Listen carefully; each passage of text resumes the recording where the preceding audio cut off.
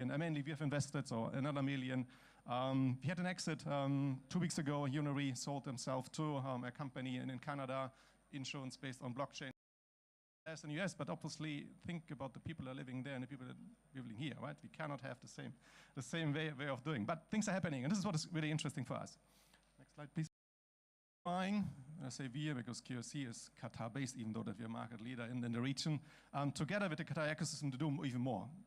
And we have been working really heavily, and we have later on a panelist here with us, with the Qatar FinTech Hub and QDB on helping Insurtechs to grow. And I'm really happy to see that it's the accelerator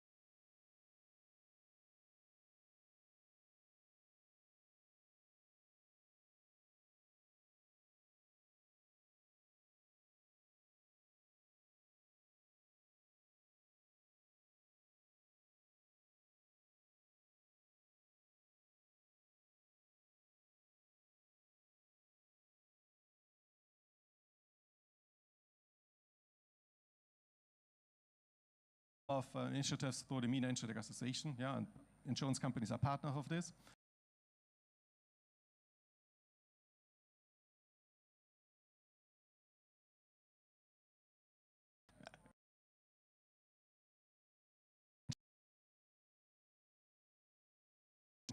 Tomorrow we have an Insurtech pitching here at the stage.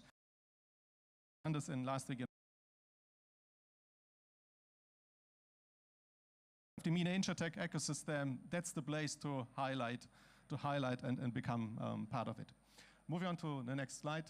So our panelists actually didn't get the visa early enough to come to Qatar, but the rest is here with us. So we have, continuing my keynote panel.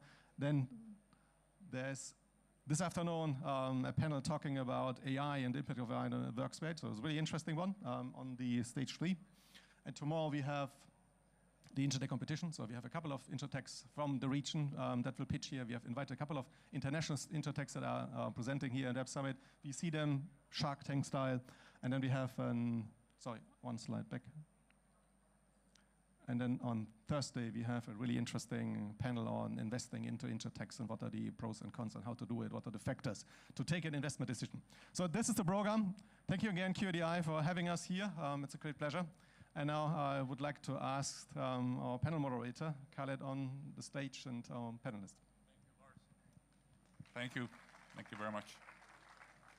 May I invite the panelists as well, please, to join me on stage so we can kickstart this event?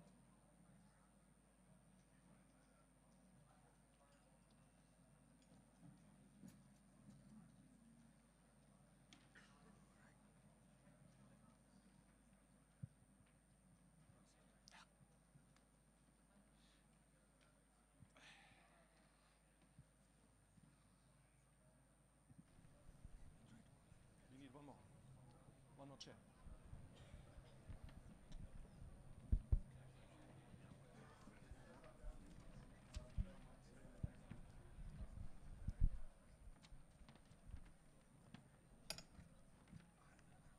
So I believe this is how we are, right? Hands on.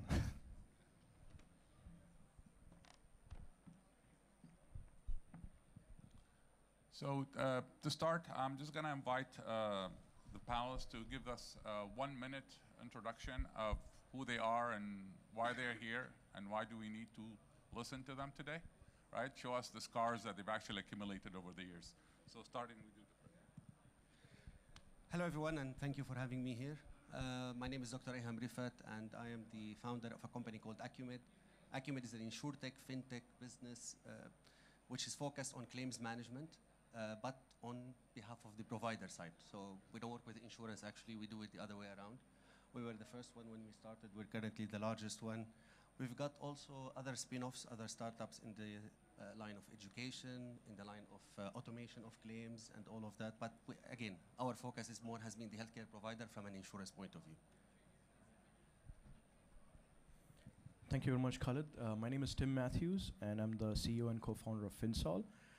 FinSol, as the name suggests, stands for Financing Insurance for All. So we started our company in India just before COVID. So it was a good learning curve during that season. What essentially we do is give money to people and SMEs, so individuals and SMEs who cannot afford to buy insurance. And we work with insurance companies like QRDI to enable their customers to ensure that they have an insurance policy that they can afford. So we came to the region in the wave 5 that QFTH and QDB actually had. And we were one of the awardees of the demo day. And that's what opened our viewpoint into GCC. And we've been looking at pilots in Qatar and Oman over the last couple of months. And I think it's a great space to be in. So far, we have roughly about 25,000 odd customers in India. We have about 12 large insurance companies.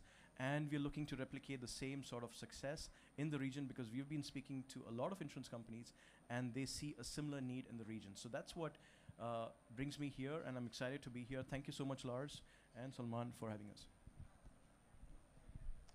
Hi, good morning, everyone. Thank you, Khalid. Thanks, Lars, Dr. Ayman, Tim. Tim, thank you for validating our work. So I'm Salman Surti. I'm part of the QDB Business Incubation and Acceleration team.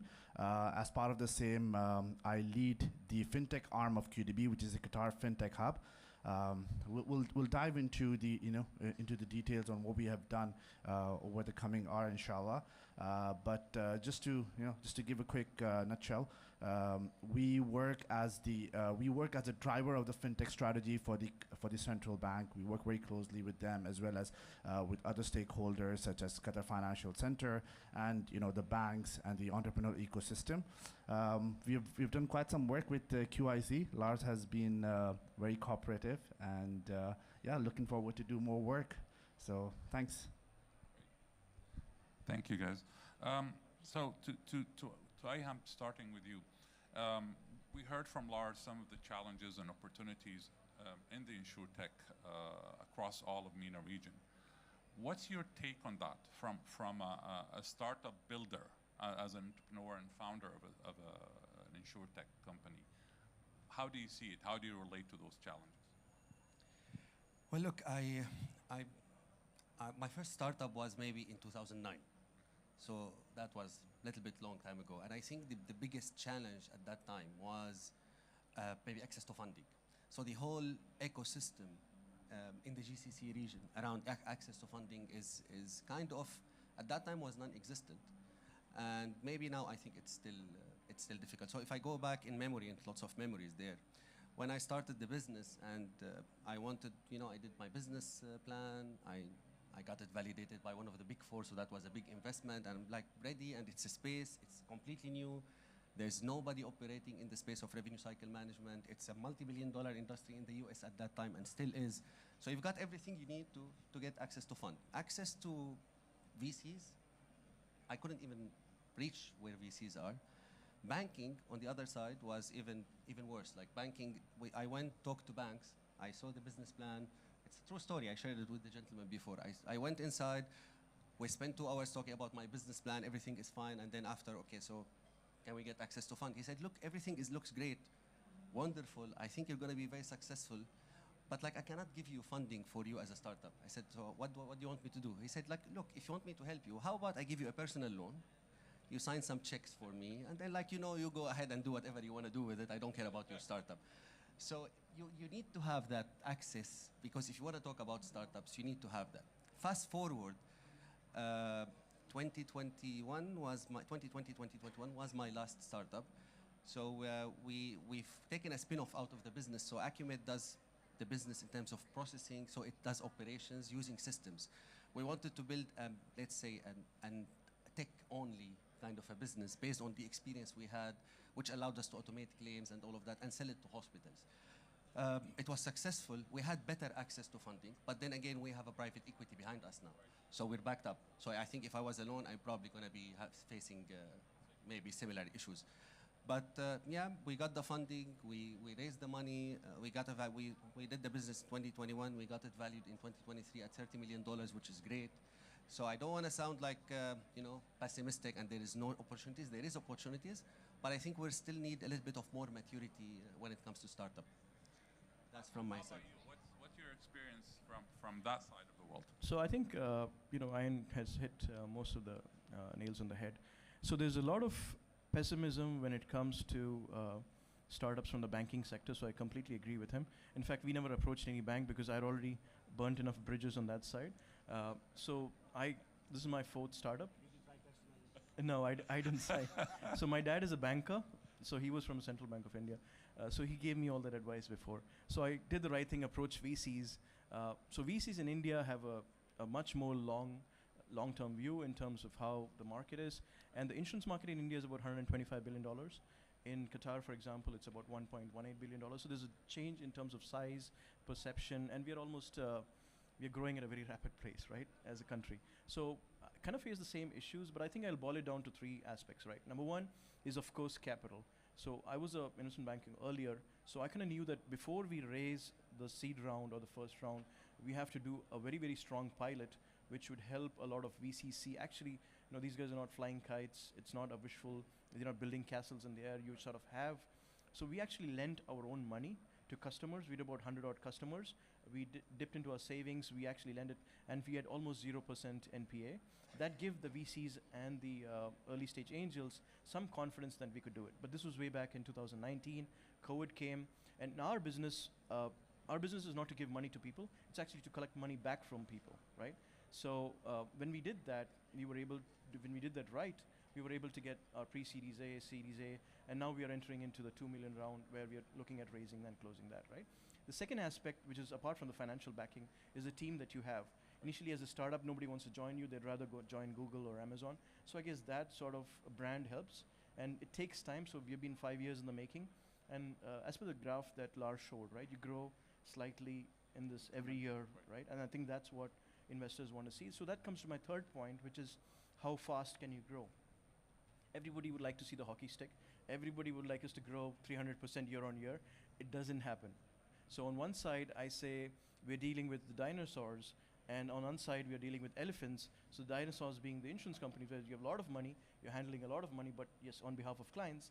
And on the other side, you have the banking sector, which is even more regulated.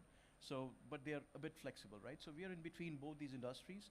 So for us, sustainable scale, sustainable growth, I think that's what is the key right now, especially since the meltdown, winter is coming, winter is already here. Now we're hoping spring is going to come. So that kind of growth for us is very, very important. And we see that when we talk to leaders in the industry in GCC, especially in Oman and Qatar, that the kind of growth that they're saying is not exponential, but is stable, sustainable, profitable growth. I think that's, for us, is the key aspect apart from the first and second, right? Thank you. That's great. Thank you for that. Lars, I want you to talk a little bit about, you mentioned the partnership roles, that the partnerships that it help your business and it help kind of propel the InsurTech agenda across the MENA. Tell us a little bit more about the partnership with QDB in terms of the fintech, and how did that have kind of an impact on the InsurTech scene within Qatar? Yeah, thank you, Khaled. I want to bring it a little bit bigger, right? It was clear to us that out of the Qatari ecosystem, as one of the leading company here in Qatar, but we are number 5 and 3 in UAE and Oman as well, we need to have more InsurTech views, right? And we actually are clear that open innovation just doesn't work if you do it on your own. So it was clear for us that we have to work with partners, and this was the fundamental step where we said we need to establish MENA InsurTech as a neutral ground where insurance companies can work with each other. So I think this is the first step. And then if you look around in the region, and this is, I think, where Qatar really comes in handy, apart from us being a market leader and having this innovation roadmap, there's not a single country that put InsurTech on the roadmap. Qatar did. Yeah, so last year, Qatar Central Bank said InsurTech is one of those pillars that we want to support. And then it deployed the whole ecosystem of making those things happen with QDB and Qatar FinTech Hub working on helping and selecting the right InsurTechs. I think we have learned together last year, and I think we want to do it slightly different and improve. Like, as we said, it's not a hockey stick, but incremental getting better out of it. And I think the whole ecosystem at QRDI and with you, I think we're working together on doing things in a proper way. So we have the InsurTech competition right now. We're selecting a couple of InsurTechs, and we want to bring them not only on stage on our summit, but then hopefully with Qatar FinTech Hub, we can accelerate them, and we can accelerate them back by giving them papers as QSC, and actually similar what we're trying to do with Finsal, using our paper, because this is what is needed. It's an InsurTech, and it needs an insurance and vice versa. So we need the public environment like QDB and Qatar FinTech Hub to help to get across the first pilot. Yeah, and QDI are coming in there as well, right? And then obviously we need insurance companies to believe in you. As what I said before, it's for me the AI component is changing a little bit the whole concept, and nobody's clear where this is ending. Yeah, so we have to see what is next and how the next will be built. But yeah, I'm really grateful that we have been working together, and we'll do more this year. Great, thank you. Salman, as from your role as the lead of the QFDH, this partnership has been a great success, right? And as a system enabler, as an ecosystem enabler from a QDB perspective, how do you see that working in promoting Doha as a hub for InsurTech across the MENA region? Thank you, Khalid. I think Lars, was spot on when he mentioned, how it came into, how the whole thing turned out. So see, as I was mentioning earlier, we work very closely with the national fintech strategy. So InsurTech was recognized as one of the strategy that the central bank issued, and perfectly aligned with that, we adapted it as part of our Wave 5 program. Now, once we adopted it, we wanted a local player, a local driver who's an expert in this industry, and there was no one better than QIC to come on board, right? And I think so the partnership turned out and shaped pretty well. Of course, there are some learnings which we would hopefully improvise moving forward. But we were successfully able to onboard 5 InsurTech companies and we allocated a fund of 960,000 USD in these companies. And I think which is a significant investment considering the region and considering specifically Qatar, where InsurTech is still in a very early stage, right? And of course, we're looking forward to doing more, because over the course of coming 5 years, we're looking to incubate and accelerate at least 50 more companies, and a part of this allocation will go to InsurTech.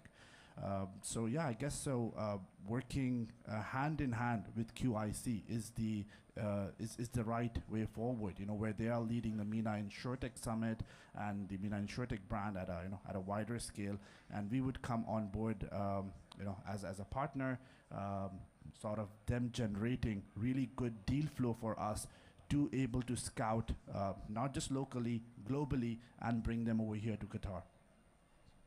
Thank you. Maybe if I quickly can add to this, because I think this is important. Coming back to your experience as well, InsurTech need to grow across borders. Yeah, it's not good enough you just do an InsurTech here for Qatar because the market is just too small. Yeah? It's just too small, and UAE it's too small as well. So if you really want to get in a company and have the ambition to do things, you cannot think globally, because globally it doesn't work. You have to think regionally. And this is where you need a couple of insurance companies as partners. So we are in 5 different markets. We have the license that we can be your partner. But we have insurance partners in MENA InsurTech that help you to do the very next thing, that are thinking this level. So I think for us, how I see it is, this country is a capital, an InsurTech capital, and from here things can start going around in the wider region, including Africa. Specific to what Lars just said. So I'm very transparent on this, right? I mean, not just talking about InsurTech, I'm talking about on a wider scale, right?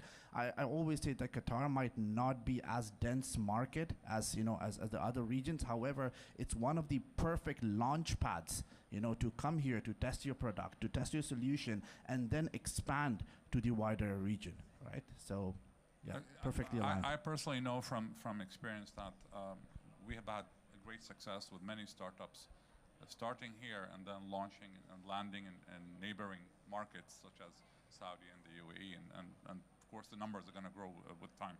But on that note, I have a question for all of you guys here. Considering the Qatar InsurTech ecosystem in terms of maturity and dynamics, how do you assess the relevancy and impact of the traditional acceleration incubation model versus or vis-a-vis the venture builder model? Where do you see it? Where do you see any relevancy impact one versus the other? Because both have been playing out in various markets, but we haven't seen it in here yet. What's the relevance there for you, Lars? Look, and I think I would like to come back to you because you have built companies as well, and rather as a venture builder. Look, everybody knows that we had in QRC Digital Venture Partners a venture building strategy. We failed. That's what we said. Yeah, we've tried 2 years in building companies on our own that actually fit into a global scale. We did not manage this because of a couple of ingredients internally and externally. But I strongly believe that venture building as such makes sense if you have the right context. It's not that you need an external venture builder and then you put in an InsurTech and then they put the money and then they try to do the very same thing. We have seen this in UAE. Yeah, I think ADNOC had this venture builder and really good people behind. VCG was behind. They put billions into it. And what came out? Nothing came out. Because I believe InsurTech needs a different kind of treatment. Yeah, so I still believe in venture building in insurance, but the thinking process need to be in a different kind of setup. So this is our experience. Yeah, we're still doing things in this area. So we're still looking into products, how we can scale them. And we have a couple of companies within QRC that build. So I think there are things that can be done. But maybe, I would love to hear you. Yeah, look, I still think venture capital and still makes better sense. Previously, experiences with incubators hasn't been really successful. I've seen lots and lots of attempts, but I haven't seen the business grow beyond the attempt you see. It's like incubators before was more like, these like talent shows. So you see somebody wins and they are always on TV, and then once the show is done, you never hear from them again after. Like there's no follow-up afterwards. There's nothing that's actually pushing the business forward. So venture capital probably helps you with the right partnership to get further. I think post-COVID recently, I'm hearing, I can't compare, I'm hearing that there are different ways of doing things around incubators. So maybe it all boils down for incubators to be able to provide the business with more of a long term rather than just the first push. So we talk to access to capital, which I think is key. You've got also regulation. So it's not enough for me to have an incubator who will come immediately one day and give me a license. Great, give me a license and space to work. But then I need a bank account. So I'm not talking about facility, but at least a bank account. Half of the banks will not even open the account. How can you operate? I need to have access to clients. Right. So I need, what's the point of me having fund and having a great idea if I can't sell clients? And clients in the GCC tends to have a problem with startups. They want a company that has years and years of experience. Right. So okay, if you don't get, so who helps you? An incubator should be able to put that kind of a platform for you, give that trust to clients. You say, yes, look, this is a new business. We're behind it as an incubator. We can support you with the bank side. We can support you with clients. We can do 1, 2, 3, 4, and then you as a business would be able to launch. These are at least my experiences. Thanks. Matthew, what's your experience and take on this? No, I think it's a great question. I think both Lars and IM have experienced one side of the coin. I think the solution for me at least was I think a marriage between venture capital fund and industry. So we're a big proponent of that. I had 2 other startups before FinSol. So I was actually not interested in VC money. I said, if you can do it the old school way, learn after profits, build a bottom line and then scale up. that can last you for a certain time, but you can't make those mistakes, you can't make those expensive mistakes, which sometimes happen in a startup. And that's what VC money gives you, that affordability. So when we raised, in my third company, I said, we're not going to start it without VC money. So what we did is we showcased that we had a solid business model. We took VC money in, but we spent it really, really frugally. I mean, we were going through entire COVID, and I just raised 1 year before COVID, right? So almost 2 years of not giving money to people and still sustaining at a very, very stable stage. In India, we have something called as Jugaad, which is frugal engineering, which means that we try to make do with very, very little. So even though you have a bank balance, it brings a lot of safety in the way that you can think long term, but you spend it very less, right? So we participated in a NASCOM, which was an incubator, and we were there with Kerala Startup Mission, which is one of the states in India, and they supported us get a lot of industry contacts, which we would have to spend a lot of dollars doing so. Similarly with QFTH, QDB, and QIC, they are opening up that relationship. So when I was a part of the QFTH incubating program for almost 3 months, they brought a lot of partners who I would have to individually fly down to meet, set up meetings, actually spend a lot of money doing that, right? So that cost for us, customer acquisition cost, or even partner acquisition cost, came down drastically, right? So I think it's a marriage between the industry accelerator incubators with a VC. Both are not mutually exclusive. They have to be inclusive. And I guess that leads to growth, because when the VCs see that you have partners like QIC, you have QFTH, QDB, they're a great team to have on your board of directors or in your cap table. And I think that gives a lot of confidence to VCs to actually invest money in startups, right? So I think it's a give and take. And I think that's hybrid model worked great for us and still working great. Similar thing in Oman as well, where the introduction from QIC helped us to open doors into Oman Qatar Insurance Company, and we met with the team there. And so all of that, I don't think would have been possible without the existence of an incubator accelerator model. Right. But at the same time, who pays for the tickets? Who pays for my flight tickets? Who pays for the hotel? It's the VC money, right? So I think that's the marriage. That's my approach. Salman, what's your take on this? Great question, Khalid, especially because we sort of wear both the hats, right? As QFTH, we wear the hat of an incubator accelerator, then as QDB, we wear the hat of a venture capital, right? So we kind of sail in both the boats. See, I personally, I agree with all of them, you know, everything what was said, though from a different perspective with what Dr. Iham said. See, I feel both of them have their own benefits, their own strengths, right? When it comes to an incubator or accelerator program, I think we work more from a, you know, in an ecosystem which is still very early, right? Especially in Qatar, I think so. An incubator accelerator approach works perfectly well. Firstly, because it's a regulated industry. You need to make sure that your regulatory framework is in alignment with the regulation or with the strategy. I think that's where we come in. We add some value. We try to make sure that you are, you know, you are aligned. You're heading in the right direction. We help them move in the right direction. I think this is where they require not a huge funding, but at least some sort of funding where, you know, where we are able to step up, we are able to inject the first ticket and let them go in the market. And I guess moving forward is where you know, a venture capital would come in. Of course, venture capitalists, they've got their own strengths. You know, they are able to drive in that direction a lot better than probably we are, as well as they're able to, you know, set better milestones and help them boost from there on. So yeah, I guess so. It's very rightly to what Tim said. It's more of a inclusion. It's more of a marriage between both of them. They're not supposed to be separated. Thank you very much, gentlemen, and thank you all for attending. Please share with me in giving a great round of applause for our panelists. And thank you very much, you guys. Thank you. Thank you, everybody. See you tomorrow, 9:15.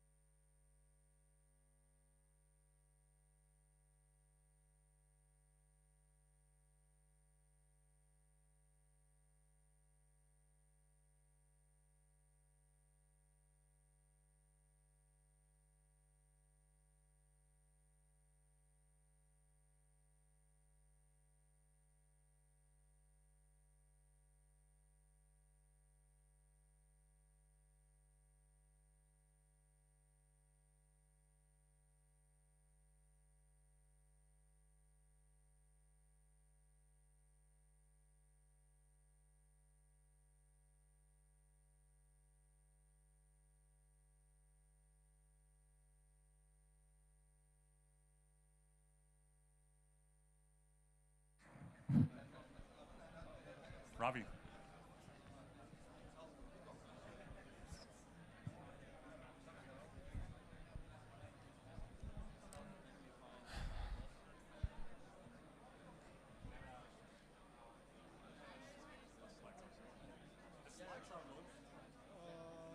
The slides are loaded? Okay.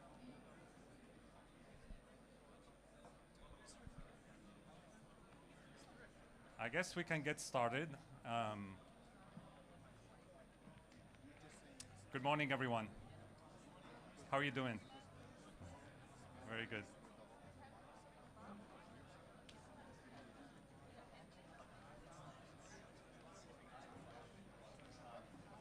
We're looking for the clicker. I don't think, oh, is there going to be clicker? Okay, good. It's going to work? No, we don't need the chair.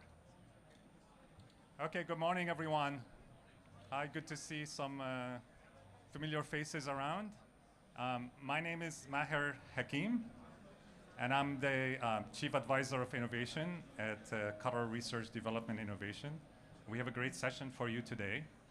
But before I start this session, I'm going to set the stage a little bit for you. So last week, we announced a partnership. We, QRDI and Alchemist Accelerator, announced a partnership to establish what we're calling Alchemist Doha, which is the Alchemist hub in the MENA region. What Alchemist Doha is going to do is going to support global tech startups from around the world, but specifically from developing countries, emerging economies, who are interested in becoming part of the Alchemist global network, interested in making Doha their home, and interested in leveraging the ecosystem that Qatar has to offer through QRDI. So we're supporting that part. We're also going to support local Qatari startups who want to go global.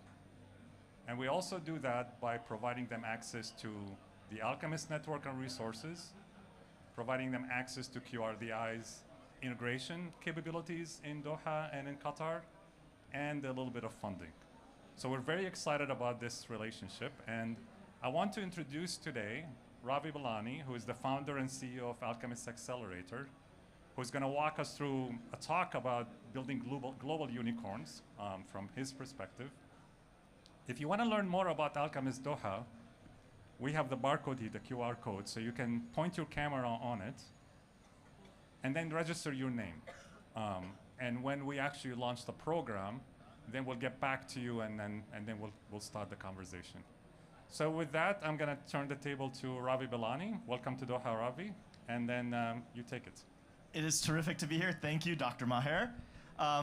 Really, and just dovetailing what Maher was saying, the reason why we really are here is because we do believe, and the reason why I'm giving this talk today is because I really do believe that the next unicorn, the next big innovation to impact the world will be emerging from Qatar and is likely in the either already in action or in the minds of one of you sitting here today.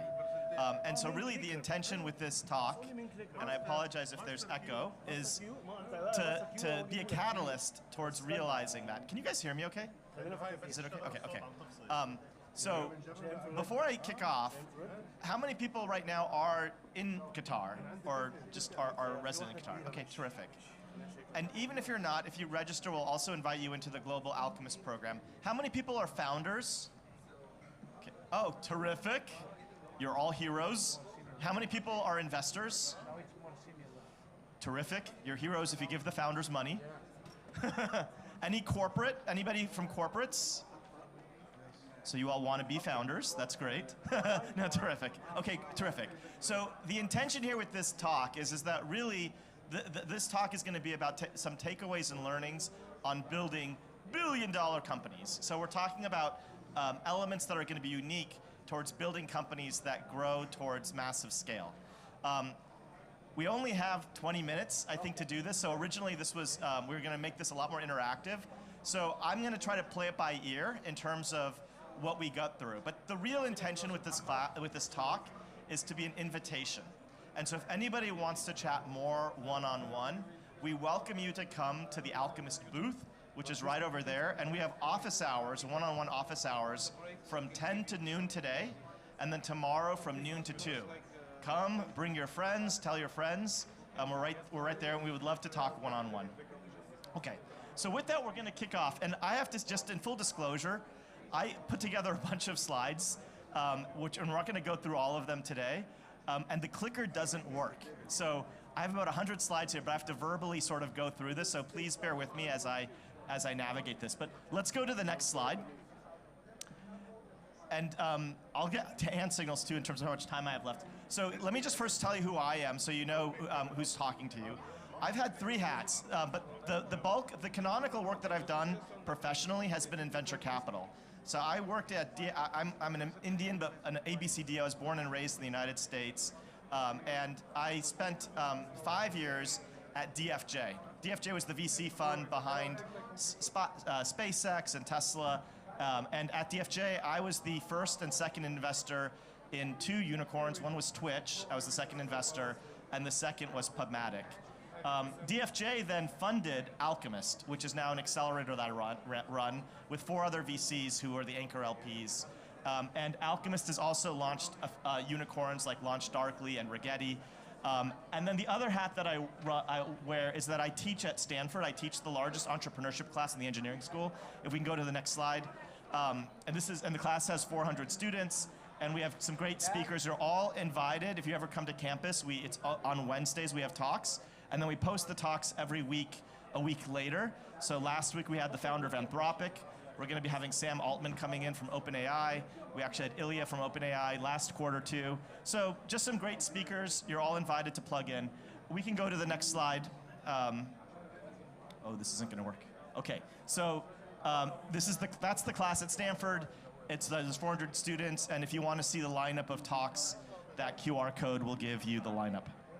Okay, we'll move. Oh, well, we'll stay for a second. If anybody, you can see all the content there. It's all free and posted. And we have lots of great unicorn companies coming in and talking. Next slide. So just very quickly on Alchemist. Alchemist has built the #1 accelerator for enterprise startups. We'll go to the next slide. I'm just going to try to accelerate through this.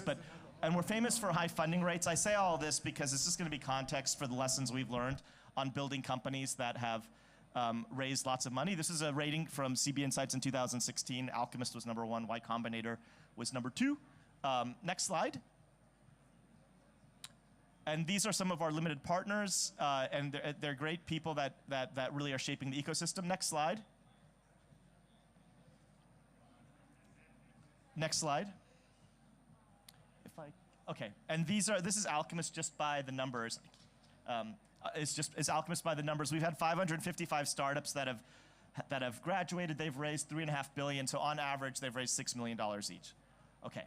And these are some of the companies. What's interesting is to see the VCs that have backed the companies are really fantastic funds that are looking for global big companies. Okay. Even though Alchemist is out of Silicon Valley, we have a bunch of partnerships internationally with VC funds internationally as well as governments that drive a lot of companies that are building companies or starting from international markets and then going global. And so that's part of the impetus behind today is that I've personally been involved with 3 unicorns where I was the first investor or second, or I saw the companies grow as the first investor. One was Skype. When I was at DFJ, we were the second investor in the Series B, and we saw that grow from Estonia. And then I was the first investor in Pubmatic and MoEngage. Pubmatic was out of Pune, India, and MoEngage was also a company through Alchemist that are both unicorns. And at the time, nobody thought you could build a billion-dollar company from Pune, India, just as everybody here might be questioning, when's the first unicorn going to come out of Doha? And I can assure you, it's not a question of if, but when, and it'll be sooner, I think, than many of us anticipate.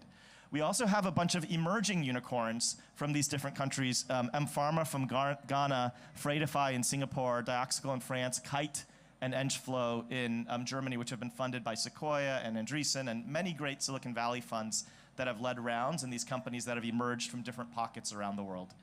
And so today, then, the intention is to talk about what's different about building not just a startup, but a unicorn startup, a company that goes and grows to $1 billion valuation.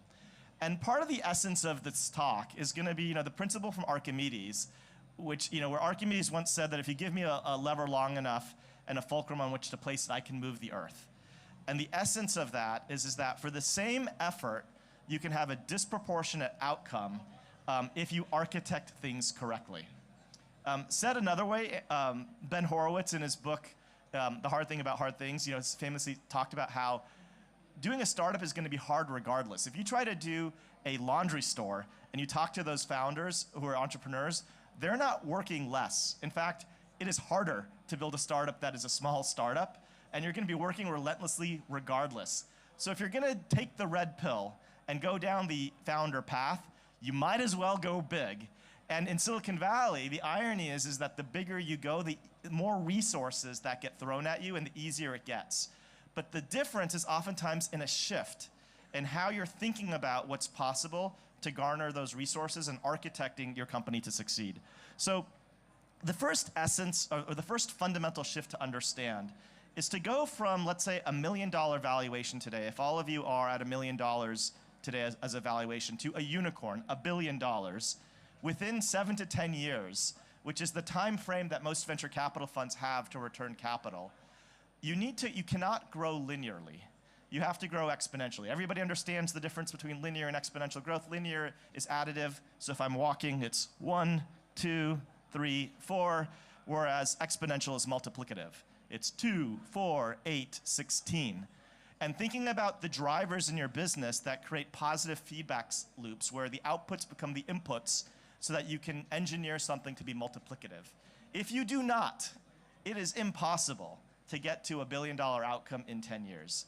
So if that's the case, then the questions that we have to ask are, what is our targets and how do we get there? So, and I think this is a sophisticated audience. This is the Web Summit. So I think you guys all understand exponential curves. But this is the growth of the internet, if anybody wants to see it, and I'm sure you've seen this before. But it looks linear, but it's on a logarithmic scale. And if I change the y-axis to a linear scale, that's actually how the internet grew. And it looks like something dramatic changed. This is in the late 90s. But the truth is that it was still growing at the same clip. It's just that we saw it differently. But the architecture of how the internet grew, it was just intrinsically exponential. So that's essentially what we have to do here as well when you're building a business. If we have to grow from $1 million to $1 billion in 10 years, that means we have to grow 1,000x. To grow 1,000x, we need to grow 10x 3 times, 10 cubed. Everybody understands it? So it's roughly we have to grow 10x every 3 years. To grow 10x every 3 years, you sort of have to triple every 18 months. You have to triple twice to approximate to 9 or 10x. And then to triple every 18 months, you need to sort of double every 10 months. So part of this is just breaking that down to thinking about what those growth rates need to be to signal that we're on a curve that's growing exponentially. And so, if you look at different growth rates, there's different essence of what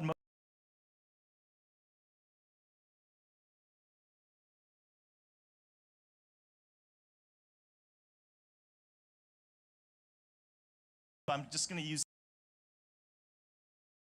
example. You have to be at around $80,000 of monthly recurring revenue, or roughly $1 million of annual recurring revenue, at sort of a 3x year-over-year curve. That's assuming a 12% month-over-month growth rate, but that's still somewhat conservative. And so what I want 50% month-over-month growth. And how could we get that exploiting the dynamics of starting a company outside the US and then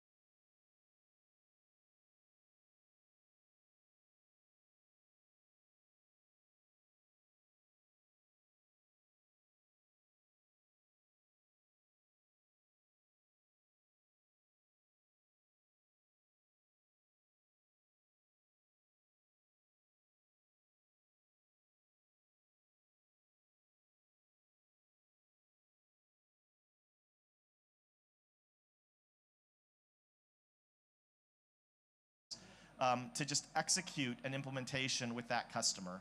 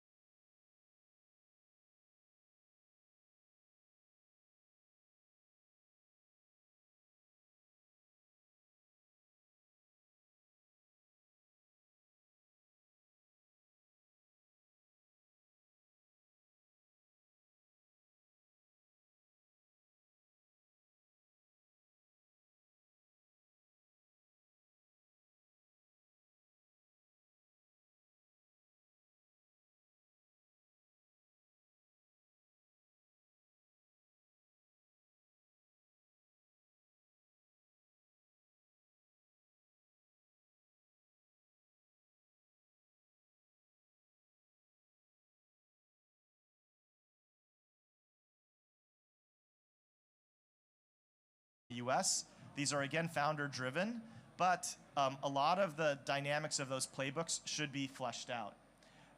And again, the goal here is to also get around $150,000 of revenue, but earmark the US revenue to have pilots that are going to end in 6 months, with the goal that these might be 5 25K contracts that should lead to 100K annual deals in 6 months, okay? And so then after that next phase, which is 6 months, you have a year from your domestic market and 6 months from your US market.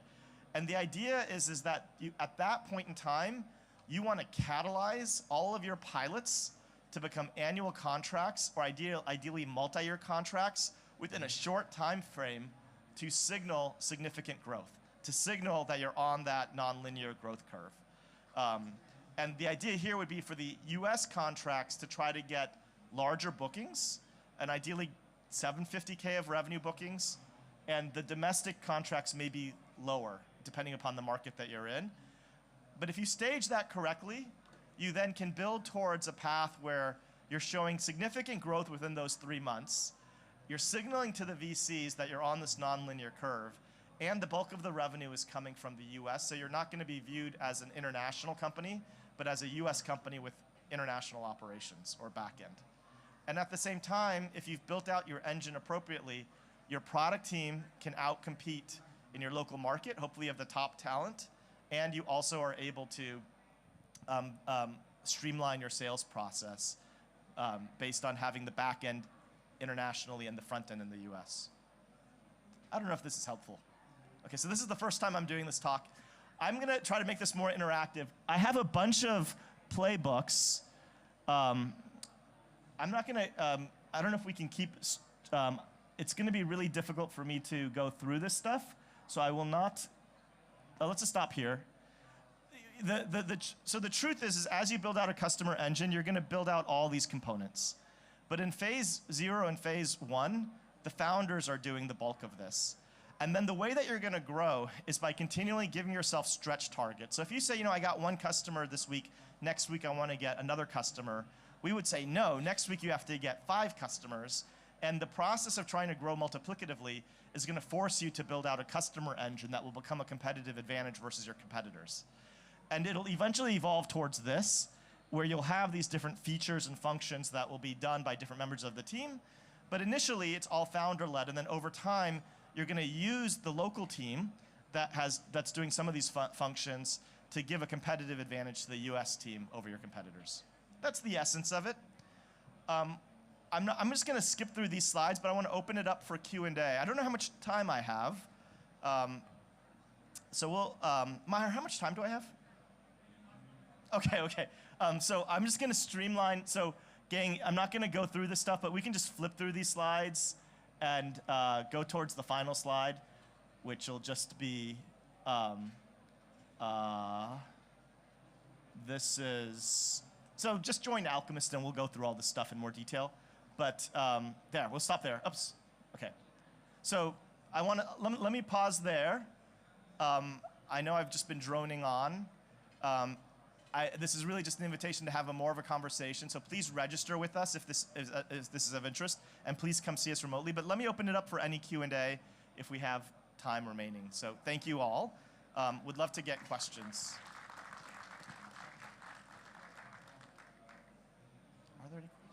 I'm also curious, actually, I'm curious how valuable this was. This is the first time I'm doing this talk.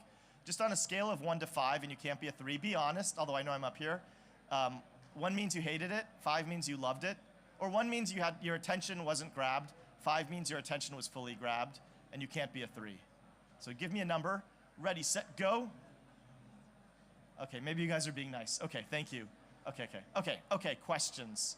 And let me know, and introduce yourself if you can for the audience. Hey, thanks for the talk. Appreciate all of the insights over there. I'm Satvik. I'm the CEO of Uptech. We build a platform for accelerators to personalize their programs. Quick question, because most of the talk you focused on how to expand to the US and really build that market over there. Is that a core focus for Alchemist Accelerator in general, where you operate in other areas as well, or is that something that you're going towards? How does that work right now for you? Thank you, Satvik, and I'd be curious to see the platform. Regarding Alchemist, historically, one of Alchemist's major strengths is that we have a VC and customer network in the US. So if you are looking to come to the US, Alchemist has a big competitive advantage. We now, this year, are expanding globally. So as we expand, there'll be programs which are designed to be going after emerging markets. And if we can build, and ultimately we're going to be there just to support whatever the vision of the founders are. So especially in Qatar, one of the main theses is that we actually want to be looking for companies that are thinking differently and going after markets that may be traditionally overlooked. So that's going to be the focus of the program here. But to the extent that you are also interested in the US market, there's a big advantage. So, okay. Yes. Yeah, thanks for this talk. And my name is Maxim. I'm CEO of Mantis Analytics. We are building a risk management platform for corporates. And my question, okay, for example, we are successful on local market. We have some revenue, initial customer, and so on. And we are looking to go in the United States. What are the 3 main factors from your experience to make that a success? Good question. So the first is determining if your market is globally, if your market is attractive to the venture capitalists, and then if it is, validating if you're globally distinctive. So the big issue is that you can get to a certain size within an international market, but the venture capitalists aren't going to give you credit for that until they see US validation. And the danger that you have is that if you wait too long in your local market, even if you've built a better product, the venture capital money will be sucked up by somebody else. So then even if you have the traction, if you go to a venture capitalist, they'll say, I already invested in this competitor, and you know the competitor's not as good as you, but they've already deployed their cash. So we need to get to the US sooner than later, and then we need to identify if you actually are fundable. So generally speaking, even if you have a good product and a good market, the biggest risk factor is that the team isn't deemed by the venture capitalists to be distinctive.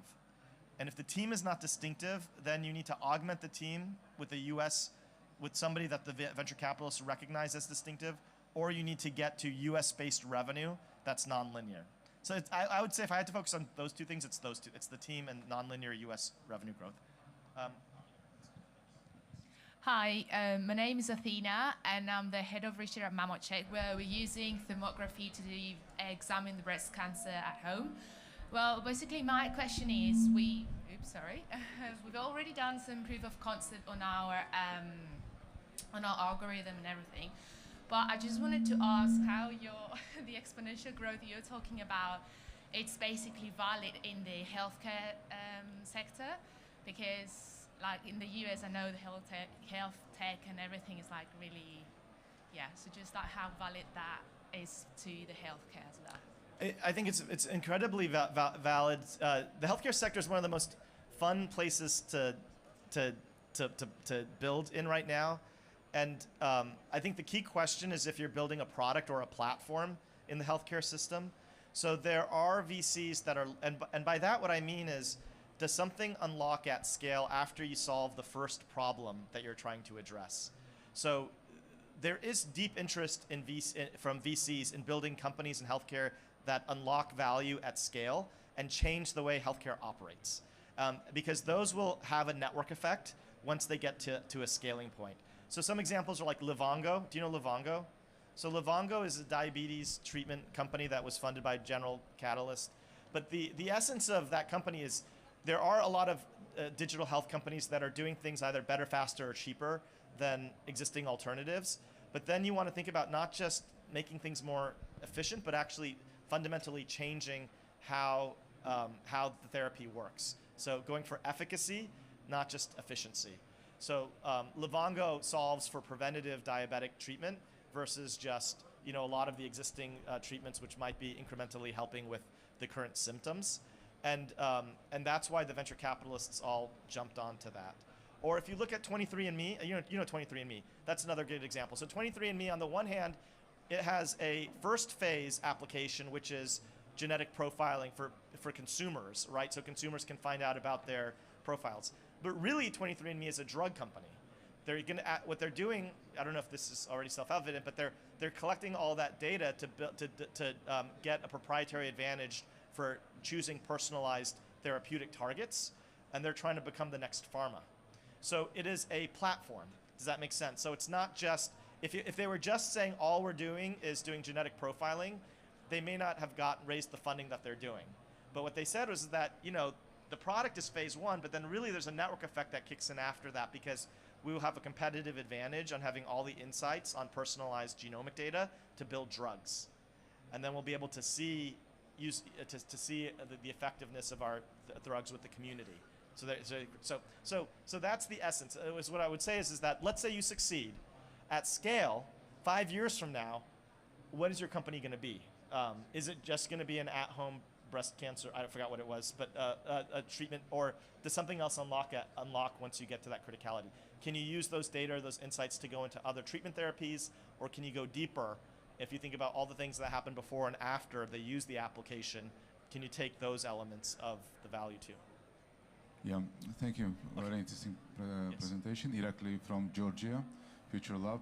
What if the product is too early for local market, but for US market it's like might have the potential for the growth?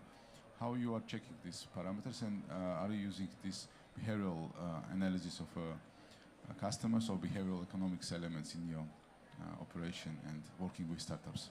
Yes. So generally speaking, there's 3 things that you can check, and we have to decide the order of priority. But it's going to probably be first capital. So if you have a market that you think is fantastic, that's too early for your local market, that the VCs already agree, and they agree it's a great market, you can leapfrog traction or customers and go straight to capital. So the 3 levers that you really can pull are capital, customers, and co-founders, effectively. And for ultimately, all the questions are going to come down to which of those 3 that we focus on right now. So for example, we had a company out of Germany, that's called EngFlow, and they're building. I don't know if you know Bazel. Bazel is it's a compiler, distributed compiler platform. They had no revenue, no traction. Oh, I shouldn't say this. Well, but they closed a round from Andreessen Horowitz, their first raise. They had a little bit of traction. They had, I think, 200,000. Well, I shouldn't say whatever. So they did their first round that they closed based on the team in the market. And it was because the technical team in Germany was phenomenal, and Andreessen already had a thesis that a company like this needed to exist. So if you're working in an area that the VCs already have agreed is a space that they're interested in. So right now, if you're doing certain LLM infrastructure companies, then the real issue is the team. Do you have distinctive talent that the VCs will back, and you can secure capital and leapfrog any traction?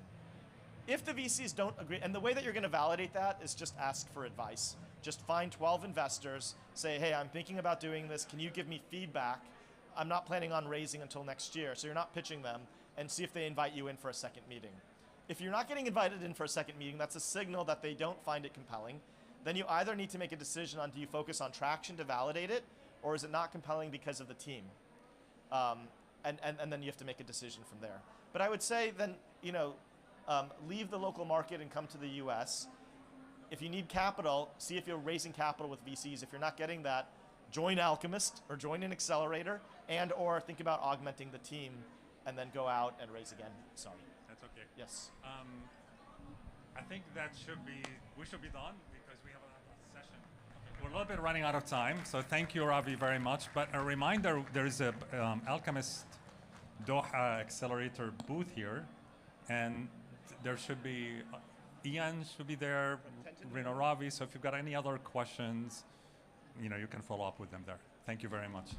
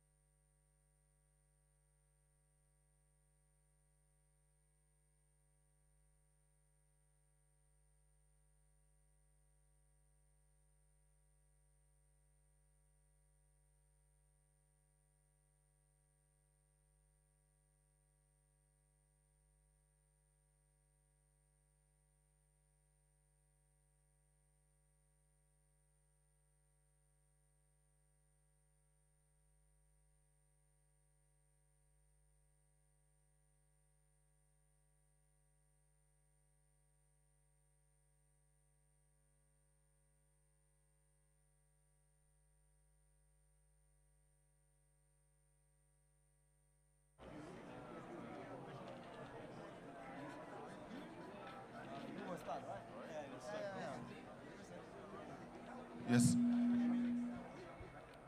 Ladies and gentlemen, please, if we need to start the next session, if you can have your seats, please.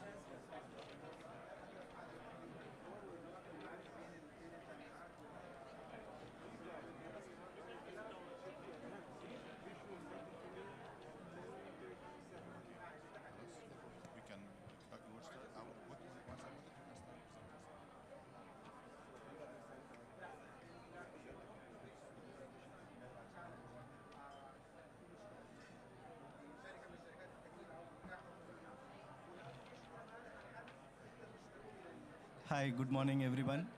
Thank you for being part of this session. So today the session is focused about a program that QRDI has launched last year, which is going to be very exciting for those companies who really want to focus on the R&D part of it.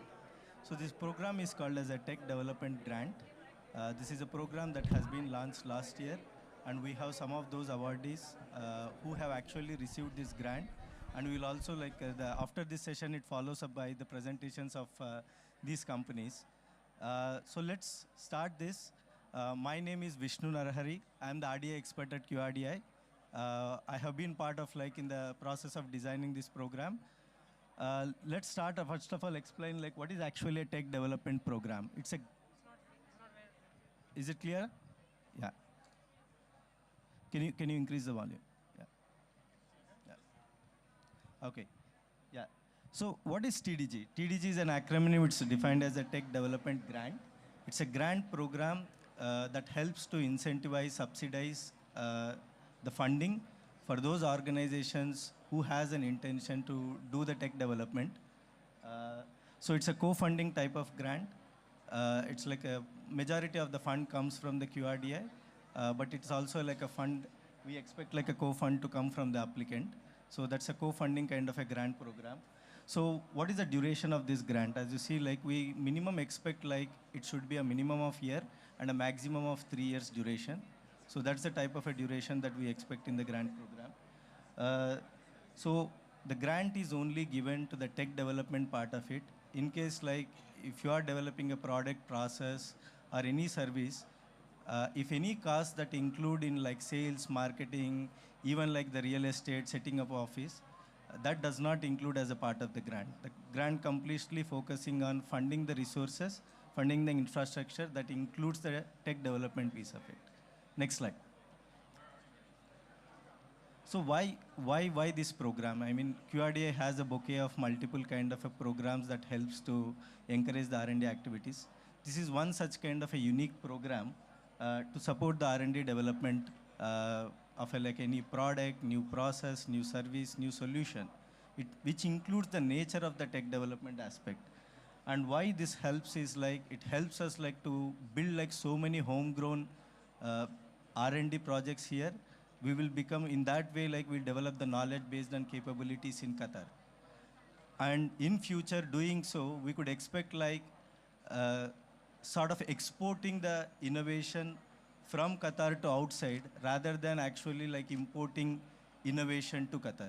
So in this way, hopefully few years down the line, we should be able to see the companies, either a large enterprise or a SMEs or even multinational companies, start thinking Qatar as a destination of choice to do the R&D capability, leverage the world-class infrastructure that is already available in Qatar, and also bring the talent to Qatar. So this way, it will encourage the high-skilled kind of a talent, starts thinking this as a tenant house to actually develop their R&D here, rather than actually coming to sell solutions here. So what's the eligibility criteria that we follow for as a tech development grant? So we primarily would like to see whether this actually address any market needs or social economic challenges. So it's not this does not include oh, I actually I build some kind of a small marketplace, a small kind of a business model, but still it includes developing any platform. So we really want to see some kind of a addressing a big market challenge rather than becoming a very incremental thing, very focused thing. It needs to have a big market potential, something a similar a venture lens. We also as an entity look into how big is this problem. is this like a problem like a big enough to address the market needs? So we also do look for the second one, even though as I said, like I would like to again emphasize that this is not like 100% subsidy that we give for all. So we expect like, I mean, just like to take an example, if you think like the R&D project is all about $1 million, we see like what kind of entity you are, where is the rest of the co-funding comes from. So we really want you to demonstrate where the other co-funding for this grant comes from. And we really would like to see the nature of your development has a kind of a substantial improvement. So we don't want to see like any, just like you are already developing it, this is just like an incremental in nature. We have our own frameworks and methodologies to evaluate it. But we'll highly encourage if it is a substantial product development that has a huge chance of success of getting into the grant. And the last one, which is the most important thing, if you are like an entity already have an R&D somewhere outside and you start thinking to come to the Qatar and doing this, we expect this R&D to happen in Qatar. Of course, like you can have like the other resources who are part of the tech development outside, but the funding only support the resources that have been utilized and set up in Qatar. So in this way, we would like to encourage the companies to start thinking Qatar as a destination of choice to do the R&D activity. So next slide. Yeah, thank you. So what are the type of entities that will support? Of course, like we support startups, we support SMEs, we support like large local enterprise. Just to define large local enterprise for us is like the enterprises that are based in Qatar. I mean, if you have heard like companies like Milaha, Uridu, these kind of large enterprises of Qatar.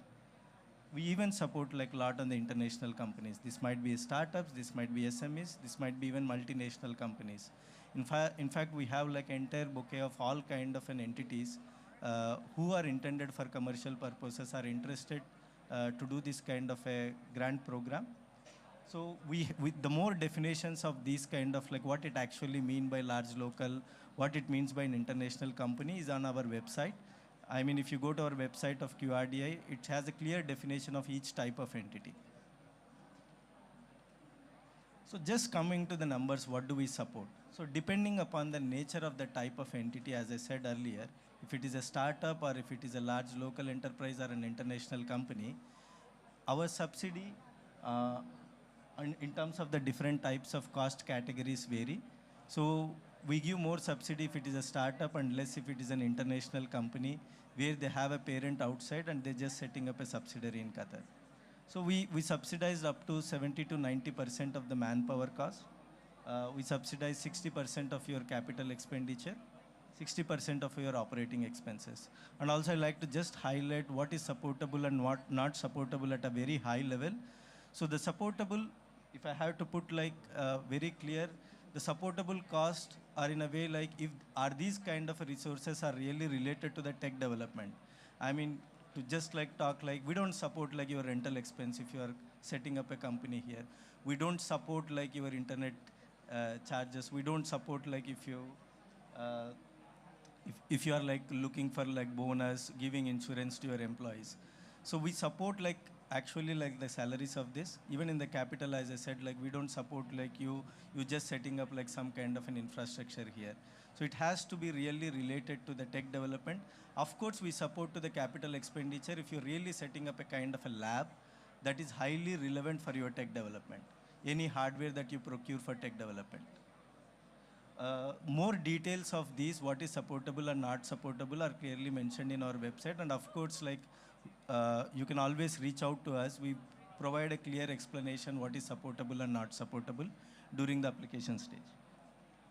So what are the different stages? I mean, the slide looks like a bit simple, but like we have a very rigorous evaluation. And of course, like we have streamlined the process good enough to give like a good user experience to the applicants. We start with a simple expression of interest. That's the first stage, a simple one-pager, where we would like to understand whether what is the nature of like the proposal, like an executive summary, what is all this about, R&D about. Then if we see that the eligibility is there, the nature of the project that you are developing really satisfies, then we go to the detailed application stage. So there is an account manager from QRDI will be assigned for each applicant who co-develops the application with you. So when I say co-develops, actually we are not writing your R&D proposal. We just sort of like see whether all the aspects of what we want to see in the application are there or not, like we evaluate. So once it reaches this stage, we have a 3 levels of evaluation process. We have an internal QRDI evaluation committee. We bring external experts, and we also present this to our executive committee. And once it clears, it goes to the award stage. So the moment it gets awarded, then we give certain kind of an advance to start setting up your program, and then later there is a process as how to evaluate, monitor your R&D progress, and the money will be dispersed based on the milestones that you achieved, and of course whether they continue the project, not continue the project depends upon your milestone achievements. So this is where I said of course if you are an international company, to start your R&D program, you need to set up a Qatar entity. The money only goes to the Qatar entity and goes to the bank account what you open in the Qatar entity. If you're already based in Qatar, if you're already large enterprise, that's fine. So what's the primary requirement first to start with is even though during the application you have not set up your entity, we still evaluate. But depending upon the conditions, once you receive the grant, then we expect to start setting up the entity here, have resources based here. So during the stage of after the post award, there are different kind of reports that we need to submit. We have a very good user experience based software tool, easy to work with, where we can upload all reports. And once you achieve the milestones, you see the amount getting dispersed for the respective milestone. So what are the KPIs if I have to talk about high level about the TDG? So it's about we really want to see, as I said, going back to the previous one, we really want to bring the high skill talent pool to Qatar, start thinking Qatar as a destination of choice to do the R&D work.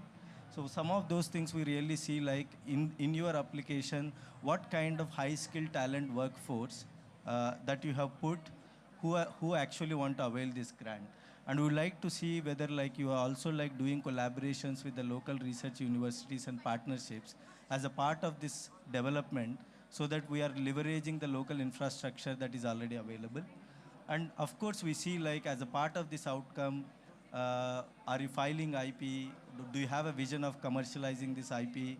Do you have a text disclosures coming out of it? And finally, we would like to see the products getting developed. Of course, as we know that this is an innovation, there is a chances of failure and success. But the intent of the TDG is to move towards the path of the commercialization, not only just to focus on the research part of it. We'd like to see the number of products getting developed, the revenues that getting made once the product gets deployed. So these are the kind of KPIs that we would like to see. And of course, once you have the product in the market, it becomes quite natural that the private ecosystem start looking into you, invest in you, fund in you. So in this way, with this program, we would like to make this as a mission to create high R&D based startups actually emanating from Qatar. So I mean, a typical common questions that might arise. I mean, probably there might be even more questions than this, and I'm happy to answer even after the session. So as I said, can I apply to this program even though I did not register as an entity in Qatar? Yes, you are welcome to apply it. But we expect to start setting up the entity in Qatar once you have the clarity that you get the funding. What are the type of costs that are not covered? I have highly covered that the costs that are related to some kind of not related to the tech development are definitely not covered in the cost. And we have an entire details of what is covered and what not covered is available on our website. What if my budget goes beyond grant? As I said, we have a cap. The maximum grant that can go is 10 million Qatari riyals. So it has to be completely then paid by you. And as I said, each grant here is a project-based grant. Yeah. So, and the last most important thing is do we need IP? As a part of the funding agency, we don't own IP. The IP completely belongs to the applicant who is developing this application. So it's completely to you. We expect you to go to the market and commercialize this. Yeah. And we don't take any equity as a part of this grant. So it's a website. You can always see the details about this grant on the QRDI website. And that's That's our website. Like if whoever wants or interested about this application, you can start submitting your expression of interest, which is our first stage of application. Now, I'd also like to invite 4 applicants who already availed this grant, and we'll have a presentation from those awardees and also hear from their experience, how the process that they have experienced on the TDG. So I would like to first invite Milaha onto the stage to talk about their TDG, and they talk about their entity. Yeah. Thank you, man.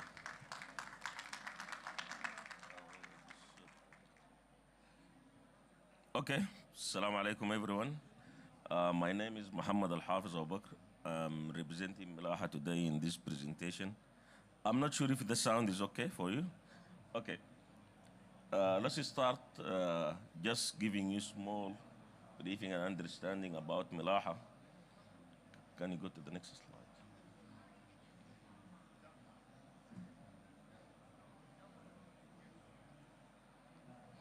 Okay. This is a brief intro about Milaha. We are commercially registered company #1 in Qatar. We are into business more than 70 years. Okay, we are operating in the entire logistic value chain. And by the logistic value chain, I would say we have these kind of different services starting from the container shipping, LNG and LPG transport, offshore marine and offshore support, the marine and industrial products in terms of trading, servicing and everything.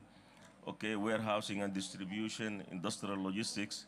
So if you look at these 5 business pillars, okay, you will see Milaha's footprint in every aspect of logistics and contributing highly into the Qatar sustainability when it comes to logistics and supplies of goods and services. So how did we start it with QRDI? Actually, this journey have started like a year and a half ago, okay, by being part of the Corporate Innovation Leader Program, which was hosted by QRDI in 2021. Okay, this Corporate Innovation Program had availed us the opportunity, okay, to submit our innovation ideas and to go through an evaluation process with QRDI and their subject matter expertise. Okay, once this idea got approved by QRDI, QRDI have published it part of the QRDI portal, where you see QRDI had provided us the opportunity to connect with the local and global solution providers and technology partners. And this has been done through the QRDI portal. We might have received more than 40 submissions, okay, to provide the solution for the problem which we were trying to tackle. And here mainly I'm talking about the digital maritime platform. And I think today is a remarkable milestone for our product to be presented publicly in this distinguished event of Qatar Web Summit. So, apart from the selection process, we have gone through, let's say, a detailed screening criteria for the bidders, and we have selected a Silicon Valley startup, okay, based out of San Francisco called Vendia, okay, to partner with us and QRDI in this development journey. By the way, Vendia's stand is here. I highly recommend you passing by them. Okay, they took all the way down from the USA to be here with us in this event. Okay, one of the biggest advantages we get from QRDI at that point of time is to de-risk the innovation pilots. And by de-risking, we get a decent fund to start work on the pilot, okay, and start deploying certain highly impactful use cases into the pilot. So what is the digital marine platform? The digital maritime platform is set to refunctionalize the maritime ecosystem in Qatar by connecting all maritime stakeholders into a seamlessly integrated platform, okay, hosting all the transaction between all of these different parties. And by the different parties here, if you can see, we have main major players, things like terminal operators in Qatar, ship owners, ship owning companies, ship captains, the ship service provider, we used to call them ship chandlers in our industry. Okay, and there is also a future potential to onboard more government authorities, like port authorities, custom authorities, and to be extended to the larger supplier community in Qatar to provide their services to the maritime ecosystem. The goal here, we were trying to achieve a centralized maritime platform supported by blockchain technology to ease the reconciliation burden among all different parties. This was the first use case and the first pilot with QRDI. Then we have also a successful journey with QRDI in developing a CO2 calculation program to count for our emission which produced from Milaha's vessel. And for that also we have partnered with a research center based out of South Korea to build a pilot, and we have seen really an impressive output and result out of that. Any questions so far?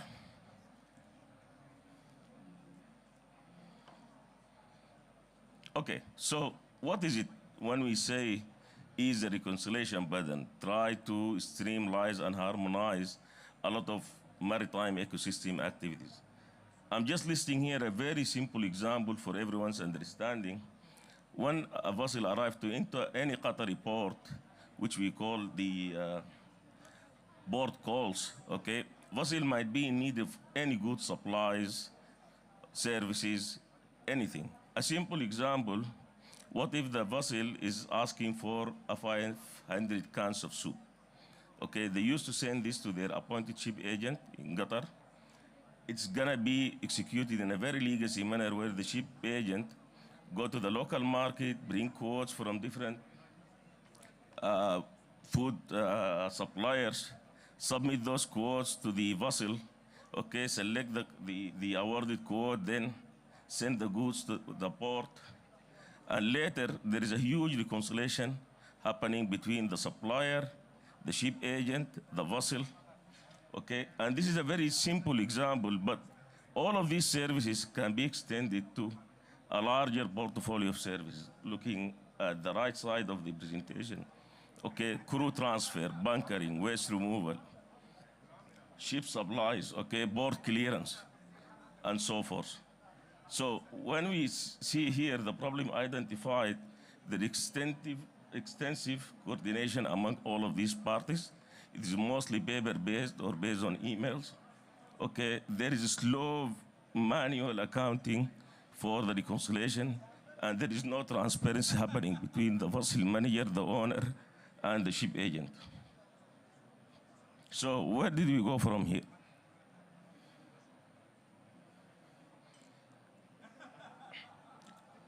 This is a digital maritime platform in a very high level, okay? Where you see we have connected all of these parties into our blockchain platform. What does it bring? For the board side, a seamless reconciliation. And the board side here, we say the port operator, okay? Which include reconciliation of the port services invoices, an online credit management for all services being provided by the port operator, the terminal operator, and the ship agent. On the vessel side, transparency in the accounts. And here we mean the vessel owner might be based out of anywhere in the globe, but the vessel is in Qatar. And all of these services being consumed by the vessel, okay, there is a reactive way of accounting it by the ship agent, the vessel owner, and the captain. Similarly, for the ship agent, we are availing them a more opportunity to focus in their actual business, the business development side of things, instead of putting all of their efforts on manually accounting all of these services and communicating them in a very legacy way. And better exposure to meet more vessel owners. And by this part of this project, we are publishing online catalog for all ship agents to produce their, to publish their services and their product catalogs online for the ship owners. We have piloted 3 use cases, okay? The first use case was how do we account auto post-departure accounting entries for the vessel.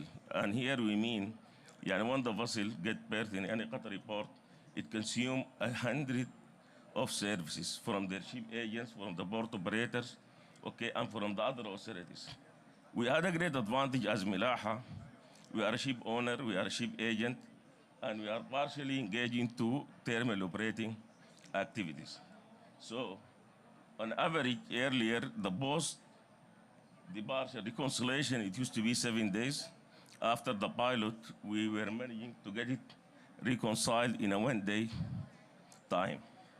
Similarly, we have deployed another use case with a leading insurance firm from Qatar, which was introduced to us by QRDI. We have 1,000 of crewing activities happening and transaction every month, where we're deploying crew into our vessels, okay, and we're signing off crew out of our vessels. Okay, and apart from that process, we have to provide a seaman insurance for all of these thousands of crews. And the efficiency we have achieved was 93% reduction in time. Okay, using blockchain technology, reconciling the crew and seaman insurance activities. The last use case was mostly around the crewing exchange activities, including their hotel bookings, airline bookings, and flights. Okay, and for that, we have onboarded a corporate travel agency in Qatar and a chain of hotels, and we have achieved 75% reduction in the processing time for the crew travel and exchange activities.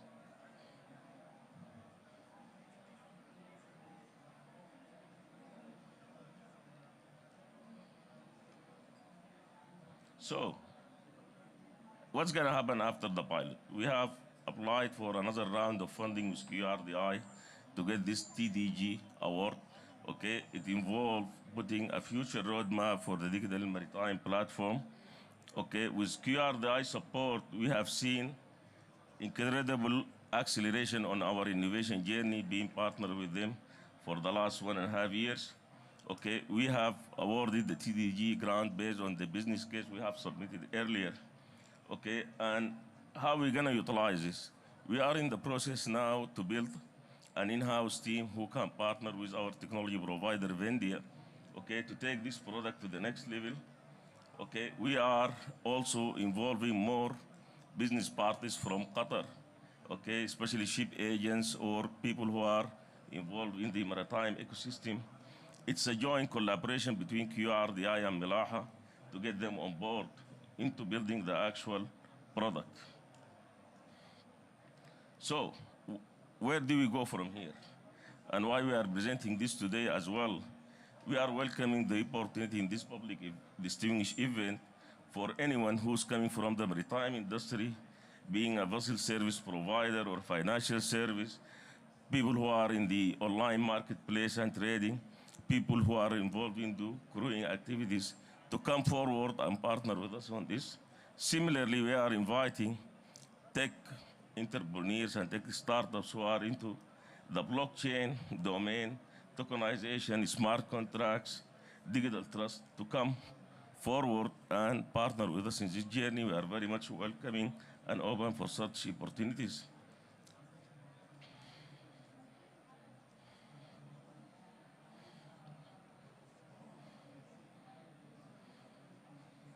Okay. I just request everyone, we are having our booth here, part of QRDI Innovation Hub, and we are having also our partner booth here, Vendia, if someone has to have any further discussions. And I'm opening the floor for any questions.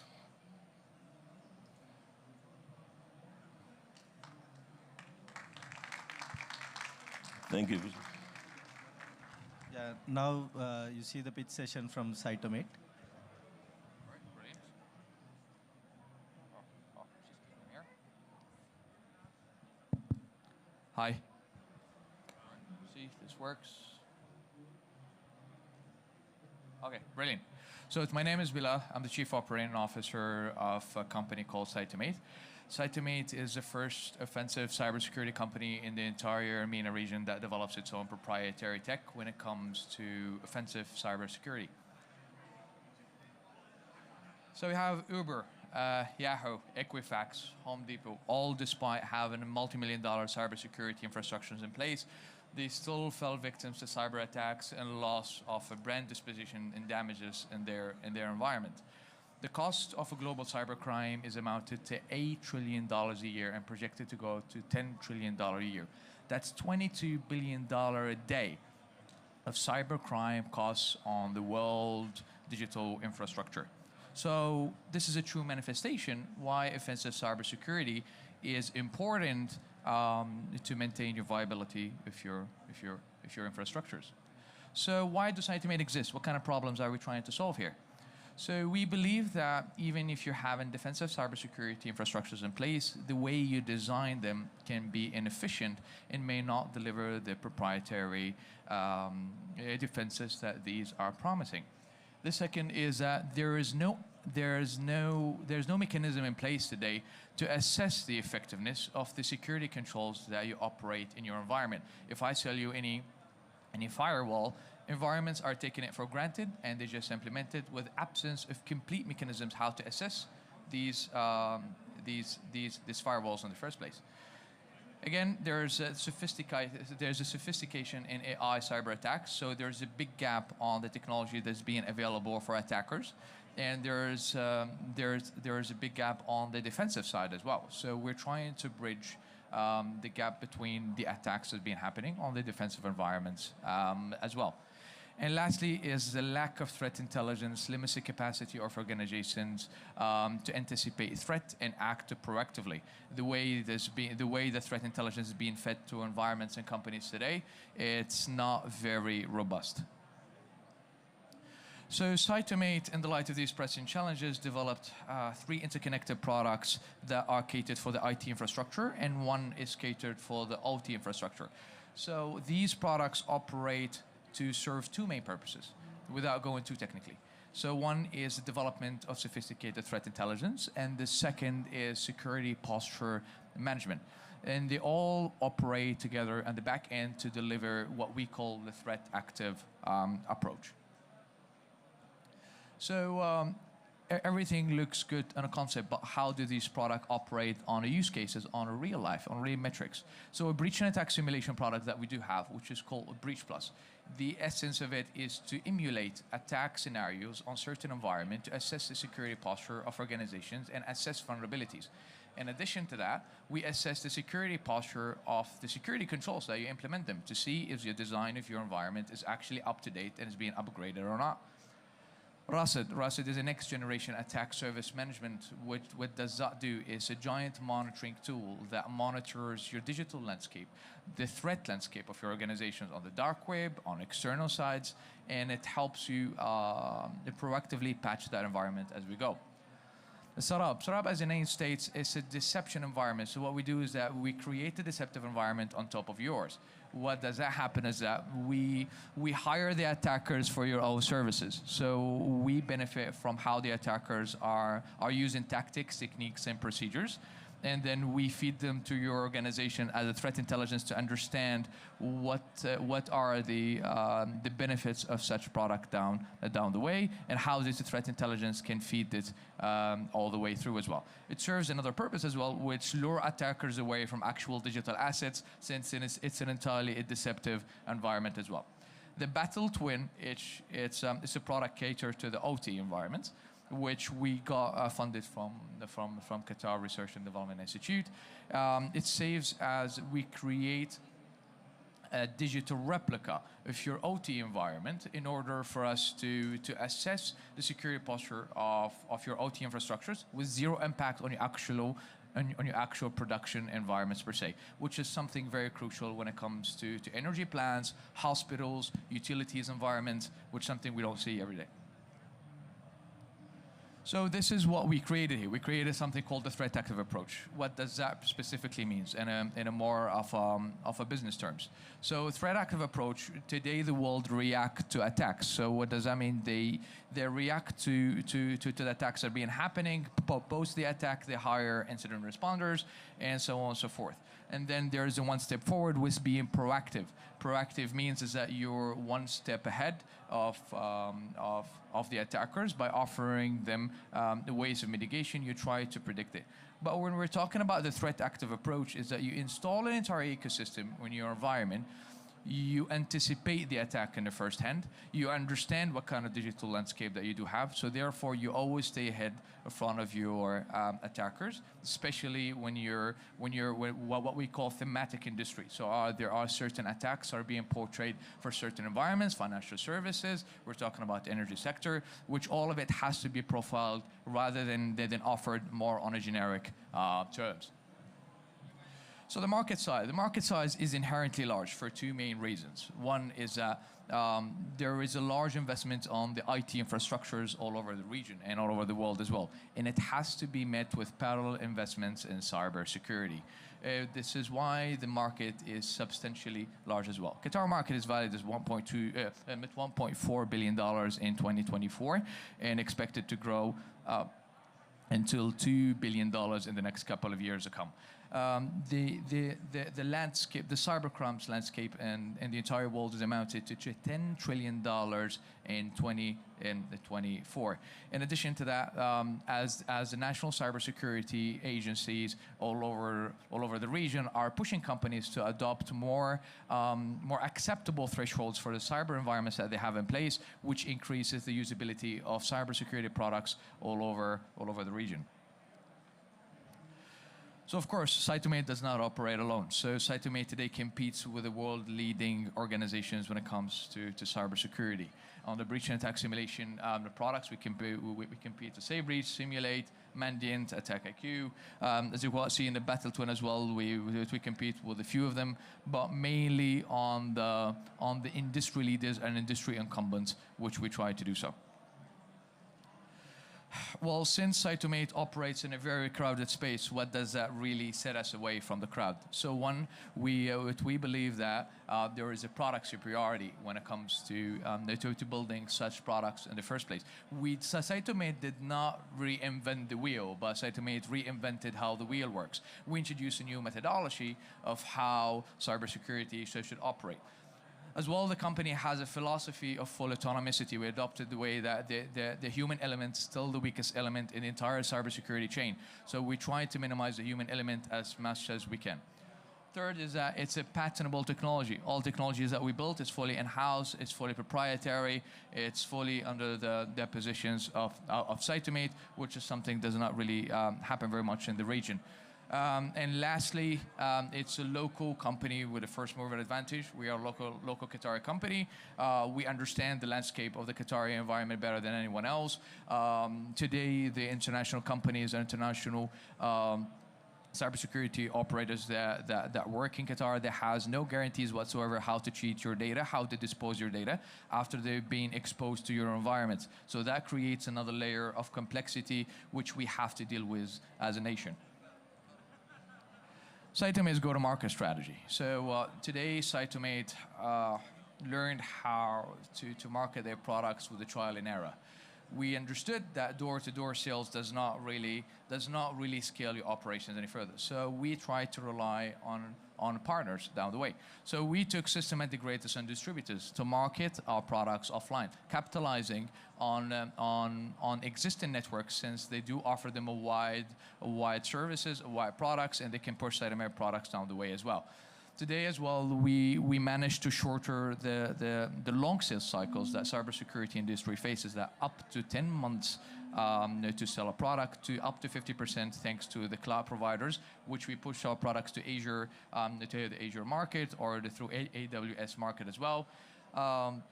We managed as well to have a better financial performance by offloading all of the OPEX to the system integrators and distributor side, which offered us to focus on what we do best, which is building technology and offer it to the world. We as well have a playbook that we can bundle cybersecurity products that we have today with insurance companies. Since our products can identify, profile the threat landscape for organizations, insurance companies can use it to underwrite better premiums on the cyber insurance side as well. So how do we monetize our products? So one is that it's a subscription-based model. You can subscribe to our products either through the cloud or through a licensing model through system integrators and distributors. We offer as well token deployment for our Deception product. We price it by decoys or by IPs. And then we offer as well in-platform purchases, which is since we gathered an extended library of attack scenarios that happen in place, we can monetize it as the customer go. It's pay as you go. So Cytomate has been in the market for 2.5 years approximately, which we doubled in size every quarter. Today, Cytomate has more than 41 employees. We're looking at the sales pipeline for over $8 million. And thankfully, due to our scalable tech products, our gross margins remained strong at 90% per se. Today, Cytomate operates not just in Qatar. Cytomate now operates in Europe. Cytomate operates in Latin America. We serve foreign government agencies. We serve international oil and gas companies as well. And of course, we serve one of the major clients here in Qatar. So this is our team. So our CEO is a seasoned cybersecurity expert, has been with the government for quite some time, and then decided to operate Cytomate in a mission that we believe that Qatar needs to have the capability to develop its own cybersecurity products rather than being a profit center. Then we have Dr. Masoom, our CTO, who managed multi-million-dollar cybersecurity research grants all over the world, has registered patents with Samsung US in cryptography, and today leads the technical innovation within our company. And then there's me. I used to be a venture capitalist with Qatar Development Bank, and before that I used to be a management consultant with Fortune 500 companies, and kickstarted my career as an economist at Boris Johnson's cabinet. So we are raising today $5.3 million as part of our seed round. After our successful raise of $850,000 in our pre-seed, with being oversubscribed to the $100,000. Today we're looking to mainly to operate the working capital, to focus on research more, and of course, we'll get our CapEx up and running. And thank you.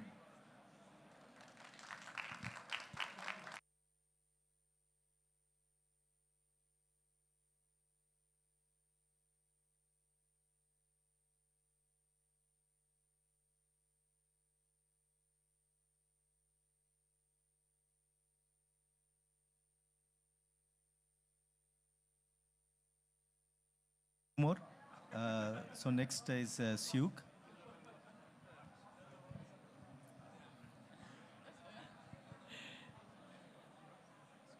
is the clicker. Yeah. When you go down, just point it To where? Point it towards the laptop, okay?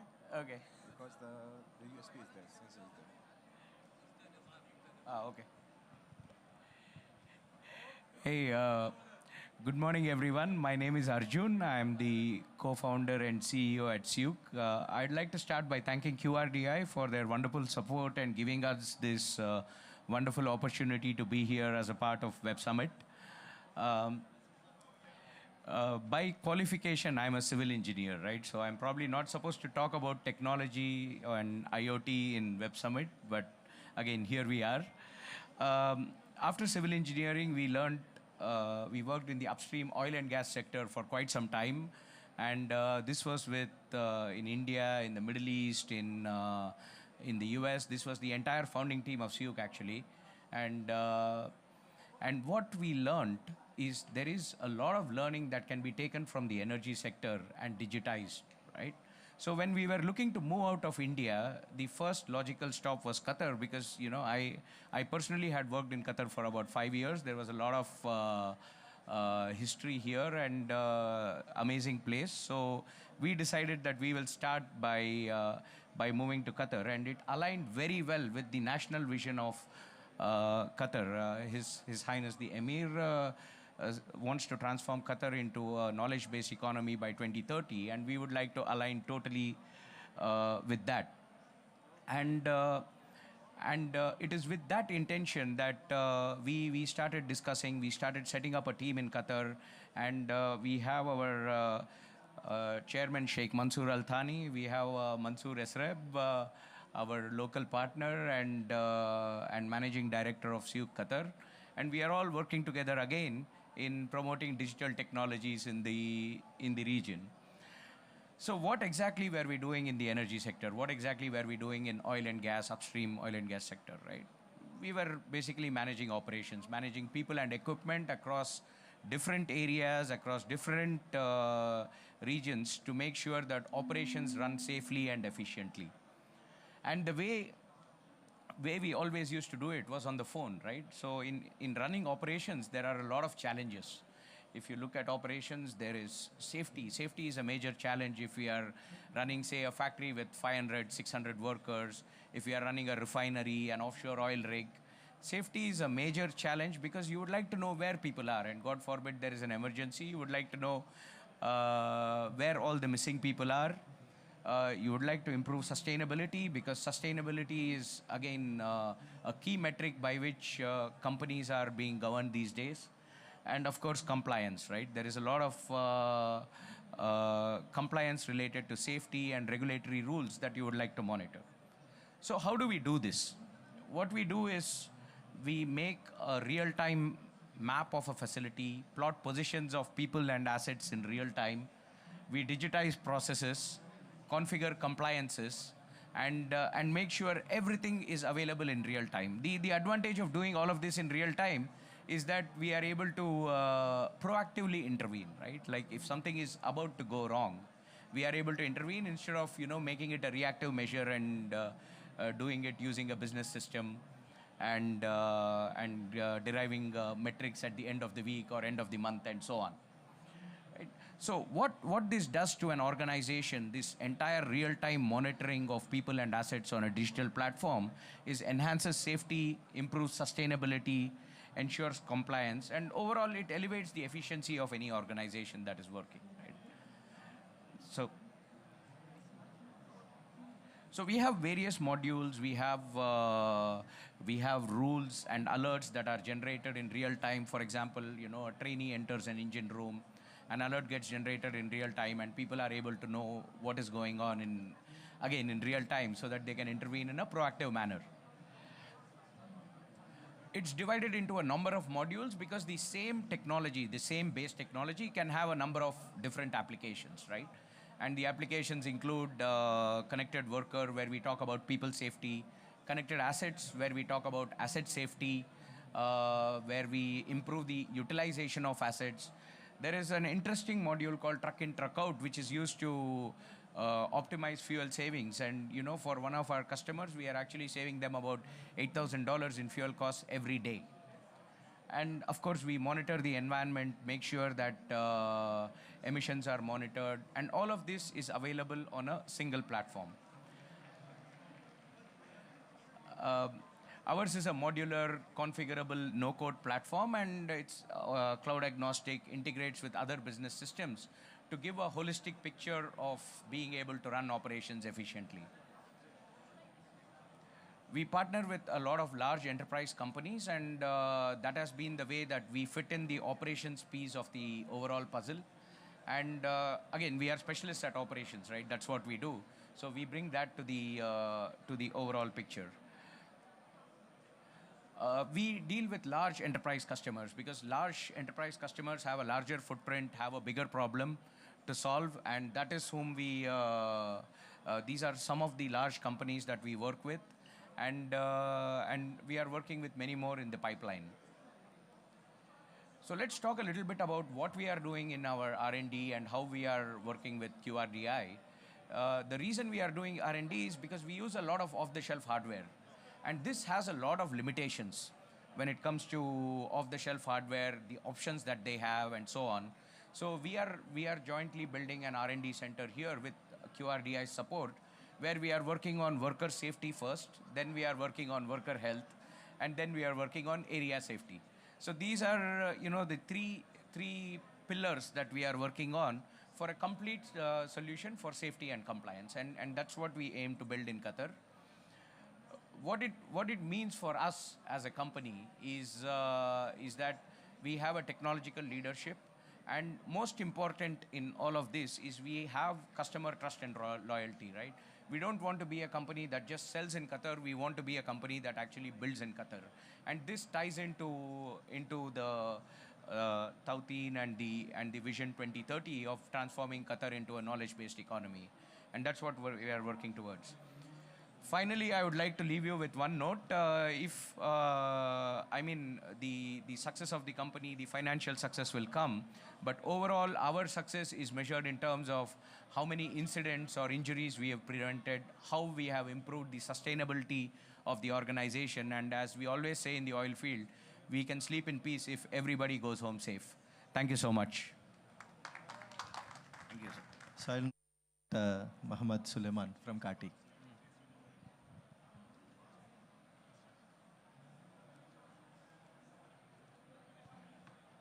Assalamu alaikum. Hello, everyone. I'm Mohammed Suleiman, co-founder of QRDI. So to give a little bit of an idea, QRDI is a fintech application and a wallet. It's available in a physical means where you can spend, save, and manage all of their finances in one place. So what does this mean in detail? So you would use QRDI to have a better financial experience. So when you spend through the card, you'd be able to have better analytics, better understanding of your money. And when you see these analytics, let's say at this case where end of the month salaries has been paid, we would wonder, okay, how much have we spent earlier in the couple of weeks? So by the end of it, we would say, okay, we spent, for example, this much on groceries, or this much on going out, or this much on food. We'll be able to budget and select a budget according to that category. So you don't have to categorize it by yourself. Let's say you made a transaction at a coffee shop. It will automatically recognize it's a coffee shop and accumulate these transactions in a month. So also empowering peer-to-peer payments. So being able to send money from one person to another instantly using only the mobile phone number when they have QRDI. And finally, it's like all your money in one place. You link your different debit cards or bank cards to QRDI. So you have one financial view or 360 view of your finances and have a better understanding of it. So it enables to have better financial literacy, better finance management. Alhamdulillah, along with QRDI, we're working on an additional product, which is a low-income card based on Himyan. Himyan is a local scheme that has been launched by Qatar Central Bank. So it's a national prepaid card, and it allows, so similar to Visa and MasterCard, Himyan here as a national scheme allows the customers to do transaction at point of sale, at ATMs, with very low cost. So in terms of us being a startup or working with a financial institution, we can offer it at almost a zero cost to them. And it has wider acceptance in Qatar, and it provides that kind of inclusivity. So if we go to small baqala, small shops, or even places, let's say like industrial area, or let's say an example, Gharrafa phone store, they will only accept cash. Why? Because the transaction fees on a Visa or a MasterCard is very high. That's why Himyan has been created in Qatar. So we're capitalizing and leveraging Himyan to offer a low-income wallet and a product the customer can use. We can see similar business cases. For example, in Saudi, you see the acceptance of Mada. So, for example, if you go on the road just to get coffee, or if you're buying just from any food stall or stand, you see that they have a point of sale and accept payments through Mada. So that's a similar case with Himyan. We're empowering low-income people to get a wallet and be able to spend it and use it within Qatar. It's not moving. So how does it work? How do they sign up for QRDI or this digital wallet? They download the application. You're all welcome to download it. We have a booth over there. The team can guide you. So you download the application. You go through simple onboarding. Just take a picture of your Qatar ID, front and back. You put the national address, do a selfie verification. and your KYC is done. No need to fill forms compared to the normal financial institutions. Wait a couple of days, you'll be issued the card immediately, and within a couple of days, QPOS will be at your door to hand you the QRDI card. It's also available in both physical means and as well a virtual mean where it will be available at Apple Pay. You can add the card and use it from your phone. So we incorporated the company in 2021 officially, but we started around 2022 where we started building our prototype, secured initial funding, looked up the regulation. Later in 2023, we secured our banking identification number or BIN number, where we have worked with Masraf Al Rayyan. We recently signed a partnership with them, empowering us, and we got the in-principle approval from the regulator or Qatar Central Bank. Hopefully, inshallah, within the first half of this year, we'll be launching the application following the approval of the regulator to go live in the market. So other things that we're focusing on, given that it's a financial management application, we try also to do the financial literacy workshops. We did a couple of workshops at M7. Alhamdulillah, we creating that kind of community where everyone is financially aware, and it's not necessarily okay that you have the means that you have to spend it all. You need to enable that culture of, let's say, controlling it or spending whenever is needed. So initially, you can see we started with a pen and paper, not even a digital app that can do the analysis. Alhamdulillah, in the sessions, it was ranging from 70 to 80 people in each session. In terms of traction, alhamdulillah, we signed a 5-year strategic partnership with Visa and an investment from their end. As I said earlier, we're aligned with the regulator and got our in-principle approval. Hopefully, we'll get our full license within the next couple of months after Qatar Central Bank approval. We signed with a couple of banks, MOUs, letter of intents, and partnership. Mainly, we're working currently with Masraf Al Rayyan, one of the leading Islamic banks. We're incubated by Qatar FinTech Hub and previously won the first place in QSTP Accelerator program. Alhamdulillah, we're building a strong and diverse team. All what we built is built in-house in Qatar. Initially, when we started, it was more of an outsource. We switched to hybrid. Now, alhamdulillah, QRDI and their product development grant enabled us to expand our team further. This is part of the appendix.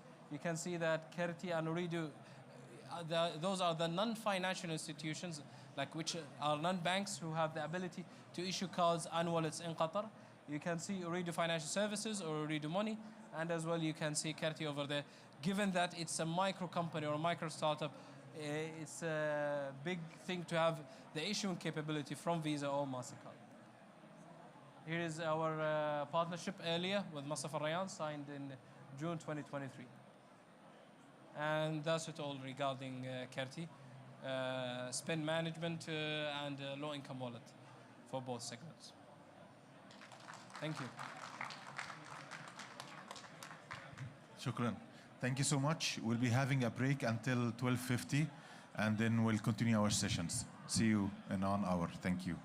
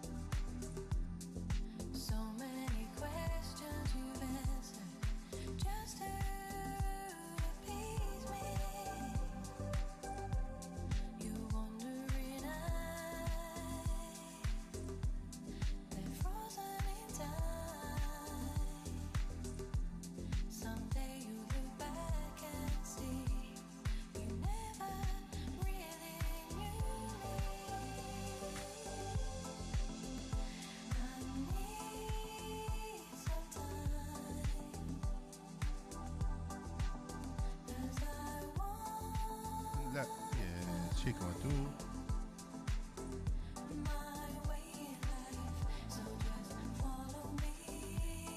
No, I just wanted to check we have it. You have mics? Yeah? Okay.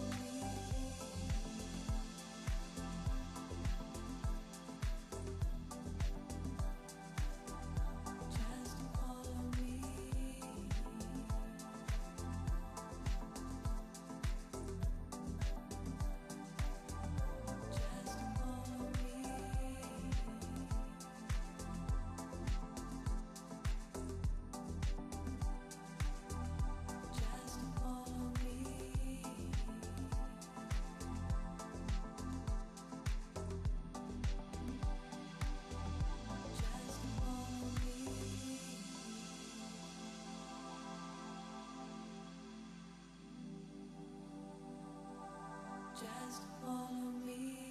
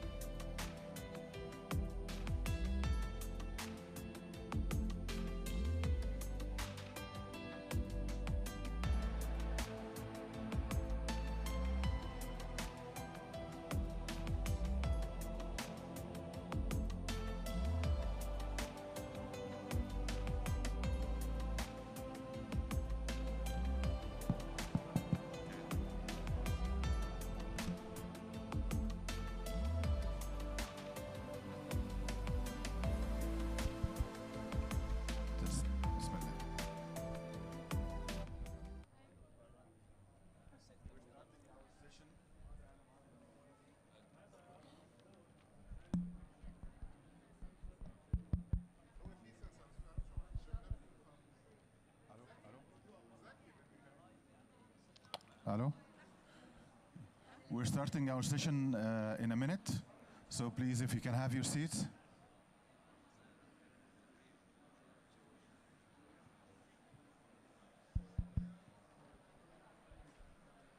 Thank you.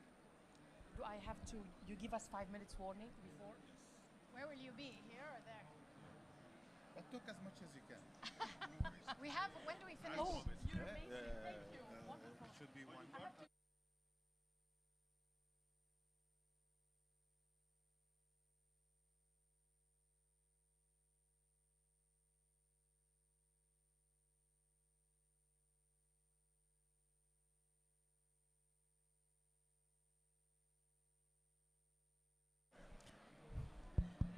It works. Hello.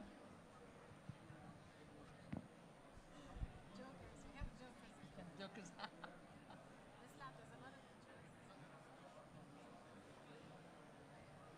It's nice. We have a good turnout, huh? We are a good team.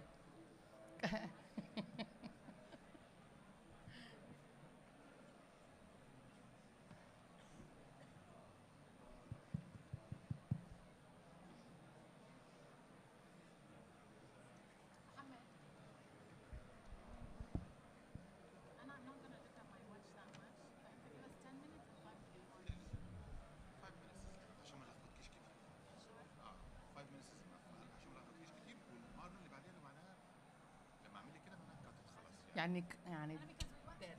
You're dead. حاف عليك المايك.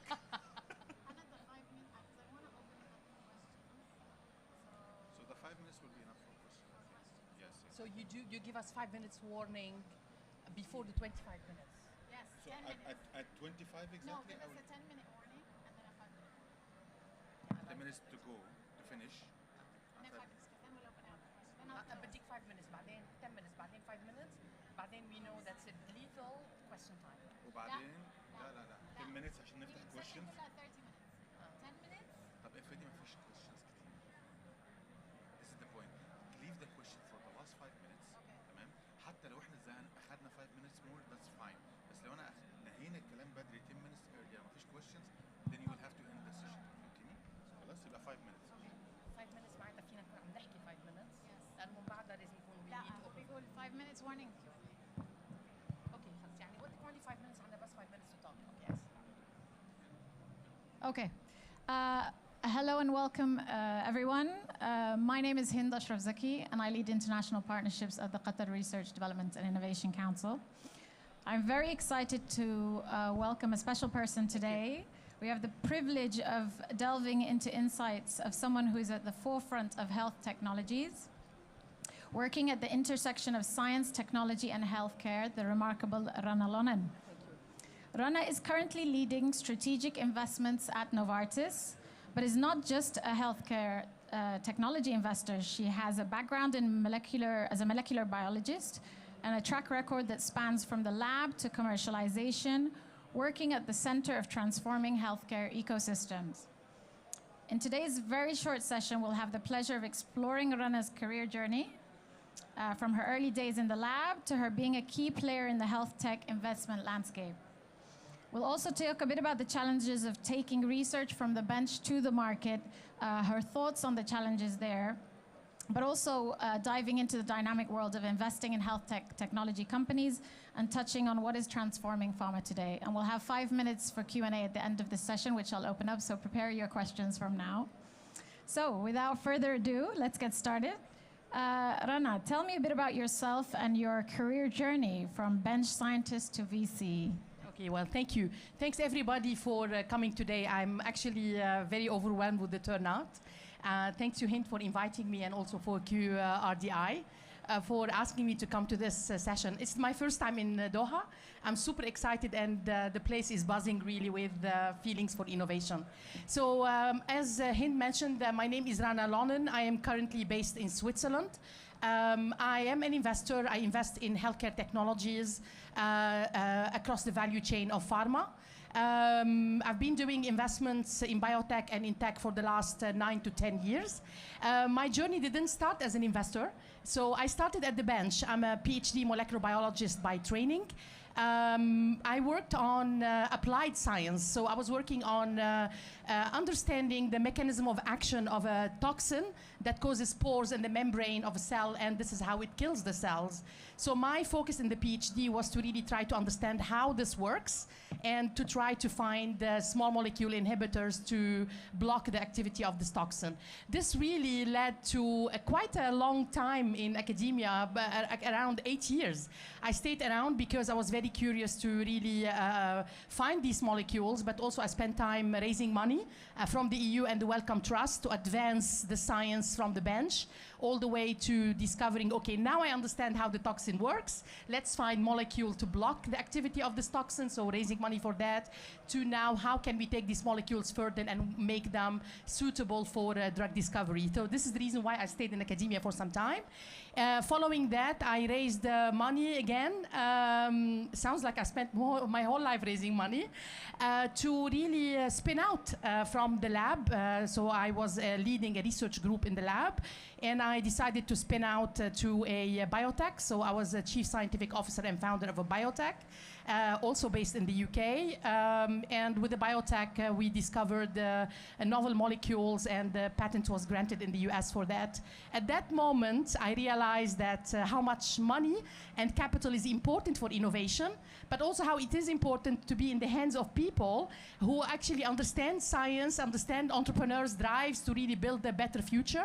So I decided to become an investor, and this is how I jumped to the other side of the table, to the dark side, and I became an investor in biotech in London. And I went to business school to do my MBA in London, in Imperial. We are from the same college. And I ended up coming to Novartis at that point to do investment in biotech. And then I turned into investment in healthcare technologies. This involves digital data and the healthcare IT companies. So that's kind of like very quickly my journey. Yes, and we're very lucky to have you here. I think it's a fascinating career journey. I think one of the challenges we see at QRDI is this piece around taking research, commercializing it from the lab to the market, finding the funding, etc. So I'm really interested to hear from your perspective, having been in the lab, been in research, and then commercialized it, set up your own biotech, and then now in investing. What are some of the challenges? Why are there so many challenges to making this happen? Why is it so difficult? If you could talk a bit about that. Yes, no, sure. Well, maybe I can highlight maybe 3-4 kind of key challenges. First of all, I touched on the topic of capital, of money. I think our structure, the way it is, I realized when I was in the lab developing my own, towards my biotech, there is a lot of capital that is either for grants or capital that is coming from VC. Not so much bodies that are really providing capital to bridge that gap between money in the lab and to really develop it to the point where the company is ready for a VC to invest in there. So we call that the valley of death. And at that time, I was extremely lucky because I was working in the UK at that time. The Wellcome Trust was really giving specific grants, not for the typical grant money, not for the VC money, is to really enable science with a very big commercial future to really bridge that gap and develop to a point where the company is ready to go and start pitching, to get capital from VC. So one is capital. I think, thinking about it from the context of here, really dedicate a capital that is really only to bridge that valley of death. Number two is the people. I mean, look, when I was a bench scientist and I got to these discoveries, I just stood up here and I said, what do I do now? I know biology, I know how to do experiments, but I don't actually know what do I need to do next to be able to stand in front of a pharma or instead of a VC and pitch my money. So I think what happens is I realize that the way we work is very siloed. So these people are in the lab, these people are for the commercialization, and I think we need to inject much earlier, even early on, even when it is still at the level of a basic science, bring in people from pharma, bring in people from VC, help the scientists to really focus their research. I mean, scientists need to be free thinkers, but they need to really focus. If they know where their end game is, then they will be able to develop and design their studies or their plans so they can save more money and also save more time and get to the end stage. Honestly, there are so many things I did in my PhD, and now I think back and I say, why did I do that? This was not useful. So we spend a lot of time messing about, and I think probably if we start coaching the scientists early on, then you get them to the goal very, very quickly. One last two more things. I'll be very quick, and I think it's very relevant. What I found was very difficult for me as a scientist at that time. I was an academic, so I get graded based on the publications that I do. So incentives for me and for other scientists was not really to make research for commercialization, even if I have patents, because I need to stay secretive about it. Otherwise, the innovation becomes a prior art for the future. So for me, I realized that you need to really, if you want to decide to commercialize, you need to stand up there and say, I'm not publishing, I really want to go into commercialization. And institutions, they need to change their incentives and give incentives to academics to really say, if you commercialize, also you will get graded and you will get money and further funding. So the incentive structures is wrong and needs to change. And the last thing is really, it's about personal. As an entrepreneur, as a scientist, we are told, oh, if you go to the industry or you commercialize, you are just you are a losing scientist. No, you really need to believe it's about the attitude. And I maybe gave you an example yesterday when we met. I got to the point where I want to commercialize. I didn't know how to do it, so I dug up deep into the publications.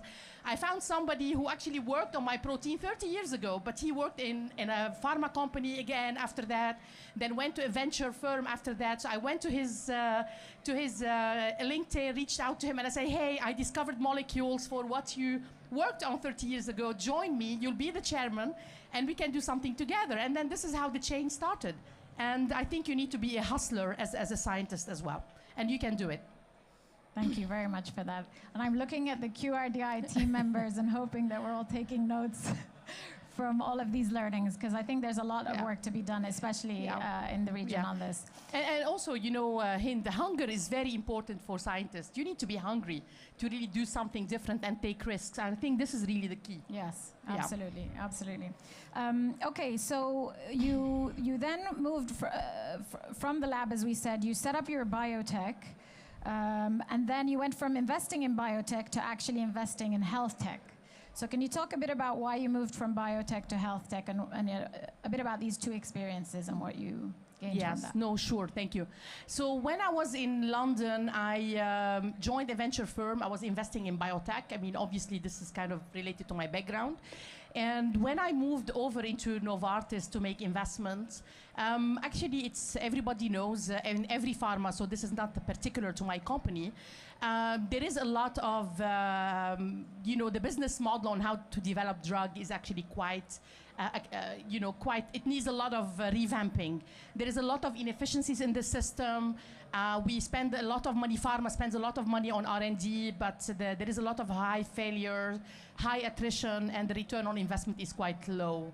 And if when I came to work at the transition to the health tech investment, it was really at the perfect timing. It was the perfect storm, because this is the era when AI and ML really started to emerge as useful tools to transform pharma, and this is where digital transformation happened. So this is where I actually said, okay, I have been in biotech and biopharma. I have been investing in the space, but I realized that it's not about anymore making just another molecule or discovering another molecule for another disease. It's about how can we use technology to fix the system first, so we make a better infrastructure and foundation for all drugs that already existing in the market and new drugs that are going to come out. And this is really what I found it super exciting about moving into health tech investment. And really in the future, I don't think the future will be, oh, this is biopharma and this is health tech. I think everything will be business as usual as one. But we are still going through the transition. Okay. And from a pharma standpoint, where do you think technology can help pharma specifically? Yes. Where do you think? No, sure. Maybe I can share with the audience my experience in the last 7 years investing in healthcare technologies in pharma. So I'm sure you all know the value chain of pharma. We really start with research. We discover early stage molecule, then you take them into clinical development, then you launch them in the market, then you get them to the patients and you manufacture them. So most of the venture capital firm that invest for pharma, including myself, the technology that they focused on for investment is really across this value chain. So what pharma is really focused on, let's take first the first step in research. How can we really use the AI, ML, and Gen AI also to make investments in companies that can predict better molecules, that can predict better antibody design?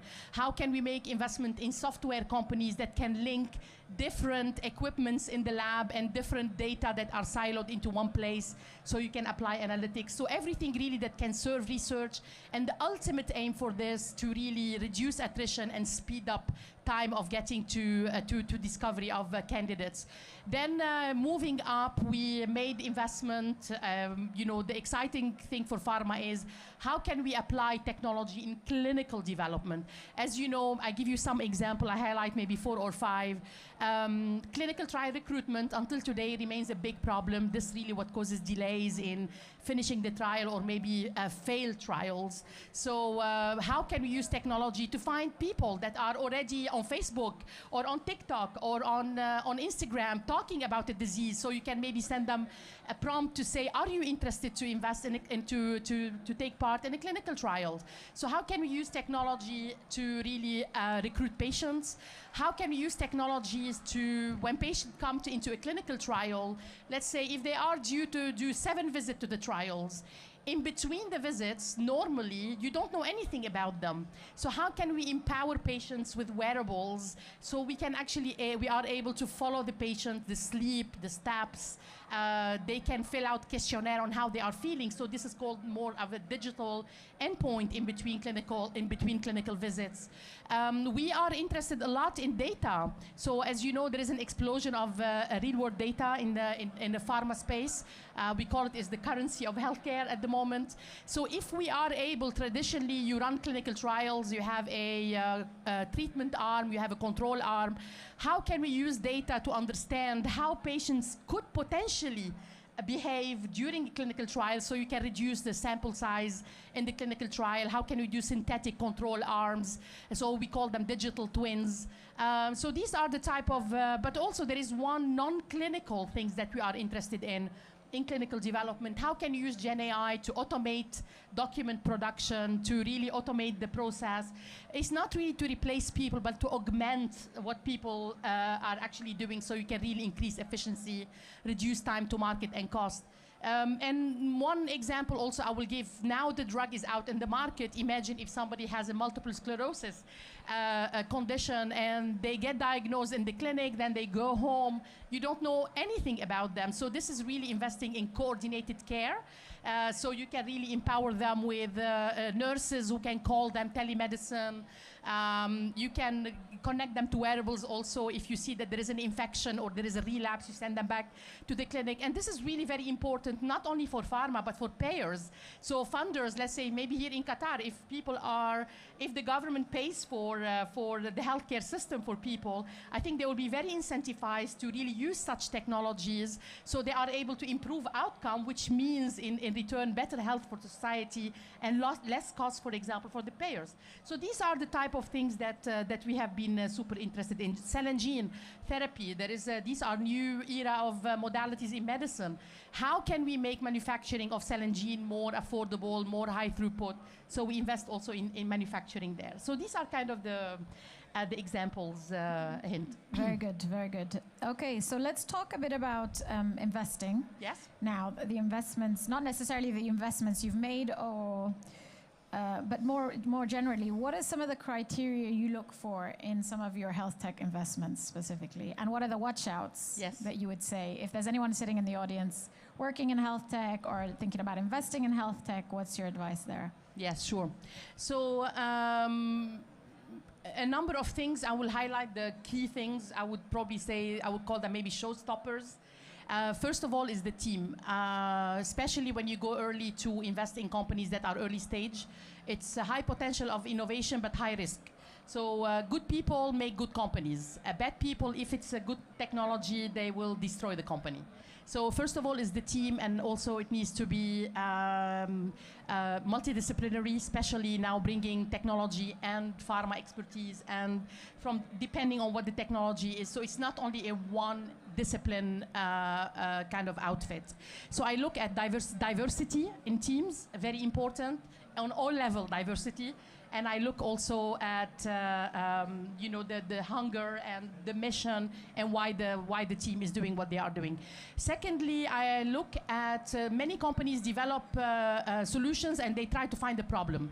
So it's the other way around. I think it is about, is the company developing a technology that is really solving for a real unmet need?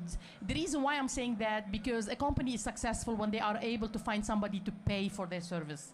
So somebody will pay for something if they need it. So it needs to be a real unmet need. Also, it needs to be differentiated. Unfortunately, at the moment, we are living in an era where there are so many companies that developed a lot of Me Too. And not only here, every conference I go to, I see companies and I say, this is another one, it's the same thing, they're doing the same thing. It's about thinking about competitive landscape, how can you differentiate, and how can you keep yourself always ahead. But it's not always about ahead. How can you partner with the other companies so you are able to give a better value proposition? Now, on the financial side, very important is the business model. I mean, often lots of people ask me, what technology are you excited about? For me, after investing in this space for the last 8 years, what excites me is not always what the technology is doing, but what excites me is the business model. There are some amazing technologies that are out there, but they could not really get anyone to pay for them. So the business model is very important. Who is your client? Who is going to pay for your services? How are they going to pay for your services? And seriously, this is not only from my perspective. If you go and talk to any of my investors' colleagues, they will tell you if the business model is not there, is not clear who's paying for you, no one will invest in the company. So business model is very important. And also, it doesn't have to be that the company is making money today. I think the investor is really investing in the future of the company, in the future, and in the entrepreneur who is behind the company. But it really needs to, company has a very solid roadmap to say, okay, how are they going to grow? Is there a pipeline that really supports that growth? So because really at the end of the day, as an investor, you want to really make money from your investment. Even if you are a strategic investor, you must make money from the investment, because if the company is not healthy financially, the company will die and the strategic benefits are not actually reaped anyway. So really it's looking at both the strategic side and also the financial side. So I think this is really in general the criteria that I look when I invest in companies. Great. Not only me, really pretty much everybody. Okay, fantastic. So I've just got one more question, and then I'll open it up to the floor for any questions that you might have had. So you've had 7 years investing in health tech. By the way, sorry to interrupt you, Hind. You asked me an important question about what to watch out for. Yes. And Okay. I actually want to say that in particular, there are so many things to watch out for, which are the opposite of what I said that are kind of interesting. Okay. But there is one, and this is really especially for the entrepreneurs in this room. Usually, especially if it's the first time seed investment, Series A investment, everybody gets excited. There is an investor that is excited in investing in the company. What to watch out for me as an investor coming into the company, I look a lot at the board of directors. Your board, your investors can really help you to make it or break it. If you bring along people only with money, but they are not going to support you as an entrepreneur in bad times and in good times, they can destroy your company. So for me, when I want to invest in a company, I like to see who are the board of directors in the company, because these guys, if they have voting powers and they have the majority and they can really vote on bad decisions for the company, this is a company that I will not go in. And I think as entrepreneurs, you really need to be very selective. Although even if you are early, be selective on who you bring with you on the board, because these guys stays with you for quite some time. Okay, that's a fantastic piece of advice, because I think often startups are just following the funding and not necessarily thinking about who will end up sitting on the board. Absolutely. So just last question, you've had 7 years investing in health tech. What are your lessons learned that you would share with startups and investors over that time? Yeah. No, thanks for that. This is actually an exciting time to have that question, Hind. I think we have reached at the moment a very interesting time. I would call it like a maturity time in investing in health tech companies. We've been doing that for the last 7, 8, 9 years, and we've learned a lot.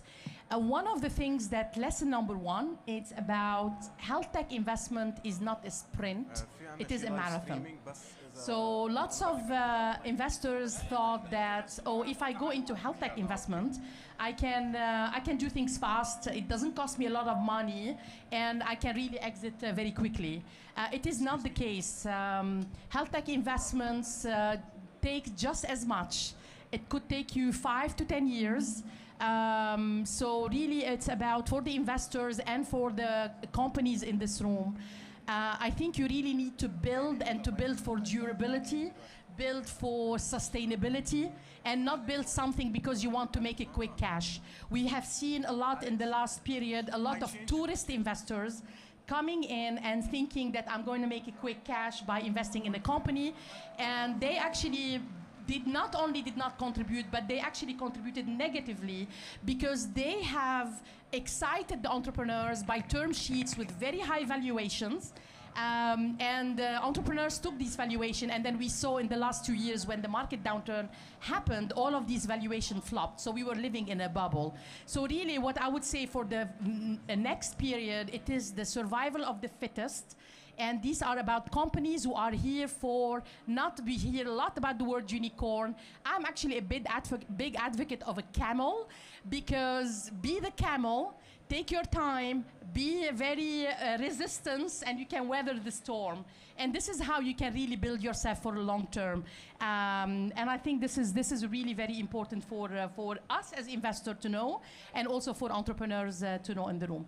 The second learning that I have there, we realized lots of companies popped up initially, lots of them, oh, I'm solving for helping the person to find out if they have blood pressure at home. So we have point solutions. So it's really about the customers are demanding companies to be more end-to-end. So don't give, if you're thinking of building a business today, think about the next step. What is the next best action to do? Because companies now, they have a vendor fatigue. If they want to pay for your services, they don't want to pay for you and then find somebody else who does that, find somebody else who does that. Try to really build something on an end-to-end. And if you don't want to build everything, just partner with everybody. Third one, and I have 2 more. Third one that I want to share, during the market downturn, everybody started to lay off staff. You saw this a lot in the tech space, and everybody started to strap for cash. We want to extend the runway. We don't want to go out and raise money because the valuation is going to be hit. I think although at some point in time we are going to come out, we're not out yet, we are going to come out from this crisis, just to take this as a discipline going forward. I think companies became super fat. They hired lots of people. Just be disciplined in your financials. And I think now investors going forward are very much looking for companies that actually know how to manage their cash and how to really get to profitability faster. My last comment that I want to say to everybody, as a healthcare investor, healthcare is about people. So we have seen a lot of companies developing technology, thinking that they can solve healthcare problems, and they forgot about the person. So really innovate for the people, put the person in the center, and innovate around them. And this is really what really healthcare is all about. And innovate in a very ethical manner towards society. So that's the final Awesome. message for everybody. Awesome. Thank you so much for that. I think so many pearls of wisdom for us to note down. And I think we will, at QRDI, may steal the word camel for future. So I think we have a few minutes. I'm having looks that are telling me that I don't really have a few minutes, but I would like to open it up for a couple of questions from the audience, if there are. And I see a couple of hands at the back, 3 questions. So if you can give us time. Sure, go for it. Yeah. Thank you. That was Thank the you. best talk I've been to in a long time. Can you get the mic closer? Yep, Yeah. is that better? Yes, much My better. name is Golnoosh. I'm also a scientist on the bench who's become an entrepreneur, so very early days. So that was very useful for me. Thank you. I wanted to get your thoughts about perhaps where we're going wrong in allowing or encouraging scientists who actually have the knowledge to become the leaders in innovation. Because I think there is a big gap and there's maybe some resistance, even from investors, in terms of investing in the actual scientists, the knowledge holders, to be able to make that jump, to become entrepreneurs, to see the big pictures. How do you think we can tackle that on a societal level? I'm not sure whether I understood the question very well. So Where is the bottleneck here? So how can we reduce the resistance or the doubt within investors? Yes. In scientists, because I think there is some of that is they are scientists and not businessmen. Sure. Or women, No, right? this is a great question. Maybe I can share with you from my own experience. And I will be quite vulnerable here in front of everybody. So when I actually finished, wanting to go into the commercialization side, I actually knew what I'm so great at, and I knew what my limitations were. At that point, you really need to bring people around you. Bring people around you who know and who have done it, and people you can trust, and people who are not here for the ego. They're not here because they want to steal so the people I had around me, one person was already in the pharma before already, and he was excited because what I was doing was really super innovative. And he brought in somebody else who's already retired from pharma. He's actually developed one of the most selling drugs in the world. He was my actual mentor and the medicinal chemist. He has no interest in, so what he did, put behind you people who really genuinely believe in you, and they will coach you. Nobody comes perfect. And I think what they do, if I compare myself, how I was before and how I am today, listen, and I remember my medicinal chemist saying to me, I had to spell for you the word HERG, which is quite an important assay you do for toxicity. And he said to me, and then after a few years later, he went on holiday with his wife. I was designing molecules. So it's about showing them that you are really wanting to fight for it and learn from everybody and get coaches behind you. You will not be perfect when you come out to the VCs, and take that as it's fine. I will get mentors to help me. I love that, by the way, because you're saying know your strengths, know your weaknesses, and ask for help when you know what they are. Okay. Hi. Yeah, thank you very much for this presentation. I have a comment, maybe not a question. There's no doubt that AI and data science will revolutionize healthcare technologies and pharma. I'm very interested in the data science. Yes. I think the data is the fortune and the treasure for all investments and discoveries in the future. Now, I'm a person that last word you mentioned is to focus on the person and the patient, and I will start from there. This data, especially when we look at the drug discovery and development, the patient data is the treasure. When is the time that will come that you will share and compensate persons and patients for their data in research and development? Thank you. Yeah, no, this is a great question, actually. And it's already there are some conversation around how can we make the patient a party of that equation. And I think, I don't know when the time will come, but what really matters is, first of all, we need to break the barriers. I think there is a lot of distrust in the industry between the payers, the pharma, the hospitals, the patients. I think we need to first build a bridge and really everybody to come together around one incentive. And I believe the patient should be part of that journey as well. Okay.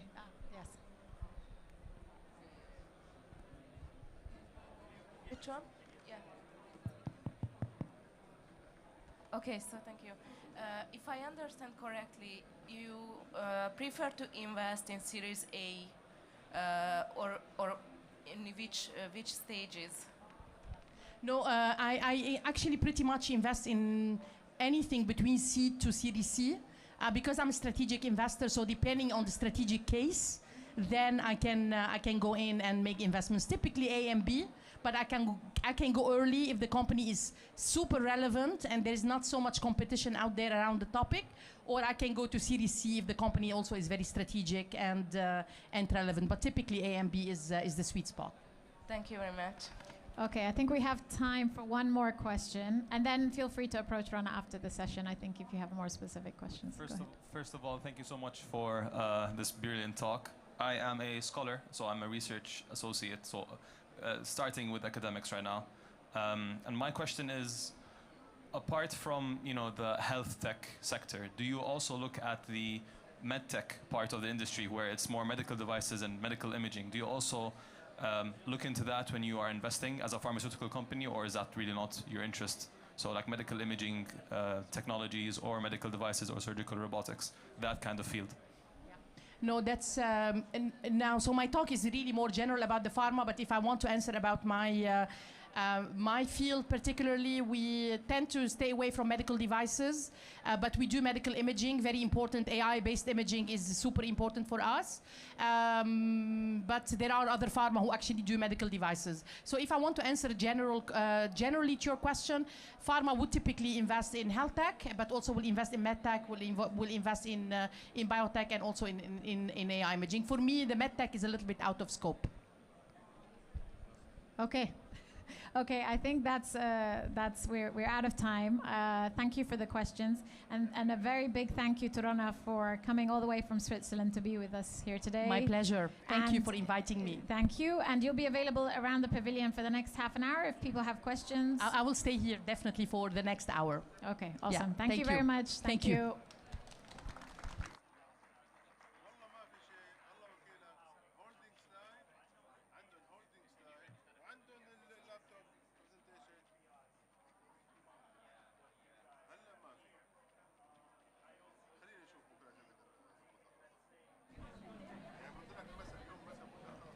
Thank you so much. We'll start our next session in 2 minutes.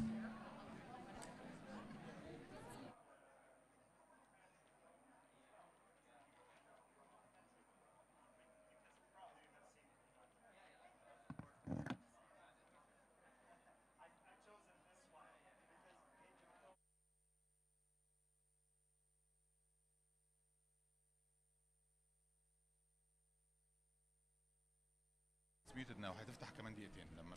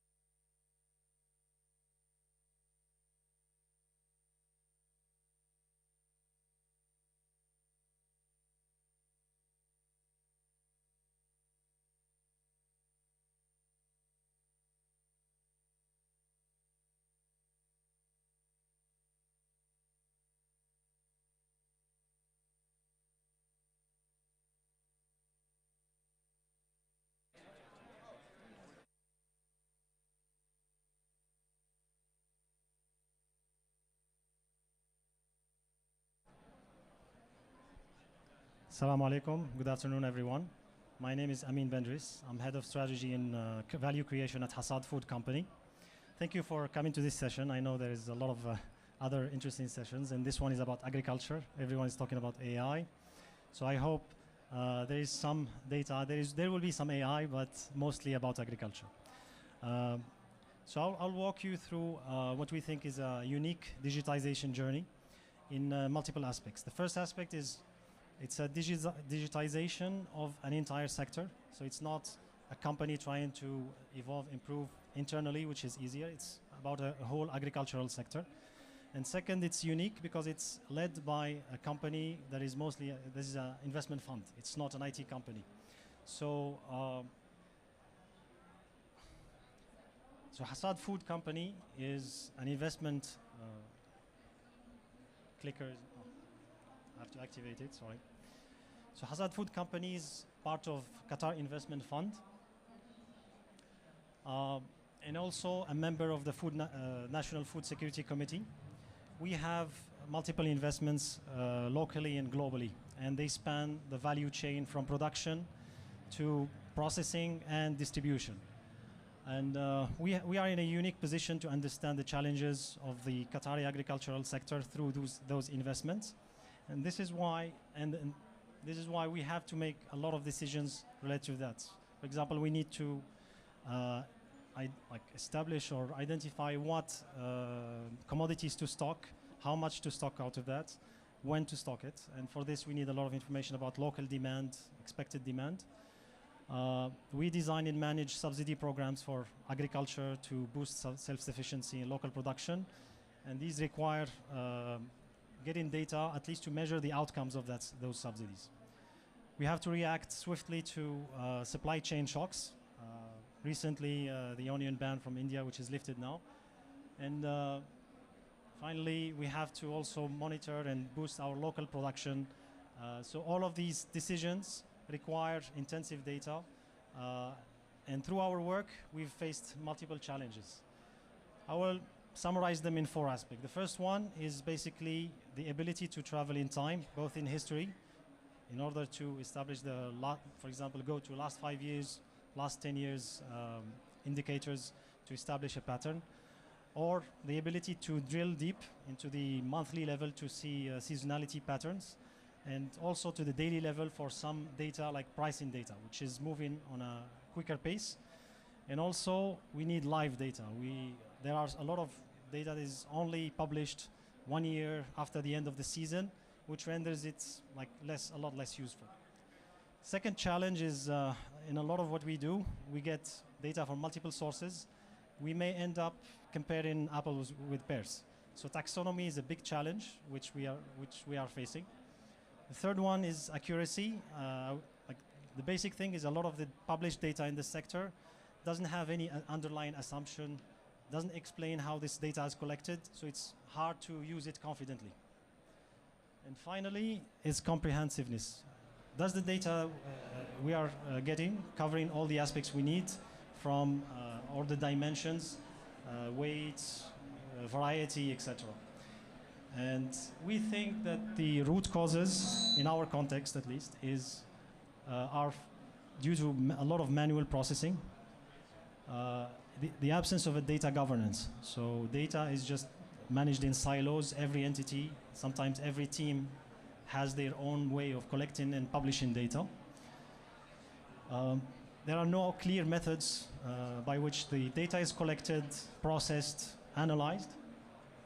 And we are facing, from the technological aspect, multiple legacy systems, so which poses a technological challenge to just combine them together and analyze them in a meaningful way.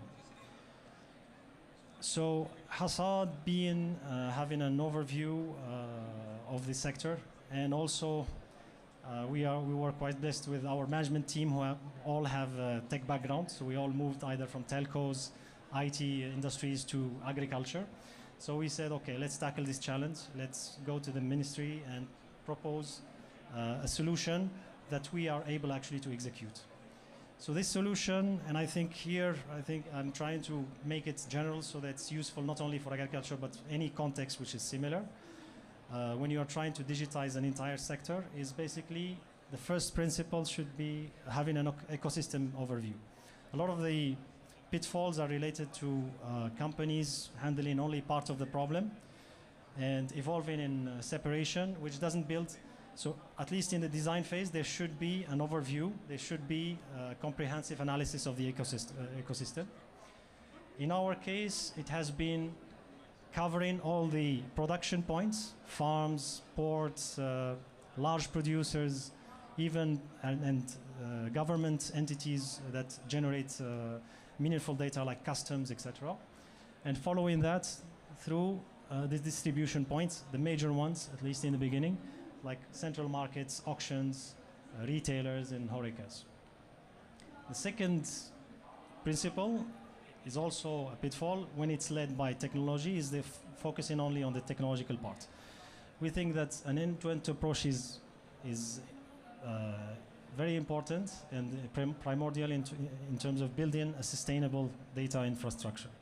So it starts with operations. In our case, we have more than 60 people deployed regularly to collect data on the ground, in addition to more than 20 integrations with multiple companies. All these are powered by a unified platform. So unified doesn't mean it's one application, but it's designed in a unified way so that we can follow the flow of products and information throughout the value chain. And finally, all of this data flows into easy-to-use interactive dashboards for the users. So these two principles have been very helpful for us, and alhamdulillah, we have been working on this project for the last 2 years, and we are starting to see that users now are being addicted to using this, and it's only growing. So I want to share with you some lessons learned or key success factors. Either they were there by design maybe, or some of them we realized them in hindsight, but I think they would be very useful for anyone who is attempting a similar type of project. First one is governance. Usually there is no proper governance dedicated to data. And by governance, I don't mean creating an entity, a team, or direction, but it means that combining the key capabilities, which are data engineering, data science, application, IT application development, and operations, into one combined governance system. And in our case, I'll just give one example. A lot of the time you see data teams talking to apps because they need to integrate. Or application team talking to ops because they need, they ask about which feature should I develop for you. But very rarely the data talks to ops. And in our case, we established a very simple rule. No change should be done on the system. No new feature should be built. No operational process should be changed unless there is a unanimous decision of these three capabilities. And we believe that the fact that we have hybrid leadership for the team and management creates a fast decision environment. Following up on the governance, I think we need to be on the ground. I took this picture a few days ago from the central market here in Qatar. I always look for odd vegetables and fruits as a foodie. And I was amazed by these purple peppers. But I asked myself the question, how was it recorded in our system? We don't have this product in our taxonomy. So this is just to illustrate that if you are not constantly on the ground, if you don't establish this coordination between operations and data, you may miss some of these gems. And you want to at least have the opportunity to decide whether you need this type of data or not.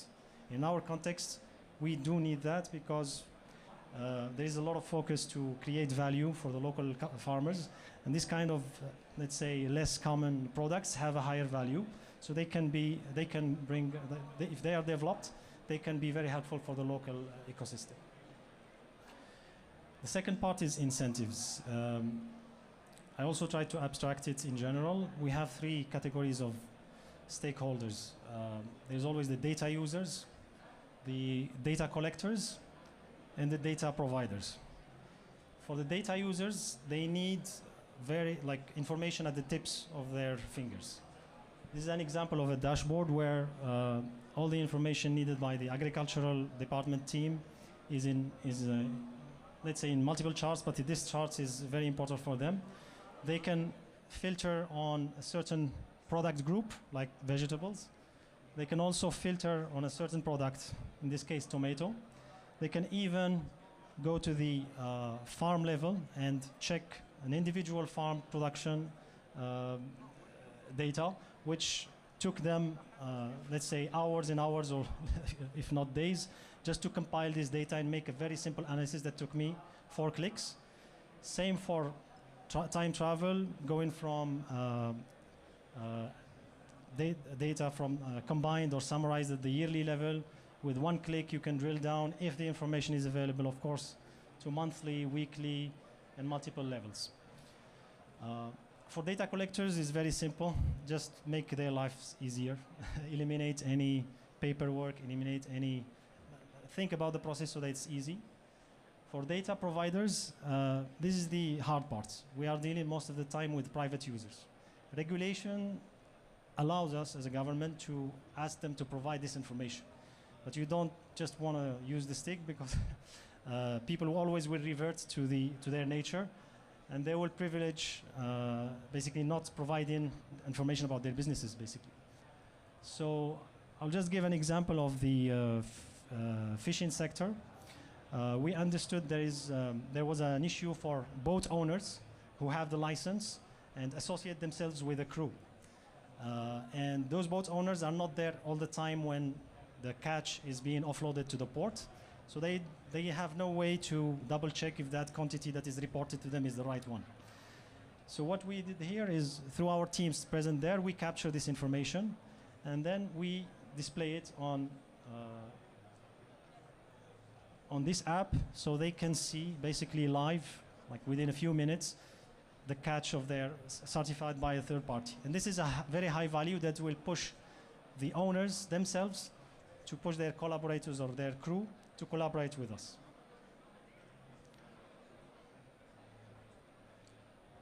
In terms of technology, a lot of people know about MVPs, but they work. We tried them. Thanks to our team, we have been able to develop low-code applications that were deployed in a few weeks and were up and running, deploying our teams, because our focus was on the data, start collecting, and then iterate. So those low-code applications enable you to learn quickly, iterate, before investing in very long, let's say 3-year or 2-year journeys and multi-million projects, which in the end may work or not. Second is focusing on UX. UX is very important for us for the simple reason that I have an incentive to optimize my cost. So the faster it is I can record data, the better is for me actually. And also it's better for the users because I don't delay farmers, I don't delay fishermen. So this is an example of an application where in 4 or 5 clicks we can actually record an information that on paper will take minutes. We also use a lot of QR codes as a shortcut to identifying users. You'll see this is, I told you in the beginning, this is very basic technology, but it works and it enables us to build the infrastructure to evolve. And this is what my next point is: start with basics. Very basic technology will go a long way into covering 80% of your needs. Barcode, tablets, this was our basic. And then, but this is all done with the end in mind. Like, we structured our applications so that we collect data, labeled data, that we can use later once we have a meaningful set of records to run AI or machine learning. So yeah, we are planning to go there, but step by step. And finally is, I talked a lot about data, but not about information. This transition is very slow process. For me, it stands out in terms of building a decision-driven culture. This is an AI-generated image, so this is a use of AI. So, and I'm always happy. I tell the team when the ministry employees call me and say, I can't see this data on the dashboard. So I say, alhamdulillah, you are using the dashboard, which is a very good thing.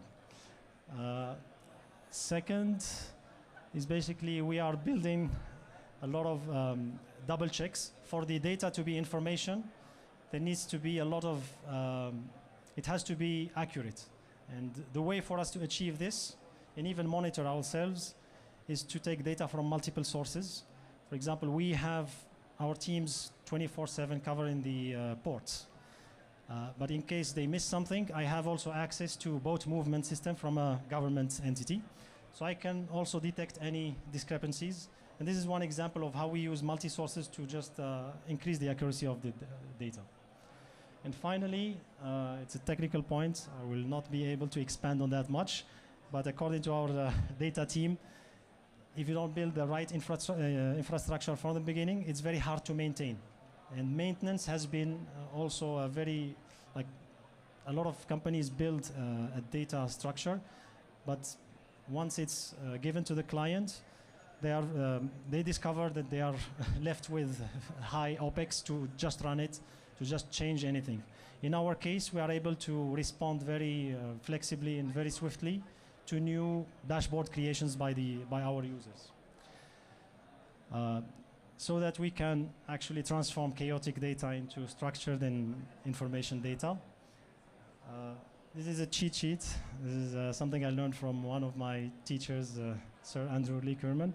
He always puts the key learnings in a card. I didn't print it, unfortunately, but if it's of interest, here it is. I added be patient there because it's a slow process. And yeah, thank you. If you have any questions, please.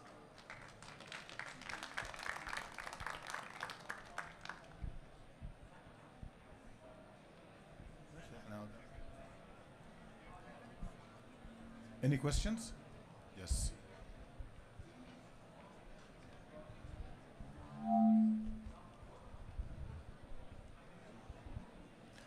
So you have now access to the entire agriculture structure information in Qatar. What's next? Yeah, so this is a very good point. As I said before, we started with the basics. We wanted to establish an infrastructure. What's next is in two directions. The first direction is basically to optimize our operations. We have people on the ground. We have to equip them with better information. For example, I have a big part of the agricultural land is open field. So it is easily accessible for drones. So we can shorten the time or the visit time for our inspectors going to farms and by augmenting them via drones. So this is something we are working on in trials. And second is, for me, is continuing building this data culture. It goes through a lot of training, a lot of interaction, making sure that decision makers request data all the time, and at the same time that they are they have reliable data on their hands. Can you elaborate on the challenges that you faced during data collection? You mentioned that you have data from for the boats, right? So if data is missing, how you are handling that? Yes. So I gave the example earlier of basically I can identify if I'm missing any boats, any loadings, by just checking the boat movement system. So every boat that leaves the port has to register with with the Ministry of Interior, declare the number of crew. So it gives me crucial information. First, timing of going in and out. And also, I can link that with the multiple loadings. And we discovered, for example, that boats can retain fish for up to 3-4 days, depending on the prices in the market. And we are able to monitor that and to quantify that. Government knew that this happened, but they have no idea how big the phenomenon was. So that's one. Second, we equip our applications with checks, for example, for farm visits.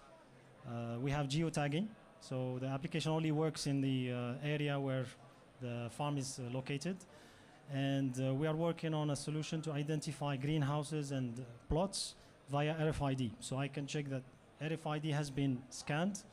It makes it easier for the inspector to detect or to identify, especially if I'm changing inspectors every time. Which is another way to also double check, is to not to let the same people go to the same farms every time. But it also enables me to identify that they visited every single point in that farm. Thank you very much for the presentation, really insightful. And thanks for the clear lessons learned. I have a quick question. Tech adoption is one of the biggest challenges when we develop new innovation or technologies. Throughout your journey, did you see a lesson learned or un bon coup, like a nice, interesting thing that allowed you to increase the tech adoption of the solution? It's a great question because adoption is basically our how we measure our success. I tell the team, no matter what we deliver in terms of dashboards, I want to see the report of how many people are using it and how frequently they are consulting it. So here, our strategy was focusing on the people that already used data before. And our dashboards were solving their issues in terms of accessing to the data, assessing it, and everything. So we focused on 3-4 main people in each direction, and they were our ambassadors in a way. So it's a common practice, but let's say in our case it worked very well because change is hard. So you have to really work deep. A lot of people that don't have this culture haven't been exposed to dashboards before, so you have to show them that Excel is fine, but this is faster and better. Thank you. Great presentation. Thank you. Thank you. Just on the aspect of AI, since everyone's talking about it, how do you plan to leverage AI in your platform? Yeah. So we have some ideas in terms of how to leverage it. They are quite midterm because we need the data for it. But I give you as an example for we're trying to create forecasts for production for farms. Currently, the formula is very simple: is agricultural land times yield. That's your expected production. It's not you cannot break it down to the season level, monthly level, which is an important information in the context of Qatar. So what we're planning to do is collecting data through our visits, cycle data. Every agricultural cycle is collected in terms of date of start, date of finish. And using this information, we're trying to build forecast engines so that we can predict the production and hopefully protect the local farmers. Another way we are thinking is basically we're taking a lot of pictures in the process in our application. We still don't know what we'll do with them, but I'm sure they will be useful in terms of automatically detecting what stages the plant is, if there are any pests, any diseases, etc. But what we are doing now is just collecting labeled data, and we'll see what to do with it later. Thank you. Thank you very much. Thank you. Much. Thank you so much. We'll start our next session in 3 minutes. Thank you.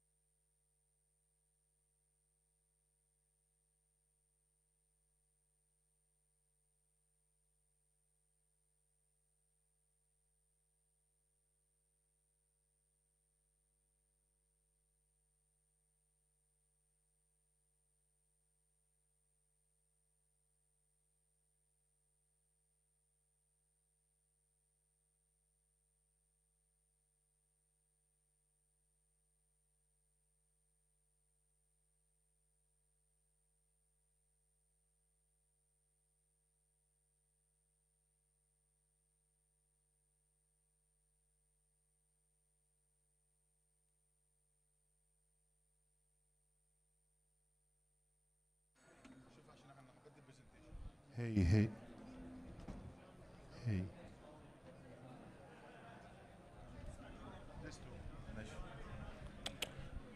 Okay, make it mute.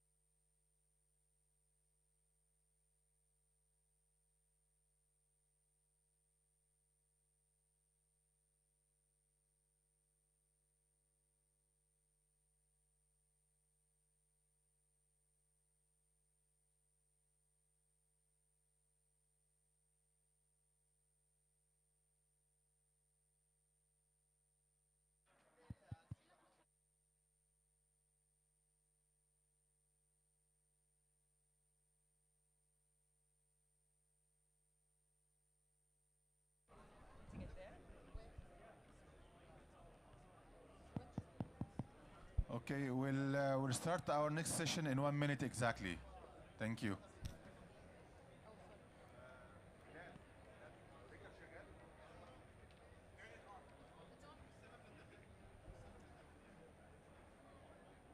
Arrow down. Arrow down. Yes, I'm going this side.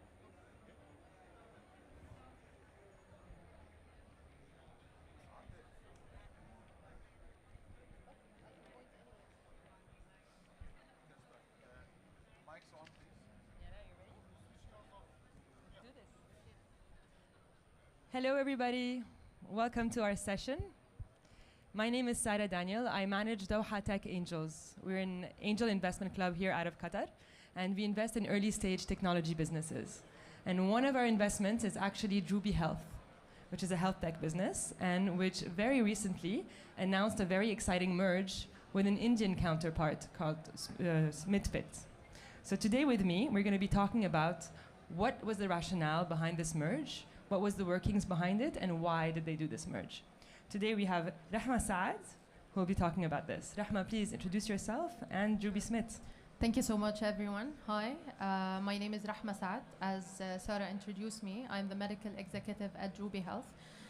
First of all, I have to say I'm so excited to be here today with everyone attending to share more insight about our merge between Drubi Smith and Drubi and Smithfit.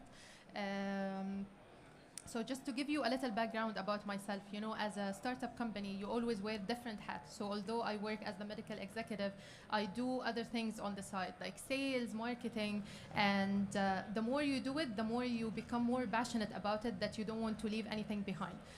So I'm so happy to be working in this space of digital health, and hopefully we continue providing our service to more patients. Now, maybe to introduce Drubi Smith, what are we doing and what are the services we are providing?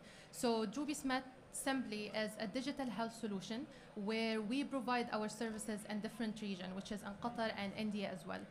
Our focus is two things. Number one is diabetes, and number two is obesity, which is the metabolic health conditions. What do we have? We have a user-face interface, which is a mobile health application where patients can use it to track their health data, monitor their condition, and we also have a healthcare professional portal. Maybe if I can just... okay. So this can give you a better understanding of what are the services we are providing. So we have a mobile face application where user can use to track their health data. On the other side, we have the healthcare professional portal where the dietitian, the educators can interact with the patients. They can see and track their monitor health data and provide the timely intervention for these patients.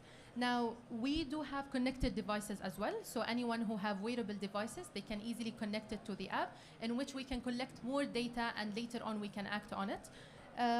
We also have our own experts, in-house experts of certified diabetes educator, dietitian, health coaches, so they can assess these patients in their journey.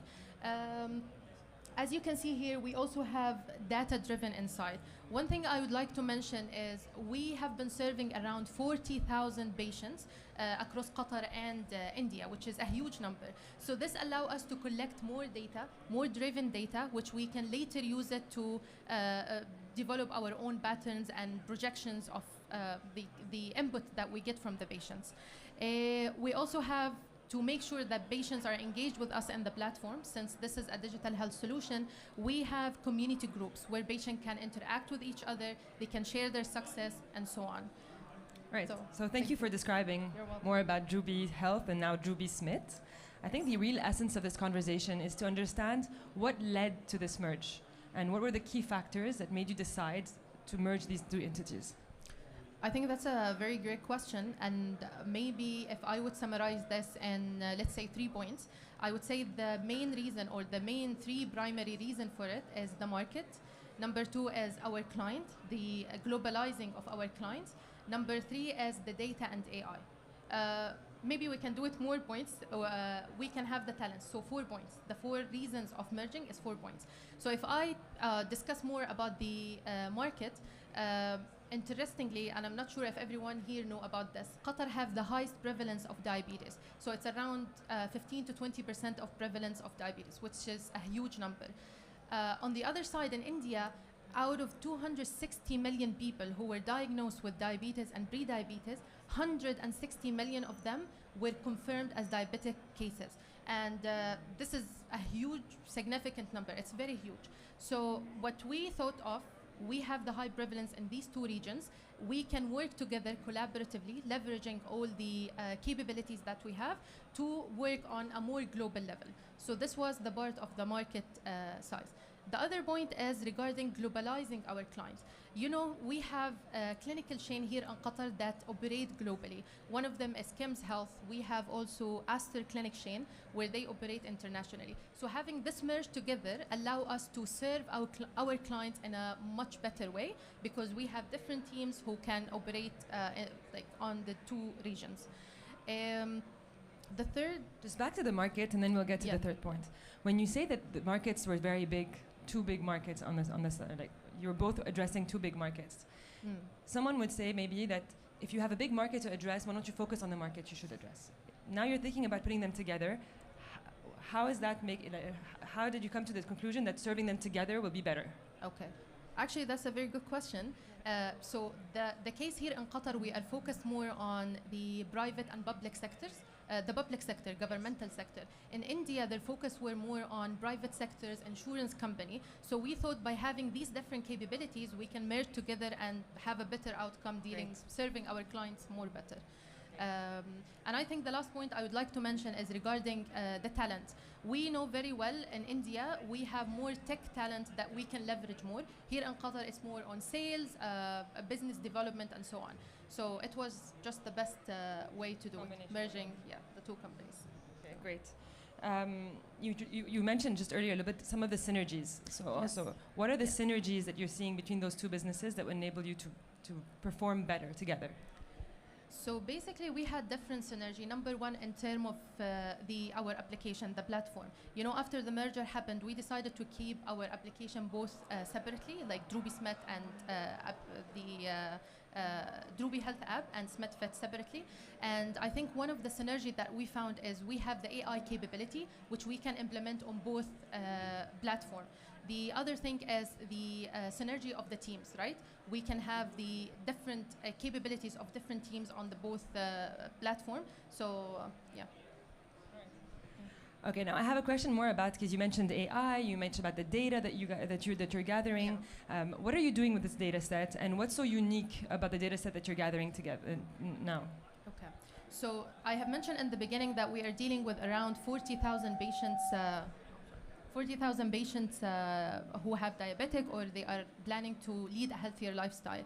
So because of this huge data we are collecting, we can leverage this data to do different patterns, create our own projection in the future. So as a diabetic patient, we can easily track this data and we can project the pattern of him later on if he's going to have high blood sugar reading, low blood sugar reading. So it will be like kind of self-managing of his condition only through the app and the AI solution we are developing. Are you seeing similar patterns when you're looking at the data now? Now that you have this unique data set of both the two biggest markets when it comes to diabetes, and you have this unique data set of those two different markets, are you seeing patterns that are similar? We are definitely seeing patterns because of the different cultural and background of these different people in different regions. So yes, and this is a good way to leverage this data to have something more on a global level. It's not only in Qatar, not only on the Asian region. So, yeah. Great. So now let's get to the things that we talked about, all the positive synergies and all the things that made you lead the decision to merge. Yeah. But when it comes to merging, we all know that there are so many challenges that comes to that. Definitely. And so what are the challenges that you have started facing? I know it's still very, very recent. You only announced the merge a month ago, but are you starting to see some challenges in putting these two organizations together? So basically, I would say any companies coming together as a merge, you will definitely see a lot of challenges, right? So it's normal to have these challenges. But for us, in our case, one of the main challenges that we face is the cultural challenges, because we are coming from two different backgrounds, Qatar and India. So the organizational structure, the process, the sales pipeline, the sales process, and so on, it's so different. But I think the most important point here is how did we address these challenges? So although we had these cultural challenges on adapting two different companies together, we were able to address it by having daily meetings. Like we would have daily meeting where teams interact with each other on the executive level and also on the employee level. So this way we were able to tackle these challenges by understanding the process, and it's going to take a lot, to make it like a smooth process at the end. It's a step by step. As you said, we just did the merger months ago, so it's a process we are working on. So I think this is one of the main challenges. The other challenge I would say, usually when you are focused on the merger, you are focused on the details of it. It's a huge move. It's not a simple thing that we are merging two companies. So because it's a huge move, you tend to focus more on the mergers, the process, and how to make it happen, and maybe have less focus on the clients, the existing clients you are dealing with. But the good thing is after we did the merge, we were I'm not sure if you heard about this, but currently we are running a corporate staff challenge. So now we are more focused on our client, where we are combining different companies coming together to do a staff challenge. So I think the focus now is on the client, now that the merger have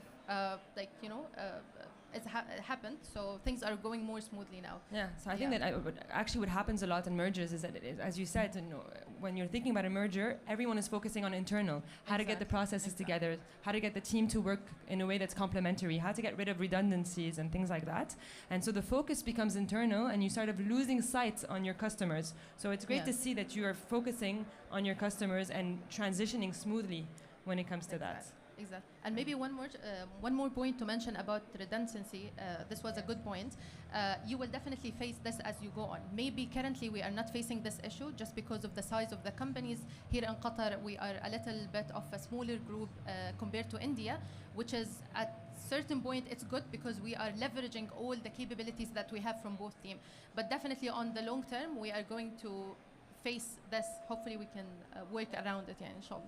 Okay, before I get to my next question, I want to just dig a little bit more further on when you said that you have your very different teams and you're complementary, that you in Jubi are a smaller team, and in Smithfit you were a bigger team. Can you talk a bit more about what you were focusing on, what they were focusing on, and how that was different and easier for you to merge accordingly? Definitely. So our focus here were mainly on research. We were so big on the part of showing impact based on clinical grade impact. So our focus were on research, our focus were on governmental clients, so that's why we were not requiring this big team in Qatar.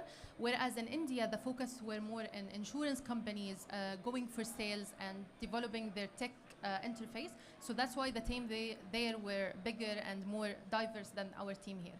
So, yeah. So basically, I'm just going to summarize to make sure that I understood correctly, and correct me. Sure. So over here, smaller team focused more on research, clinical studies, and more public institutions. Exactly. Right? Yes. So more public clients, healthcare centers. Whereas in India, much more B2B, looking at clinics, sales process, business development, and therefore there was a good complementary of skills to marry. True. That's great. Yeah. Now, the merger was a 50-50 merger, which is a very tricky merger thing to do. How did that, back to the culture, how did in the executive teams, in the different shareholders, how did they come together, the 50-50? How did they decide who would be a CEO, who wouldn't, how would it look like, etc.? So basically before the merger happened, definitely this was a discussion of years. Like they took 1 year to discuss this and align together. So there were discussion on the executive level where they come together, align on the rules, make everything clear on the executive level, and this translated in the employee level. So that's why the merger had become more smoother in that case. So their rules were more understanding because they have discussed it among each other. And I guess one thing to mention also, we were lucky to have our CEO having a background of merger between companies, so this made our process much easier in terms of the completing the merger at the end. So Yes, I wanted to also stress on that because as an investor within Ruby Health, we were part of that, and we saw that the discussion to merge took a lot of time, and different types of partnerships were evaluated. We considered different kinds of collaborations before getting to deciding whether a merge was the right and appropriate one, and that's why I felt that in the discussions it was natural, it was constructive, and which made the merge smoother. And there were other shareholders involved, Exactly. no? I was just going to mention that. Honestly, this didn't happen without the support of our investor, obviously. We had QDB, we had QSTB, obviously Doha Tech Angel, we had MVB from Singapore. So because of all the effort from all the investors, this has happened today. So all the shareholders were aligned on both sides, and it was really a marriage between the team, the management, and the other shareholders, which I think is a very important aspect in a merge. Exactly, yes. All right. So now that you've merged and you've created this big powerhouse, what's the vision now? That's another good question. So I have mentioned at the beginning that we are collecting a lot of data because we have around 40,000 users using the platform. So having this huge number of data will allow us to leverage this to use it as patterns, use it in AI solution. And in fact, we are working on using this data, we are working to leverage it to have a projection model as an AI solution in the future. And just to mention, right now we have released our first AI as a testing phase right now, AI assistant coach, where it can user can interact with, and basically we are collecting feedback at this phase. So I would say this is one of our biggest focus right now because the world is evolving and now it's all about AI and technology. So yeah, this is one of the biggest focus for us right now. Okay, so if I understand correctly, you're now working on creating from these data sets specific algorithms and patterns that would enable you to predict glucose levels and therefore being able to prevent any kind of downfall of sugar or Exactly. Okay. Now we have just the testing interface for the AI, which is the basic level. Hopefully, while we use more data and analyze more data, we can go live with the projection. Okay, great. And in the meantime, you just launched an AI assistant. What does that mean? Exactly. So it's like a chatbot.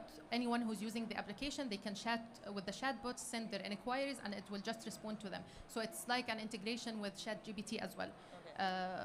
So currently it's in the testing phase. So anyone who's interested to use it, they can download the app and test it. And we are happy to know your feedback about that. So that would be great. Yeah. All right. I wanted to ask also about the strategy. So now you are operating out of Qatar, you're operating out of India. It's clear in terms of technology, the vision that you're trying to, what you're building towards. But in terms of commercial strategy, what markets are you going to be focusing on? Are you entering new markets? Are you focusing on your own markets for the moment? I think everyone knows that Saudi Arabia is a big market, right? So our focus now is to expand to the Saudi market, which we are already working on that. So this would be one of the biggest strategic plan that we have to go is to expand to the Saudi market. Yeah, I would say this is one of the biggest strategies that we have. The other thing, we are actually looking to become the regional lead in the field, in the digital field. And the reason for that, because the top companies in this are from the USA, and they do not have access to the region that we have, right? So we would like to become the regional lead in digital health solution, and hopefully we can take this with the merger step by step to reach the global level, inshallah. Thank Great. you. Before I move on, does anyone have any questions they'd like to ask? We good? Yes.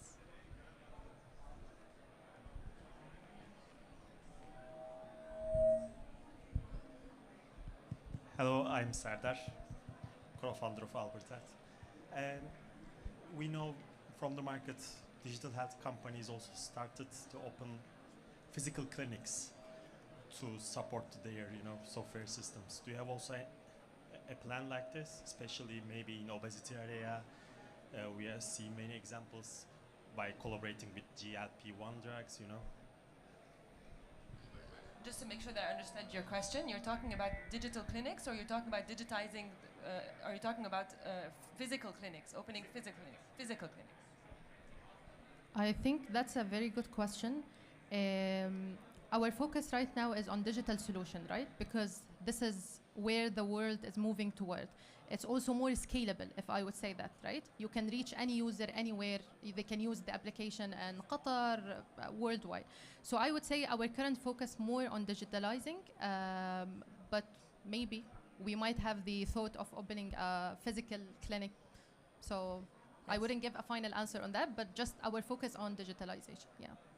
I think one of their main customers is our clinics, right? So it's really about partnering with clinics and this B2B2C aspect of partnering with clinics and enabling them to provide better services to their clients. So for that, in terms of go-to-market strategy, it seems like the one that they're focusing on primarily. Yes.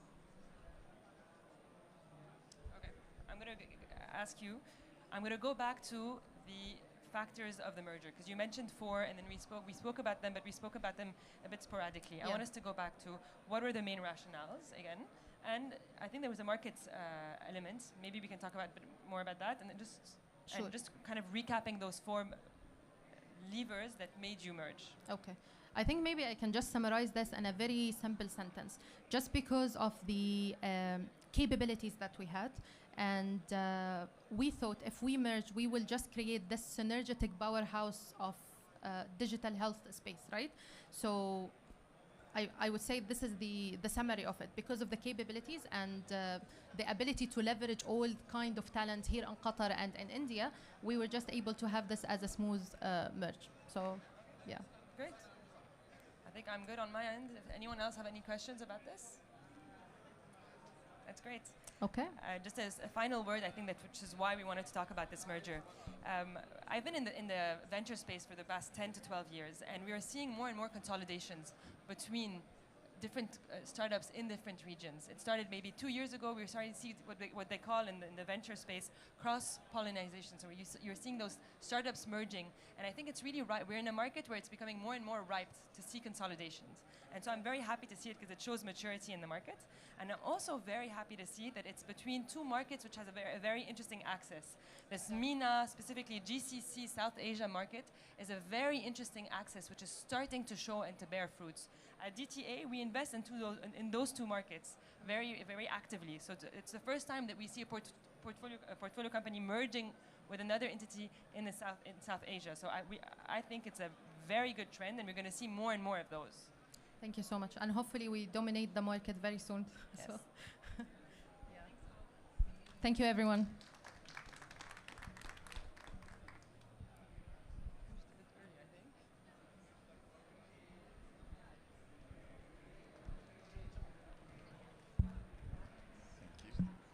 Thank you so much. We'll start our next session in 5 minutes.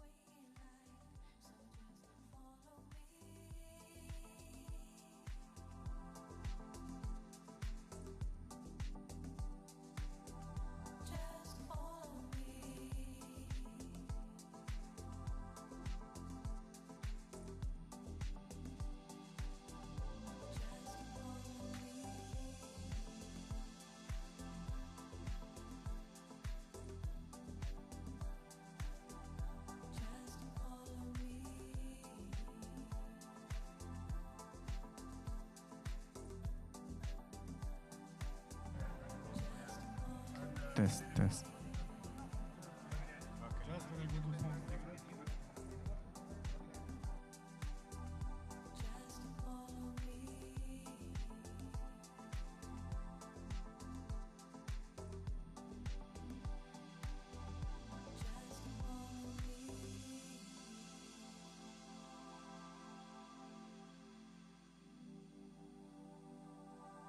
Just follow me.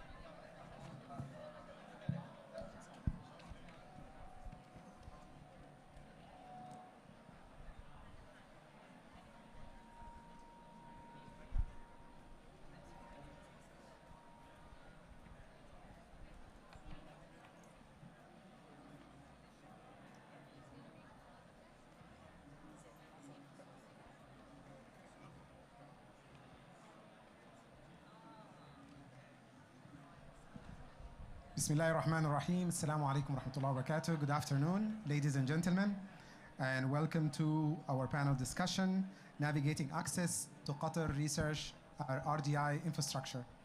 It's my pleasure to welcome to our panel Engineer Hind Saleh Hassan from Ministry of Municipality, and Dr. Ayman Samara from HBKU, and Dr. Max Renault from Weill Cornell, and finally Dr. Ammar Huwairis from Gord. Welcome.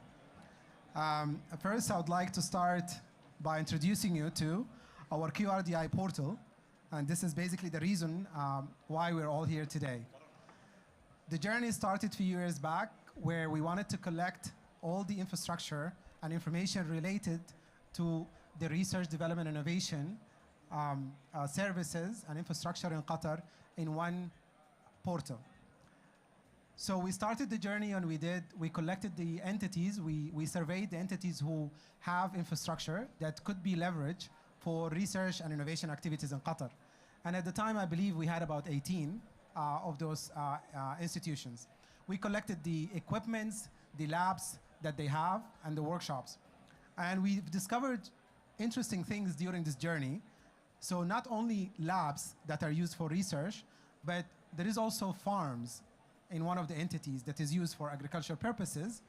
You have also a maritime ship that is used for maritime research. So Qatar has a lot of infrastructure in place that's under marketed, if I can say that. Not too many people knows what exists. And this was a very good starting point for us to start the journey. And when we launched the first version of the portal in 2022, I got few emails, very interesting emails, from one of the professors in an entity thanking us that they did not know that their institution had these labs, had these equipments. So to showcase this was something very, very useful as well. So that was V1 of the portal. We went into every year, we release additional components, additional modules, and now we have what you see in front of you, and we have a section on that side that has screens of the portal that you can leverage and you can look at. So this brings us to the topic of our panel today. So it's all about connecting people together, the have and the don't have, the want to each other, with the aim of getting everybody to collaborate. Qatar is such a small country, but this is an advantage, right? So we can travel from north to south and from the other side in a very short period of time. And the fact that it's a small country as well, most of the people in the ecosystem kind of know each other. And you can look around probably here and you can find a lot of people that you know. So I want to start asking Hind to introduce herself maybe a little bit about what you do at MOU and MOM. And to you. Sure. Thank you, Haytham. So I am Engineer Hind Saleh Hassan, Head of Equality in Ministry of Municipality. I have background in oil and gas for more than 10 years, and recently I joined the Ministry of Municipality. So to emphasize on what Mr. Haytham said about the collaborations and using our facilities to collaborate with the researchers here in Qatar and also outside, we actually have in the Ministry of Municipality a state-of-the-art laboratories that are specialized in agriculture researchers and bacterial researchers also. So we have a lot of equipments also that are listed in the QRDI portal that all of the scientists can collaborate with us and have the opportunity to use our laboratories. So Hind, are the private sector also allowed to use these labs? Can they approach the ministry and utilize the services and equipments? Of course. So it is not only limited to the governmental sector.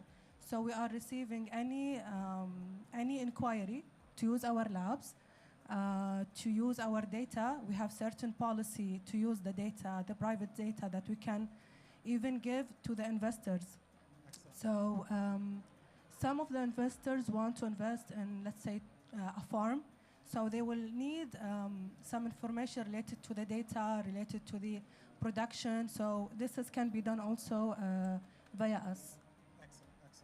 And any recent collaboration projects with either university or company that you can share? Of course. Actually, now we have a collaboration with the QRDI and the early detection of red palm weevil. This pest is really costing the country to lose a lot of palms because it's really hard to detect this infectious pest in a very early stages. So now we are investing and we are collaborating with the QRDI to come up with creative and innovative solutions to save the palm trees, which is a heritage icon in Qatar, and also to save those trees for the farms and for the owners of the farms. Excellent, great, thank you. Dr. Ayman, how is the core labs set up in HBKU? Hi everyone, I'm Ayman Samara. I'm the senior scientist in HBKU Core Labs. Core Labs is about 800 square meter of high-tech facility, state-of-the-art equipment, capabilities related to material science, material analysis, imaging, and material characterization in general. So we're there to enhance and enable material research in Qatar. We're part of HBKU, so we support students in their research. We support the institutes within HBKU, and we also support other institutes and other industries here in Qatar. Again, we're focusing on imaging, material characterization, and thin film, also thin film technology. And do you collaborate with industries as well, or only focus on academic research? Of course, industry is a big part of it. We have good collaboration with some industrial partners. As an example, Qatar Shell GTL, we're one of their labs of choice whenever it comes to analysis that require more than just a test, like a direct test, where analysis involves a lot of research, a lot of science behind it, help them make some informed decisions related to their materials, soil or sludge or whatever material they have challenges with. So that's one of the customers we have. Another collaboration that's hopefully coming very soon with in Turkey, TÜBİTAK is one of the biggest research centers in Turkey, or they prefer Turkiya now. So YITAL is the semiconductor arm of TÜBİTAK, and we recently signed an agreement related to clean room collaboration, and now we actually gained our business when it's come to material analysis related to semiconductor manufacturing. And we won this business even when we competed with one of the biggest labs, Evans Analytical Group, EAG. Which can tell that that because the quality we provide and the turnaround is really of interest of most of the collaborators. Great, thank you. And Max we go back to the beginning of the portal. So tell our audience about that story. How was the portal built from your perspective? Yes, indeed. Haytham and I go back a while. I remember receiving a call when I was at Sidra Medicine years back, and he explained the ambition to build a research portal for the country as a national resource, and that was actually something that I was also thinking about, being in the research services side of Sidra Medicine, that we were completely lacking. We did not know who had what in other institutions. And it was also difficult from a research planning perspective when you think about buying new instruments and equipment. Duplication of efforts and resources was a terrible thing. So we worked with Haytham and the team getting our instruments on there. And myself, I was the point of contact, so I started receiving a few emails here and there of, do you have this, do you have that, how do we engage? And that also forced us as an institution to actually get our act together in a way, and open ourselves up to the rest of the community here. Excellent. And did you face any interesting collaboration in our ecosystem between either Sidra or Weill Cornell now and the private industry? So private industry, I would say not so much. It's probably been much more on the academic to academic side. When I was at Sidra, we did work a lot with some of the international academia as well, receiving a few orders for example, for genomic sequencing and things like that. But I think one of the hard parts is that we're not necessarily very good at letting the rest of the world know that we're here and what we do. Right, we're very inward focused in terms of serving our own investigators, typically. I think over the past 2-3 years, we've opened up a lot more to the rest of the community here. But turning to the international side, I think this is where things like the QRDI portal can be a great resource for letting people from the outside looking in understand who's who, what do we do, and how do you actually engage. But industry is definitely on the horizon. This is great. I know also Weill Cornell, they offer the research services to international audience, not only to entities in Qatar. Yeah, so Cornell has a nice centralized system that is run by the research administration team. And so there's a service agreement there, so all you have to do is create an account, and then basically your inquiry comes into the right research core. So we have genomics, bioinformatics, proteomics, and so forth. And so it's very easy to engage, actually. It's probably one of the most advanced systems that I've seen here in Qatar, which is truly centralized and digitalized, which is not always the case. So it is much easier for people to understand how to engage when you have a centralized system like that. One of the things that we have noticed is all the entities in Qatar, not all of them are at the same readiness level, right? So some they do provide the services, and some they even have a structure, either a pricing structure if these services are for free or for a fee, or some they just offer it as a community service and they just provide these services for free. The best model, I believe, is the collaborative model. So some entities will approach the entities that have the core labs or the facilities that they're looking for, but they want them to collaborate on a project or to develop something. So rather than just it's a service that they just buy and they end up with it. So Ammar, tell us from your perspective, which is an entity, not purely academic entity, you are in industry. So how do you find collaboration in Qatar with entities that they provide facilities and research services? So just to quickly introduce myself, obviously I'm from the Gulf Organization for Research and Development, which is an entity which was a subsidiary to a governmental entity called QRDI, which is the real estate investment company. And for that reason, our focus is sustainability, but sustainability in the built environment. And one of the departments of GORD, which is the abbreviation for the Gulf Organization for Research and Development, is the research institute called GORD Institute. And our focus really is how can we expand research associated with sustainability, with building materials, and regards related to the built environment. And generally, from my background, being an academic, my focus really was always keeping my head down, focusing on my research, publish, get my research grants, and so on. So adjusting from that to becoming more of a person who's networking and getting in touch with everyone and building the collaboration network that we had was kind of going against my own grain.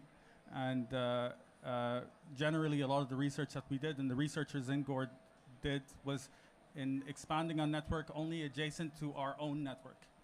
And that's generally what we did. So for me, coming from the UK, a lot of the research collaborations were in the UK and then in Europe through people that I knew through there. But with the QRDI portal, really we started to see a lot more collaborations happening, not only internationally, but a lot more locally, which is quite important. Really realizing all the instrumentations that are already available, because prior to that, really everything was shared word of mouth, to be honest. And with regards to your question in terms of in industry also, we have had some requests a lot more from industry and getting access to our expertise and really helping us to understand what is our area of operation as well. So Ammar, which kind of labs do you guys offer to the community? Which kind of lab do you use for your own research, but the community can access as well? The labs that we have available are generally, were initially generally focused on building materials. So you'd have your mechanical testing laboratories, but also the characterization laboratories like X-ray diffraction and so on. But also we have some other facilities that we've recently set up, which is more kind of industry focused, but also made available to academia. We have just recently had a soft launch of a polymer and metal additive printing facility for prototyping and very quick, low volume manufacturing of parts. So generally, these are the kind of facilities that we have available. And I want to go back to the Ministry of Municipality and Engineer Hind. If you can tell us also about the labs and developing talent, local capabilities that can work on these labs. Sure. So as I emphasized earlier, our labs are full open to any researcher, either here in Qatar or outside, but especially the local talent. We are focusing on building the capacity and local talented here in Qatar. I want also to emphasize we don't have only the agriculture labs. We have other type of lab and other creative spaces in the Ministry of Municipality. So as you know, the Ministry of Municipality is taking care also of the urban planning sector. And for that, we dedicated a full floor, which is Studio 18, to group all of the architects in our ministry and outside to brainstorm ideas, to create an innovative environment for everyone who wants to use this space. So this space is not only dedicated for us, anyone can actually book it and have a brainstorming ideas. We have brainstorming sessions. We have a cutting edge and interactive utilities that anyone can use. Excellent. And Dr. Ayman, the same question about developing local capabilities and talent to work on the core labs. Do you have any specific programs or initiative, or do you accept internship from local talents so we can build that capability locally? Yes, of course. Now we're part of HBKU. Students have more access to the lab. So a lot of the students will do their own analysis. So we teach them, we train them on certain capabilities, and they will run their own analysis, and that will give them that skill added to their education. Plus, of course, we started accepting interns starting last year. So we got a few interns from Qatar University, from HBKU, and we expect to open it this year. So this is a frequent thing we do. Of course. And again, what's the focus of the core lab? Which industry do you guys serve? Core Labs is mainly focused on material analysis. So any entity that wants either to develop new material and they want to test it and analyze it and image it, or industries that need to analyze their material for elemental analysis, for any kind of defect detection, to help them to understand material or defects related to material. So oil and gas is a big industry here. Semiconductors, as I mentioned, thin films. Even we have groups that manufacture polymetric membranes. Any research related to new or existing material. Excellent. Max, back to you. Do you think there is any policy or regulation that can assist in facilitating access and exchange of services between institutions? Yeah, that's a pretty good question. I'm not aware that anything exists in terms of how we go about doing this. I think it's down to each institution to take a collaborative approach. Certainly in terms of making services available, that's fairly easy and simple, I would say. And for the most part, we have achieved this, I think, with at least in the biomedical sphere, between QBRI, Cornell, Sidra Medicine, and so forth. So yeah, I think it's we're there as far as collaborating and allowing each other's access to facilities. Yeah. So there is no barrier access, I guess, for private sector to get in, to connect with the labs, so they can get the service. Aside from the normal technicalities, which is, in order for you to use the lab, you have to be certified for some cases, whatever, which is the normal. Yeah, I think the distinction is maybe people might misunderstand in terms of coming in and using the labs, as opposed to having a project where they can sort of outsource the service to the laboratory, right? So it's much more the latter that we would do. It's very unlikely that you would allow anybody from the outside to come and use a genomic sequencer or actually use your mouse facility or anything like that. So it's really more about understanding what services we provide or any institution provide and the way you engage. I think what I've noticed is that it's the level of maturity of the organization, right? So you either have a simple service agreement that is fair and that is simple for people and their institution to sign on, legally speaking, right? Because there's always the liabilities of what you might use, how do you use that data for research purposes only as opposed to clinical, how do you share that data? Do you need to destroy that data after you've shared it with the customer and so on and so forth? So it's really down to, are you ready as an institution? Do you have the right format, the right structure, the right contract to allow people to do that? And then how do you share data? Because at the end of the day, this is what most people are interested in, is getting data back. Excellent. I will open the floor for questions. If anybody in the audience would like to ask a question. Yes, please.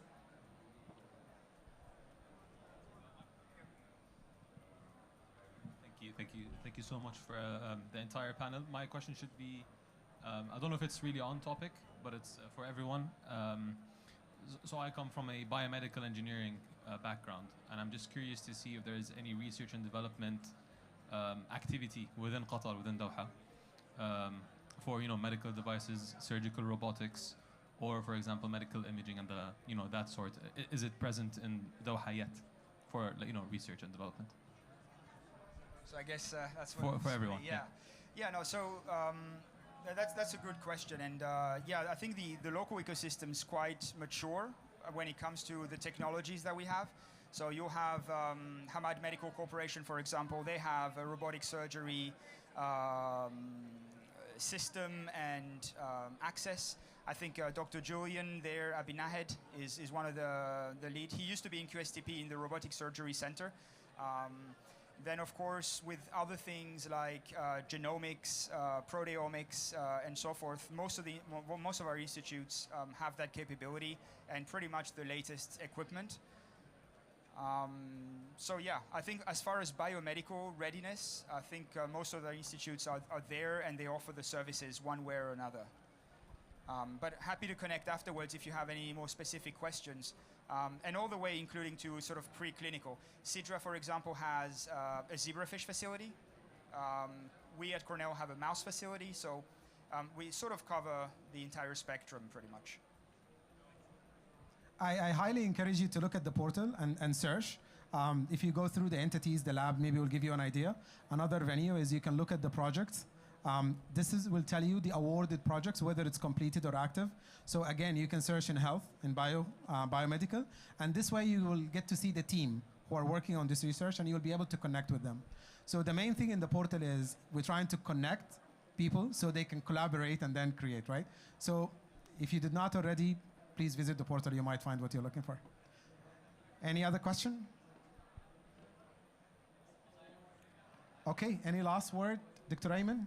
I need to mention that when we opened the lab for outside entities or for the private sector, we're still building our own website. So whatever we use now is the QRDI portal. So this is our introduction to any customer or a new potential customer. This is what we give them, and it has a very nice, almost comprehensive list of all the equipment / services that we could collaborate with.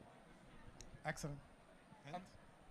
Same as what Dr. Ayman said, we in the Ministry of Municipality have listed really state-of-the-art equipment that anyone can use.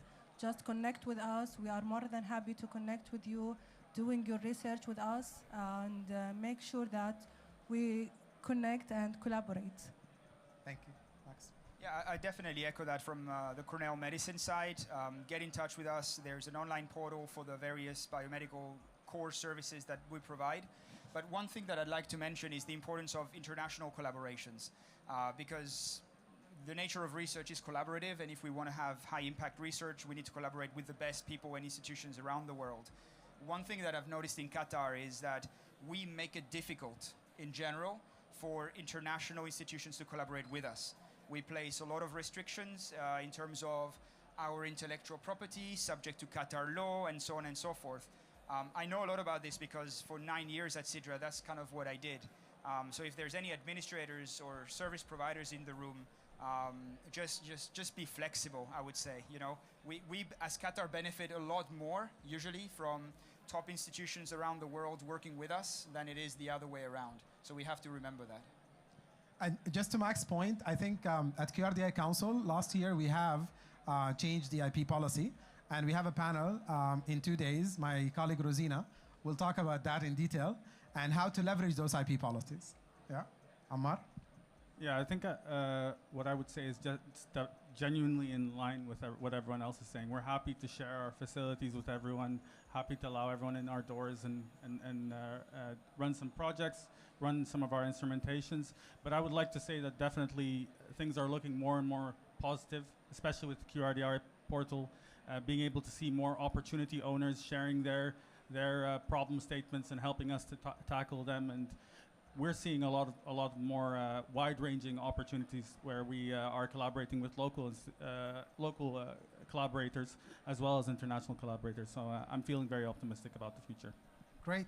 And so finally, and last and not least, also please do check our funding opportunities. Whatever we launch soon will be coming in the portal as well. And this is not the end of the portal. We're still developing, and this year, inshallah, you will see more modules. We're trying to build communities, so the next big thing for the portal will be communities. So you will see those coming slowly as we go. And also analytics at the end of this year. 2 analytics, either the ecosystem analytics for Qatar as a whole, or QRDI analytics in terms of what we fund and our activities and so on. So stay tuned, and thank you so much.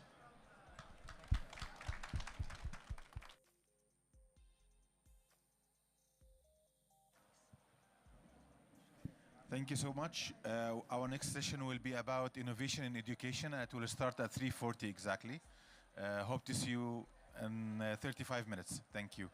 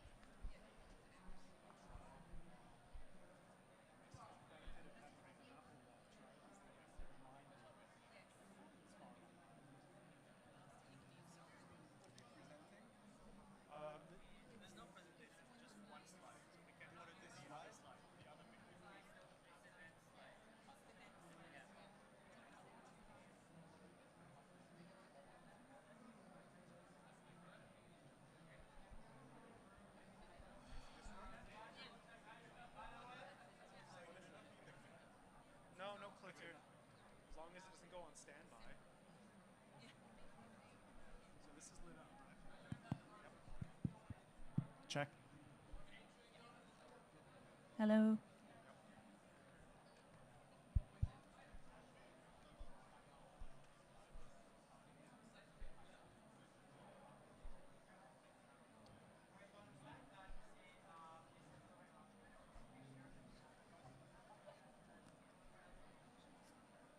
That's a nice little audience.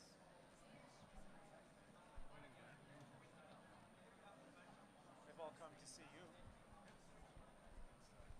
Hello, everyone. I'm happy to start the session. My name is Elias Felfoul. I'm director of WISE.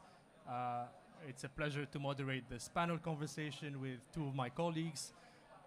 We have Neve, the lead of the new WISE project, which we will tell you a little bit more about it shortly. She's been with the team for a few years. I've seen growing in her role, and it's fantastic that today she's co-leading this new impactful program. On my left, Danny Ramadan. He's been leading the investment at QSTP, and he's been very generous in giving his time with the WISE Accelerator program, where he have been in our committee to help us select founders of education technology companies. And today he's also joining us as a new member of our committee for the new prize. This is a small crowd, so we're gonna make it fun. Hopefully we get a lot of questions from you, so we wanna make sure that you understand the new program, the new WISE prize, and the monetary, obviously, prize of the program, but also what we will be offering founders to make sure we help you in your journey. There's something super interesting about education. If you look at 100 years ago and today, not many changes happened across the year. It's one of the last sector in our society that haven't been, pushed to reform, haven't been affected by the massive transformation that we are living in. And the effort that WISE and Qatar Foundation are doing is to contribute to make these changes happen, rethink the learning experience for human being. And right now, with all the complexity in the world, the geopolitical instability, these new tools of AI, it is making the debate about education much more challenging. However, it also comes with lots of opportunities to innovate. I think COVID, with all the negative aspect, brought some interesting views on how we look at the learning experience and education. And I think there has been a shift happened since. And there is an opportunity to look at the learning experience differently. And that's what we will be talking about today. So today is a conversation, is a panel around our observation on some of the founders we've been working on with and the innovation we've been seeing on the awards and the previous prize program, and also the accelerator, where we were focusing much more on the education technology side, and explain why we're merging these two prizes, and we make it a much bigger prize. So we used to give $500,000, today is $1 million. Neve will tell us more about it shortly. And the idea is we really want to contribute to, at a global level, to enhance this conversation and start these real changes. So we're announcing this new prize. It is already, you can scan to get more information if you are an EdTech founders, and most of the team of the WISE Prize the WISE Prize project are here, so you can meet them also later. But the first question, I will start with you, Neve. Can you give us an insight on the past few years of leading the WISE Awards, and also some of your observation on the previous WISE Prize, and explain to the audience why we're merging these two programs together, and what are some of the objective of this merger? Sure, thank you, Elias, and it's a pleasure to be here, everyone. Just to give you some backdrop on the previous awards initiatives that we've run, including the WISE Awards and the WISE Prize, which are two initiatives that were envisioned by Her Highness Sheikh Moza bint Nasser to elevate the players in the field of education. The WISE Awards previously recognised 6 innovative solutions to perennial education challenges globally each year. And the previous rendition of the WISE Prize celebrated the lifelong contribution of an individual to education. So these were 2 separate programs that we previously ran. The winners, the finalists of these 2 initiatives largely make up our WISE Awards community, WISE community, which is really diverse. We have over 90 awards-winning projects and 9 WISE Prize laureates. Of these solutions and individuals, we've seen such a diverse range of approaches to various education challenges, EdTech, learning ecosystems, literacy, and so forth. And in seeing these kinds of solutions coming forward, the celebration of what the WISE Awards and Prize acknowledges, now we want to move towards a more concrete impact and solution development oriented program to help further strengthen these kinds of solutions. And this is the key change of what the prize will look at now. Yeah.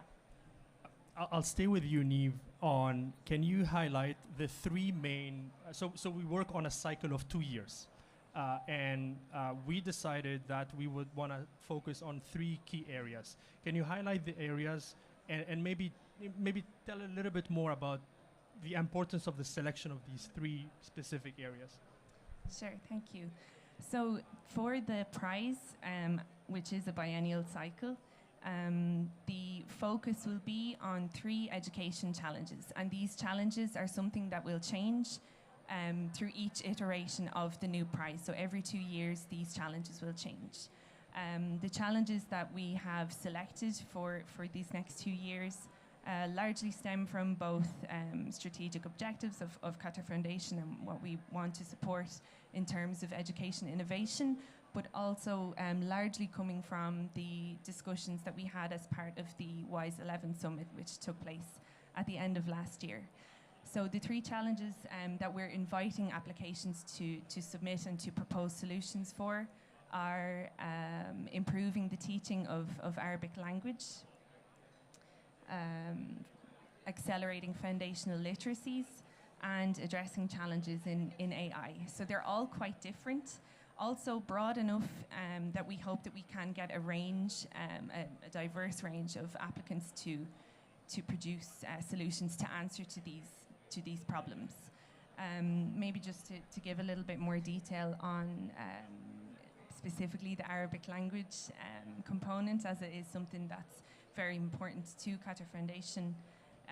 Sheikh Moza just mentioned recently on the International Day of Education how the cultural significance into holding on to a language is really so important, and this is something that we want to help strive and develop further in looking at this challenge. The foundational literacies piece will look at numeracy and literacy. It could be a tool, it could be a program, it could be an initiative for teachers, and so forth. And the addressing challenges in AI, we really want to look at how we can solve problems around biases and disinformation in this space, which I think is still quite largely unknown.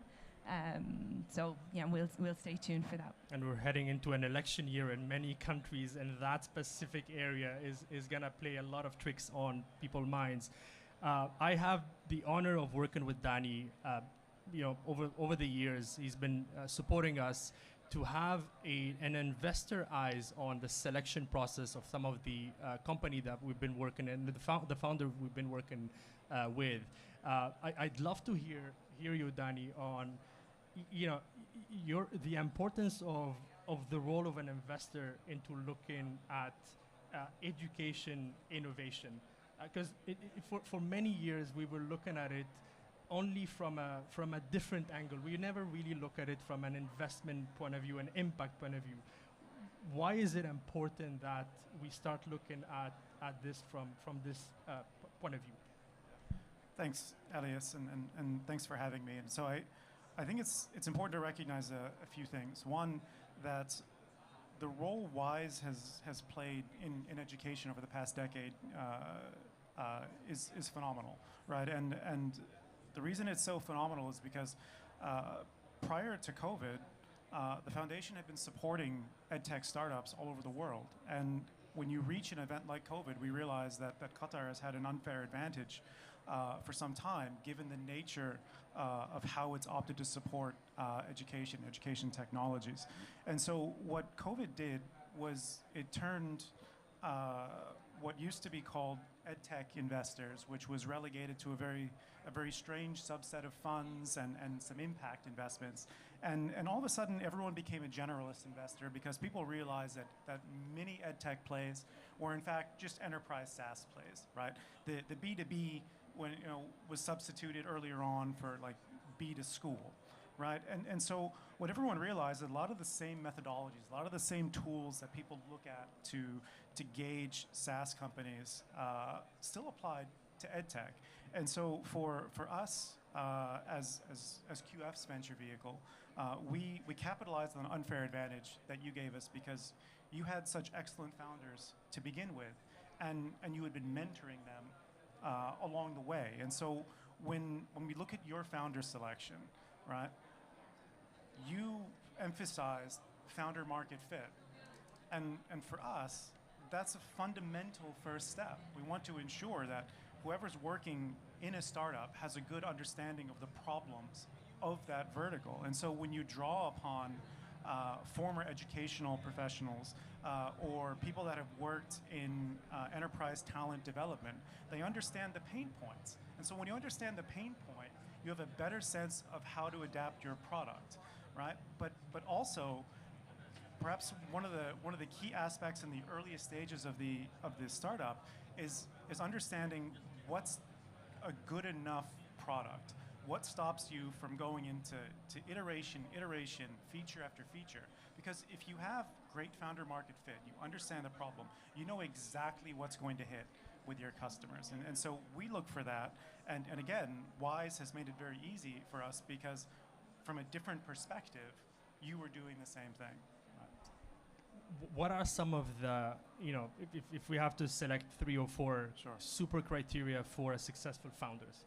I know you mentioned market fit, pain points, knowing the problem to solve. Yeah. Team, for one.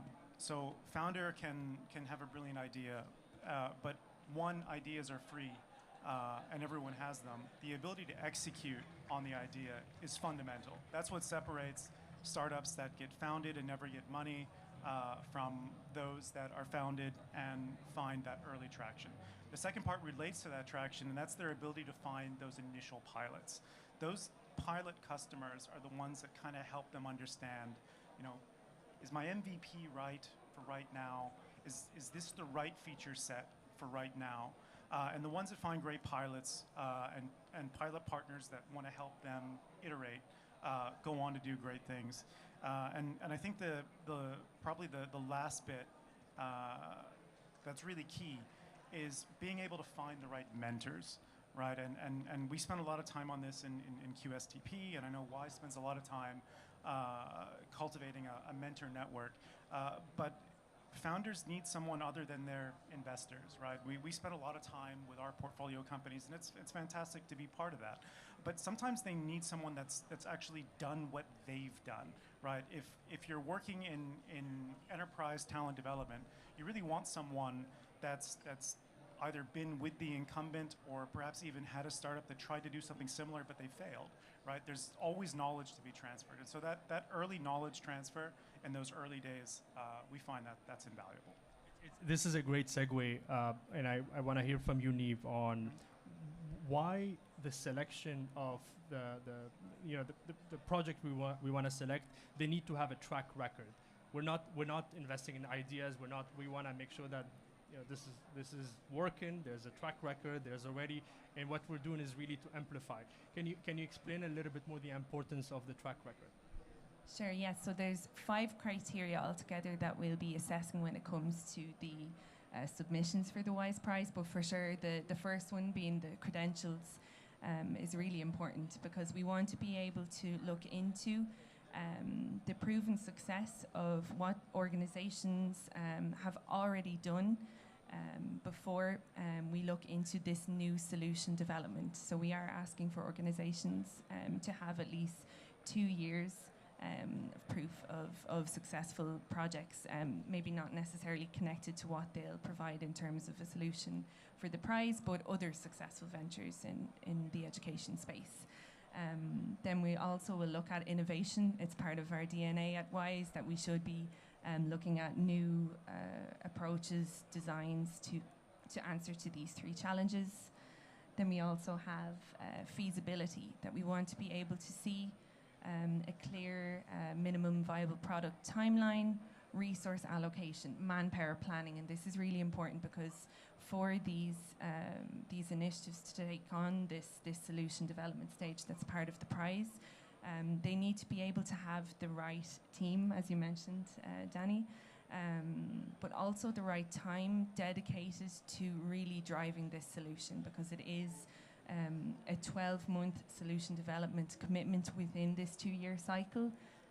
And then, of course, what the grand winner will do beyond that recognition too. But it is important that they're realistic, let's say, when it comes to this part of the submission.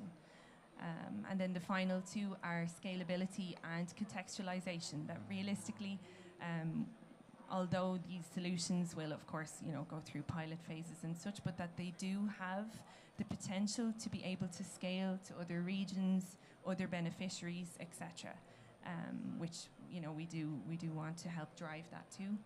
And then lastly, the contextualization, that solutions, of course, with a specific end user in mind, but that they can also demonstrate how we can together change or alter the solution development to also potentially suit other contexts, other regions. So yeah, these are the key 5.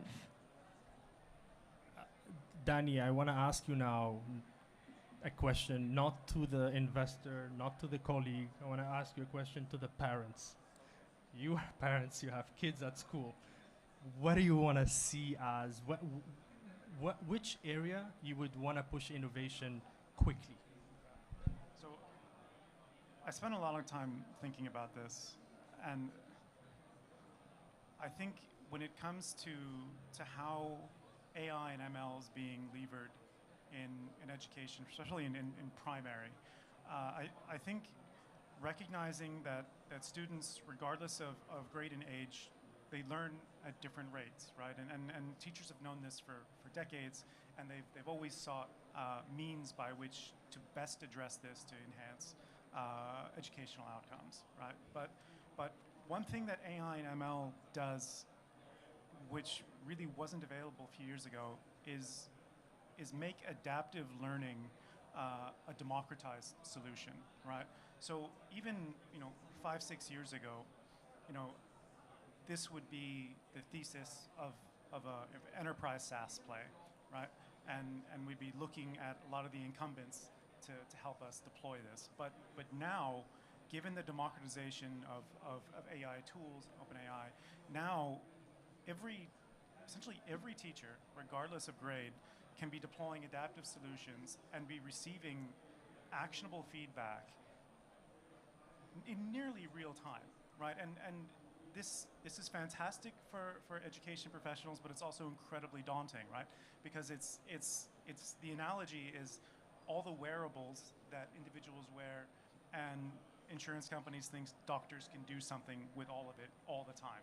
It's not entirely true, right? But with teachers in a very confined environment, there's more actionable intelligence, right? And so you have the real ability to affect an educational outcome in the short term, right? Not a long-term play, but a short-term play. So adaptability is my view. what you mentioned adaptability, are you also referring to the concept of personalized learning experiences? Absolutely. Because I'm excited about that. Yeah. One of the things that I'm super excited about the innovation that are happening in EdTech is this capacity of personalized learning. I would love to see that if you go to a classroom, you have a strong, kids doing math, the other one is doing, whatever, another thing that is French, right? Yeah. And you can't keep them in the same. I know it's challenging. I want to hear your point of view on this kind of. How much we want to push the personalized learning experience in? I think there's two ways to answer that. There's how a teacher uses it in the classroom, and how parents have to be involved at home, right? I think this, in addition to giving the teachers new tools, you're also giving parents new ways to be part of the educational process. And again, those ways in the past were call them manual, meaning they're not automated. Maybe they involve tutors. Maybe they involve workbooks, right? Or working groups. Now, it's a little bit different. Now it's going to be on the iPad, and now parents can understand some of the pain points, but they can also be getting guidance from the teachers as well. And so while I hope there's not so much disparity in a classroom setting where students are learning in different languages, although that is foreseeable, I think there's the distinction between how teachers leverage this in a classroom setting and how parents follow on that also in an adaptive setting. Neve, as a passionate about education, and I've seen you in your role, what are some of the innovation that you would want to see come into some of the application you would want to see when you start the selection process? I think maybe looking at past renditions and projects that we've celebrated. I think seeing how organizations, founders, etc., how people can leapfrog an idea, because I think reinventing the wheel, people can get stuck in cycles which can actually drain a lot of energy when we have so much, such abundance in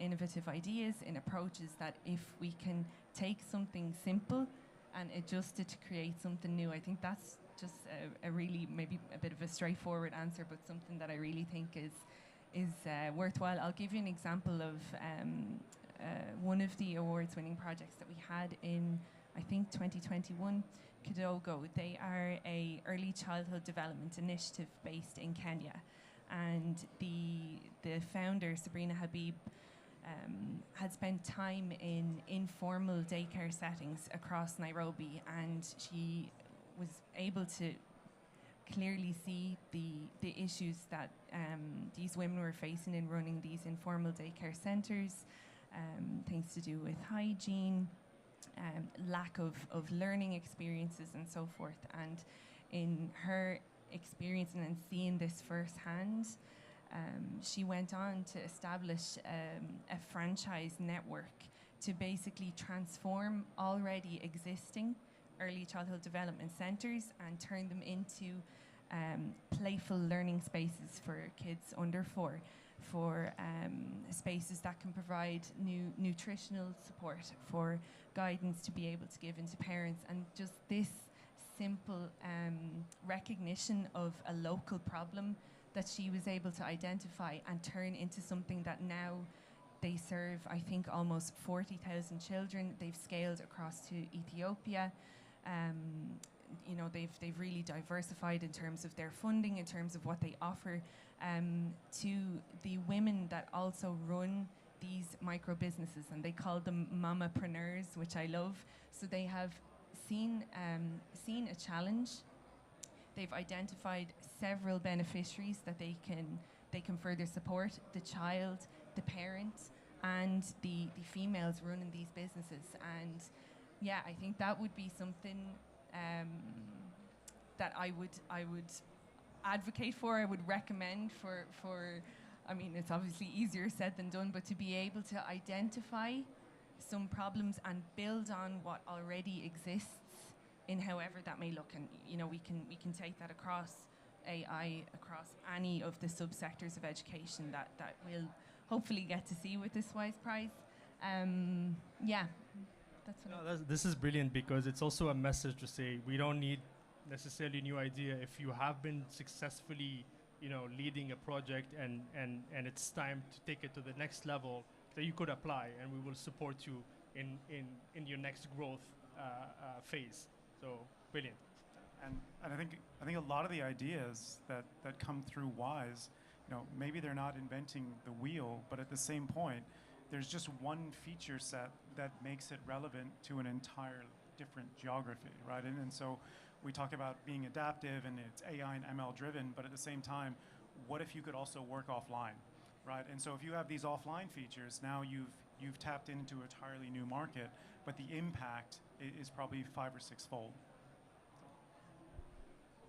I have to ask a question now with a little bit of geopolitical flavor. All right, I spent a bit of time in Singapore, and what I loved at that part of the world is there's a harmony in adopting the concept of modernization. So in one of the key phrases that I heard when I was there is modernization without westernization. And it's a bit, the question is, can we leverage these new technologies to make sure that these new technologies are contextualized in different regions while it is protecting the sensitivity, the cultural aspect, the languages in different places. And here I'm making a strong observation on the fact that most of the AGIs, if we look at it, it's happening in China or the US in 2 main languages. So most of the others, they're gonna be captured, but with a bit of a weakness. So can technology be leveraged to make sure that we have a strong contextualization and adaptation to the local ecosystem, regardless of the regions? I know it's a tough one. It wasn't part of the question. So, my general answer is yes, Elias, and I think as long as those technologies are both accessible and affordable, right? I think they're going to find a way to integrate into whether it's early education, later education, enterprise education. I don't think they go against too many cultural norms, and not to step in the political fray even more. I think it only gets to that point where you start eliminating jobs, right? I think at that point where there's job loss without job repurposing, I think then it becomes a problem. But generally, I think whether it's the developed world, the developing world, I think as long as solutions are accessible and affordable, they're going to be levered. I think for especially for looking at new solutions coming from specific regions, that they need to be designed by the people for the people. That we can't keep looking to the West to be able to be providing, let's say, Arabic language solutions when they haven't been in practice in the MENA region. So I think that's one thing that we should really advocate for, and again, something crucial that we really try to look for when it comes to the WISE Prize. And then I think keeping the user in mind is really key. We just recently saw a coding, I don't recall the name, Shahad, you could remind me, a coding platform for students aged 6 to 16. And what was great about it was that it wasn't only through English, it was also provided in Arabic. A startup coming from Jordan, I think. So more of this definitely is needed, and certainly in the technology space. I'm happy to take some question from the audience to our panelists. So we're a small group, guys. You can ask your questions, and let's make it an open conversation. Any questions? Sure. I'll move around with the mic. Hi everyone. I've been a fan of WISE for the past 6, 7, 8 years probably, so I love the work that you've been doing. My question is, as a female founder, one of the challenges that I faced is getting access to a mentor, and a mentor who can travel with us for some time. Of course, we get connected to mentors, but it's very short term. So have you seen any common trends in what female founders in the edtech industry face in Wise, and how have you been able to traverse that? Have you been able to support them come out of that challenge? So I can't speak specifically for Wise, but I can speak to some of our portfolio businesses that are run by female founders. Finding a mentor that can travel with you, that's probably a tall order. And post COVID, what we found is a lot of our mentoring is happening remotely. But what's more important than the mode of communication, whether it's in person or whether it's virtual, is how organic the connection is between the founder and the mentor. And so my experience is that when you found the right mentor, the mode is nearly irrelevant, right? They should always be there in some capacity. My apologies, Daniel. Yeah. Maybe I want to rephrase the question. Yeah. When I meant travel is the time period that they can spend with us. Yeah. Like how long? Yeah, and I think the premise is still the same, right? They're there for the long term with you, right? And so it's really the connection at the beginning. The mode becomes almost irrelevant. Maybe I'll also just jump in here when we're looking at in relation to the prize, which we'll undertake between 4 to 6 finalists. That what certainly is a challenge that I think we're always continuously trying to solve is finding the right blend between support across common themes for let's say these solutions that are going to be proposed, but then also having a mentorship aspect that is still tailored enough to your own needs. I would love to say that we'll have all cracked the code, but I'm not sure if we're there just yet. But I think what's useful from the Wise side to you as a startup is having clear instruction on what your needs are, and which we do look into needs assessment when it comes to what we've done with the accelerator, with the previous awards, and soon now with the new prize, and that is something that will remain. Actually, we've been supporting a founder that is based out of Bahrain. She's currently in our cohort. They have a platform called Playbook, and Playbook has a product that is trying to connect women founders to mentors. So more than happy to look into that and connect you with the team. They've been doing really well also, because the issue that you're facing, obviously you're not alone, especially in the region. So they've been growing very nicely, and I think they've been they've been solving some of the pain points that you just mentioned. So more than happy to connect you with her. Thank you. You can start. Thank you. Yes, my name is Al Hassan, co-founder of Darity. We build hardware toolkits for kids to teach them electronics and making projects with electronics. My questions has 2 parts. First, related to Wise, and for you, if you are interested in interested in hardware startups. I understand that hardware have an extra challenging level of if we think about manufacturing, shipping, storing, etc. So are you interested in or supporting hardware products or not? And the other question, do you think that it's a good idea to have a hardware project, or it's better to move with software solutions better than hardware? So what we've done with the 3 challenges, the 3 themes that we're inviting applications for, is keeping them open enough that solutions can be any and all of what you just mentioned.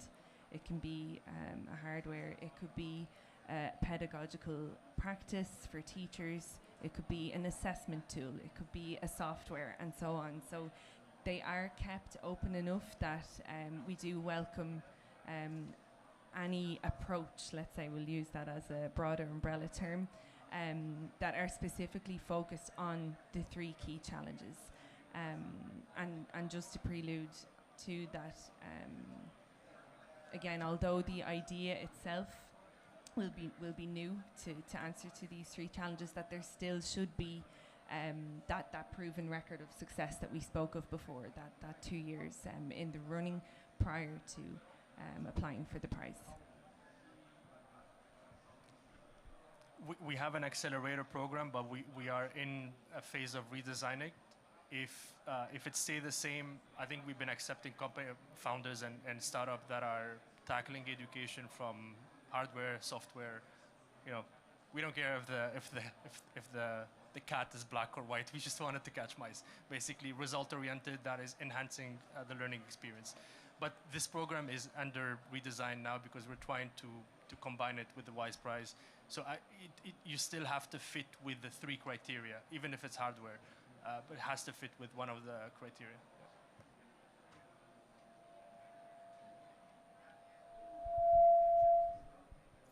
Hi, my name is Mohammed Ashfaqur Rahman. I'm the founder of a fintech company called FinMal. And one of the solutions that we're working on is a gamification for financial literacy.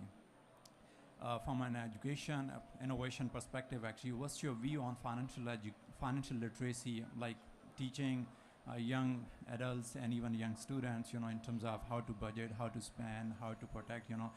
We are really seasoned finance people, but still we are not expert enough actually how to manage money, you know, so we are not disciplined. And in order to actually make young ones, you know, disciplined right from the early on, what's your view? What do you think, and how you're tackling this issue, maybe at WISE level or in your own expertise? Thank you. I'm happy to share that we have been working on this topic before. So we had a partnership with Visa, and we did create programs, financial education programs for kids where, you know, we brought them together. This pre-World Cup, and Visa created kind of a game that is sports, football, soccer, you know, as a theme, but has financial, you know, it's all about financial credit, money management, and all that through the length of the sports and soccer. So it was a successful program for us. Kids loved it. We see that there is more and more interest from family, but also kids themselves to learn more about this. However, at the level of WISE new cycle is we had to make some priorities, and the next cycle is focused on, you know, AI challenges, the foundational literacy and the Arabic language. I think it's something we can bring back to the table the next cycle, because it is more and more important. And in my view, I wish I knew more about money earlier in my life. So if we can pass on the knowledge to the new generation earlier, we could have, you know, we could solve lots of issues of things we're seeing today because of social media, you know, playing with young people's minds. But I don't know, maybe Danny would want to add something about the No, I think it's a topic that comes up routinely.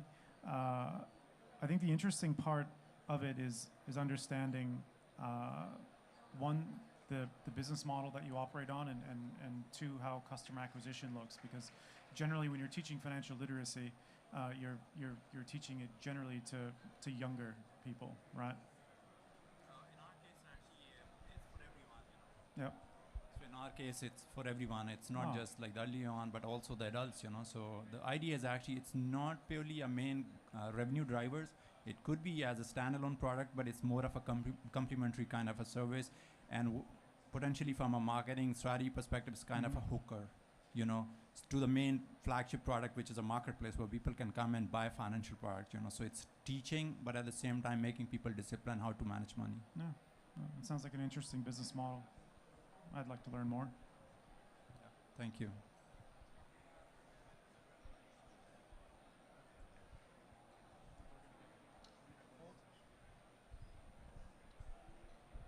Thank you. My name is Yaqub from Algeria. I represent SNAI. I'm the co-founder of SNAI. We are a user-generated curriculum marketplace where any school can access and buy a hybrid course and start teaching it the next day. So my question is related to the personalized learning. It's more technical. So I like personalized learning, but in the same time, I'm afraid also that it might create a gap between the most knowledgeable other and students with limited capabilities. So how can we make sure that this gap wouldn't be enlarged, but we can use personalized learning to bridge this gap? So, yeah. That's a golden question. Wow. Say, looking at now how classrooms are changing, the roles of teachers are changing, curricula are changing, that maybe we do need to go back to, especially given, now we're kind of rummaging in this AI space to be able to utilize that as a tool to close these kinds of gaps that you're speaking to. But I do think going back to the teacher, and maybe I'm a little biased as I originally started in a classroom, but I do think if we were able to include that in a kind of competency that teachers are able to be more literate themselves on identifying these kinds of gaps that you speak of, I think that's something that we should really leverage. And at the end of the day, no matter how much technology and AI we introduce to learning, the human should still be there, right, and take a key role in not only for the learner but also the practitioner. So that would be my vote. I can just add on what Neeb mentioned. I'm a little bit the opposite. I'm a bit more bullish on this tool. Any new technology or new innovation, it will have pros and cons. I see potentially more pros than cons. If you look at a classroom, if you look at introvert kids, and some of these technology could give them a hedge, actually. So while we are implementing, I hope we can find the right balance to make sure that this is for the better good and benefits a majority. But I'm personally excited about the personalized learning experiences. And if we're able to do it well, we could, in my view, get some of the kids that didn't, get the best out of their schooling years to a much better place. But that's again, this is maybe me biased, listening too much to these guys pushing AI as the next thing that's gonna impact our life positively. I hope I'm wrong. Well, thank you very much. We took more than the allocated time. Thank you for your generosity, QRDI, and to the whole team. Thank you very much, Hind, and the team for allowing WISE to have a session here. That was brilliant. Thank you.